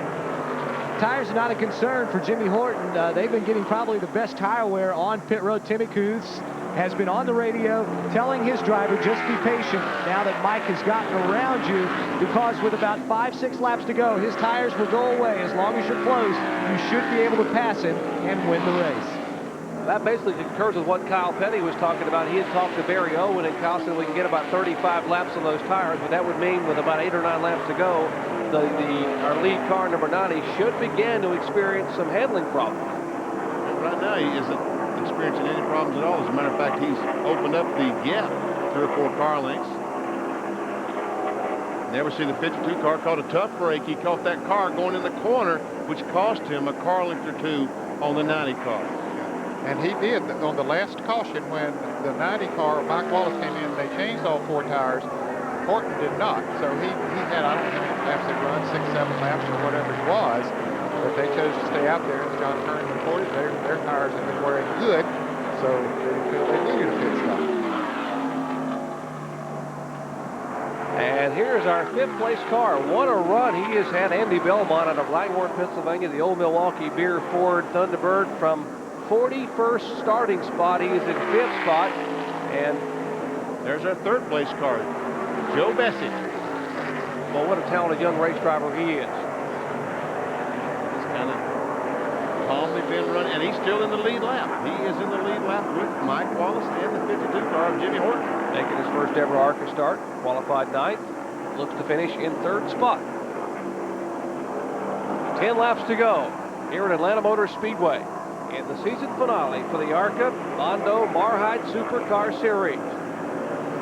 Wondering about Bondo Marhide, it's a brand new series sponsorship. They signed a 3-year deal with an option for 6 more from this company. And Benny, you were talking yesterday, Bondo's what you use to fix cars, and they're going to use a lot of it today after what we've seen here in Atlanta. That wreck over turn 3 would take a tractor and trailer load of Bondo to fix those cars. A pretty good move by Bondo and Marhide to get involved with the ARCA series. Probably one of the most competitive, one of the most diverse anyway we've seen in all of motorsports. Our leader, as the lap's winding down, is Mike Wallace. Car number 90. He's somewhere there in the shade. There he is. He goes by that 91 car of Andy Belmont. Car seems to be sticking pretty good now, Benny. No problems when he goes into the turn with the sliding or anything. So maybe the tire wear is not going to be as bad as he and Barry Owens thinks. As a matter of fact, the guy who's having problems right now is the 52 car of Jimmy Horton. Remember, he was just a few car lengths behind him a second ago, a few laps ago. Let's look and try to find Horton. That's not him. That's Peter Gibbons.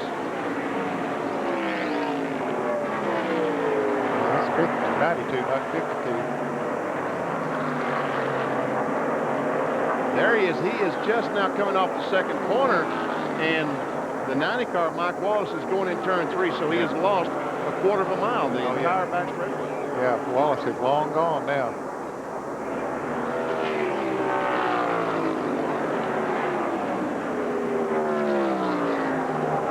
And it could be, John said that they were not concerned about tire wear.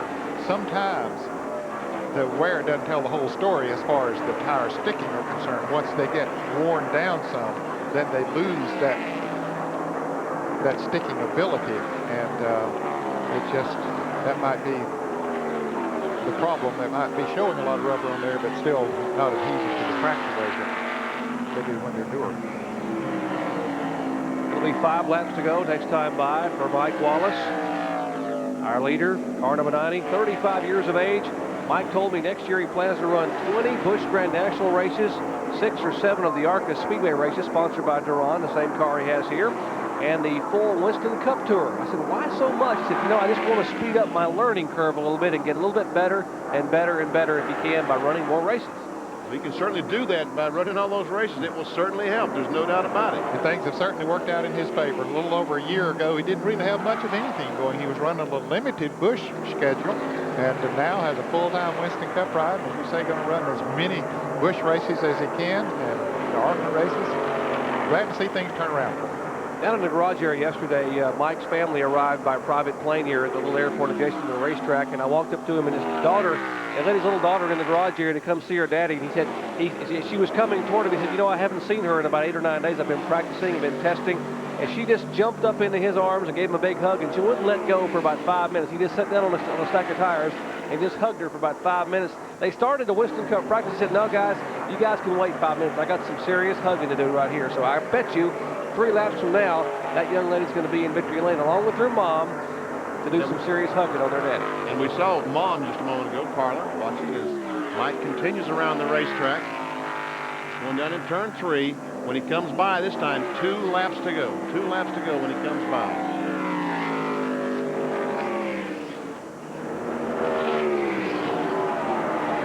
Okay, there he goes. 2 laps to go, and the 52 car, Jimmy Horton, is continuing to fall back. He's not making a charge, but continuing to fall back. As he moves beneath our pole sitter, that's a lap down. Dick Trickle and Mike Wallace, who said, this Robert Yates motor is stout. We should be a factor today. We will race much better than we qualified. Boy, was that a prediction. And you know, Ned talked about Mike Wallace running the Busch cars. How many? 20 Busch races next year? Yeah. That will be with a Robert Yates 9-to-1 V8. So that's how Robert Yates is going to get his experience for the new rule engine change in 1996 with the Winston Cup cars. It's in the Mike Wallace entry, Barry Owens. Robert's also going to build a Busch engine for Dale Jarrett as well for 11 or 12 races. And Dick Trickle's right front tire is flat. The right front tire is flat on that 39 car as he slowly goes down through 1 and 2. Meanwhile, the white flag is out for Mike Wallace. 35-year-old driver from Missouri looking to pick up his 2nd win. He won the 1st one of the year, and he will win the last one as the checkered flag waves, checkered and caution simultaneously. Barry Owen and the crew now celebrating. There's Carla and the kids on pit road, and they will be hustling maybe 30 feet to victory lane as they were pitted right beside the victory lane entrance. And congratulations to Mike Wallace, winner of the Jiffy Lube 500.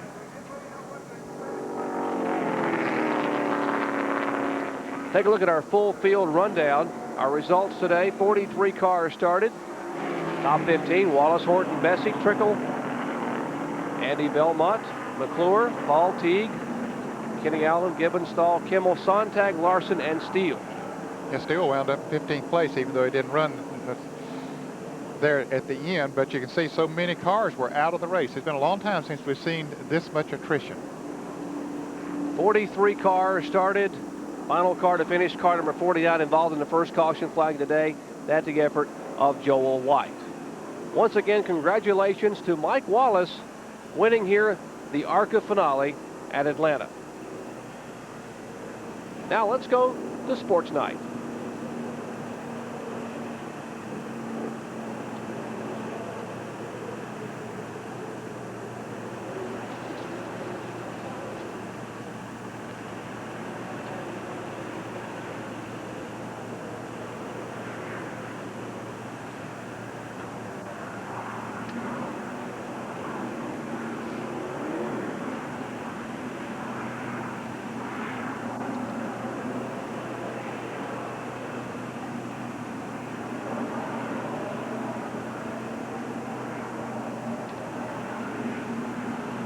Where did Dinosaur car go?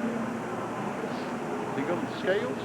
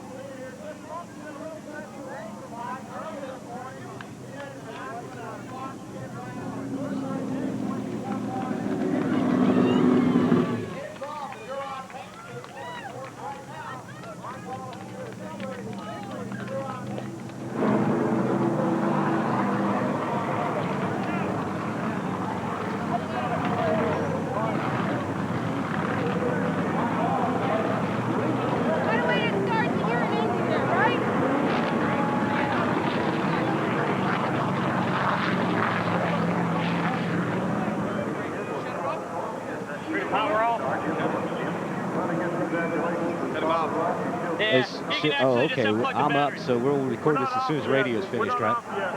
Okay, they're interviewing him. They're interviewing him in the car, and then I guess we'll do that standard thing, getting out of the car and letting him cheer, and then go in and okay.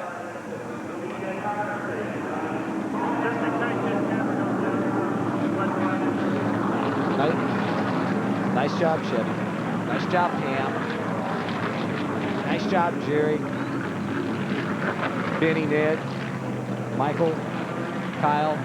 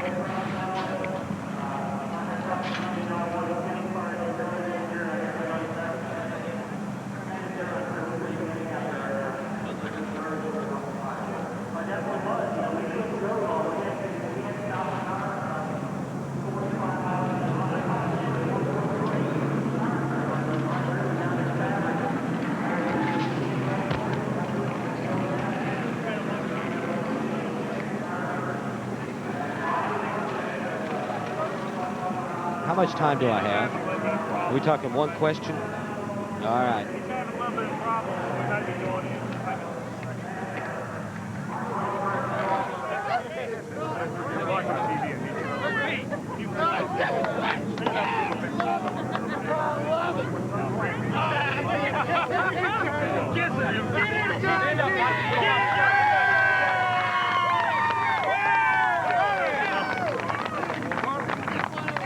Mike Wallace waiting for his wife to get in here and his family.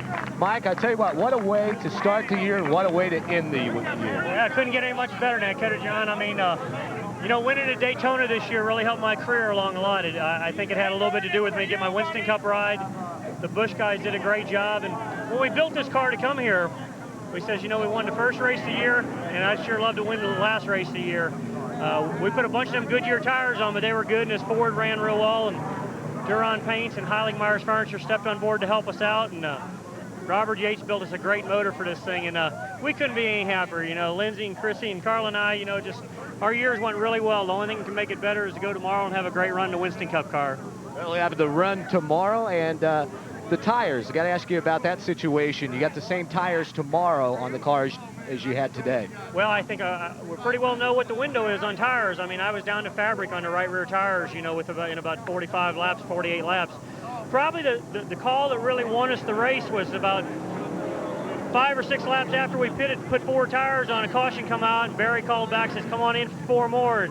And to have Barry call me in for 4 fresh tires is that quick is pretty unregular because it costs $1,200 a set, you know. And but he says we need that tire wear. And the last 10 laps he kept saying, take it easy, baby. And 3 to go, he says, lift, take it easy. So man, it was just great. My hats off to my whole entire crew, everybody that run today. You know, Tim Steele had a great car, but he had an oil leak, and you know, it's just one of those things. But heck, we won this thing. We can't be any happier. Well, very happy Mike Wallace, Jerry. Mike, thumbs up to the camera. Thumbs up. All right. Yes. Check. Kind of threw me. I thought it was going to be a one-question interview. Yeah, but that doesn't make. I mean, the race. By the time this interview runs, right on Monday. Yeah. Okay, but I'm just saying that nobody's going to see this until Monday night, right? Do we need to get anybody else, or should I head over to the gas pumps, or what? Okay. I have to get out of here before they start throwing stuff. Thanks.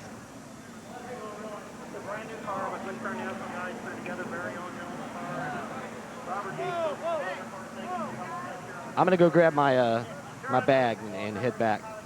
No meeting.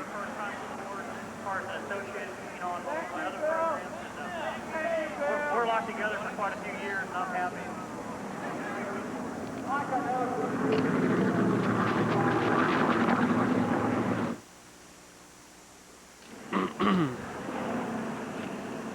Are you going to that Hooters thing?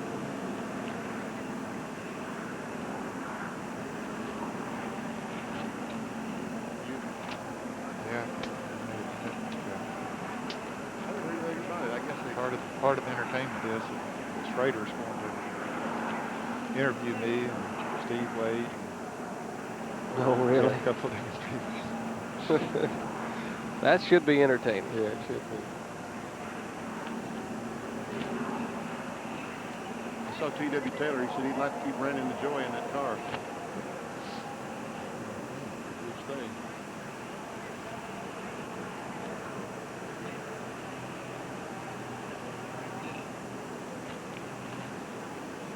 That's fine, man. Whatever. Okay. Okay.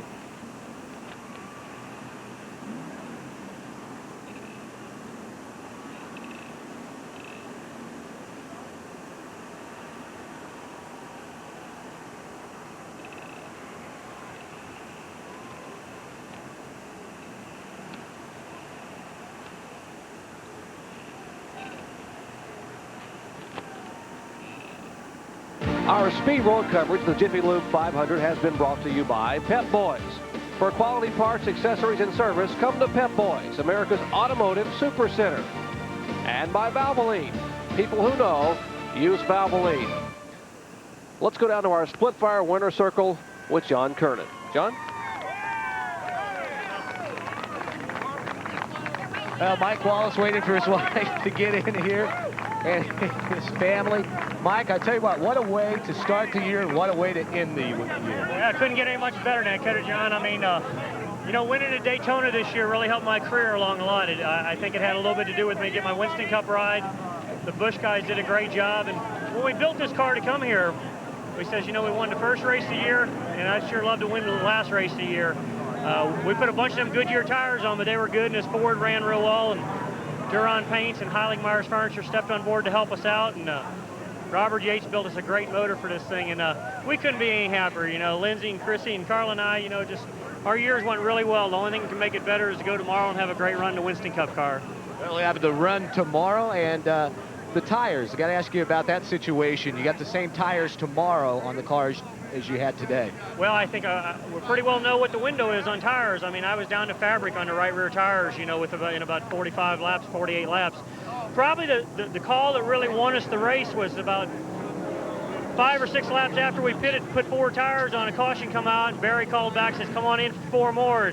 And to have Barry call me in for 4 fresh tires is that quick is pretty unregular because it costs $1,200 a set, you know. And but he says, we need that tire wear. And the last 10 laps, he kept saying, take it easy, baby. And 3 to go, he says, lift, take it easy. So, man, it was just great. My hat's off to my whole entire crew, everybody that run today. You know, Tim Steele had a great car, but he had an oil leak.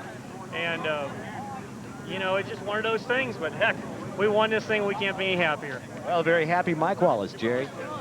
Indeed, the celebration continues. For Kyle Petty, Michael Waltrip, John Kernan, Ned Jarrett, and Benny Parsons, I'm Jerry Punch, once again congratulating Lindsay and Chrissy's daddy. We're talking about Mike Wallace on his second victory in ARCA competition in 1994. So long, everyone, from Atlanta Motor Speedway.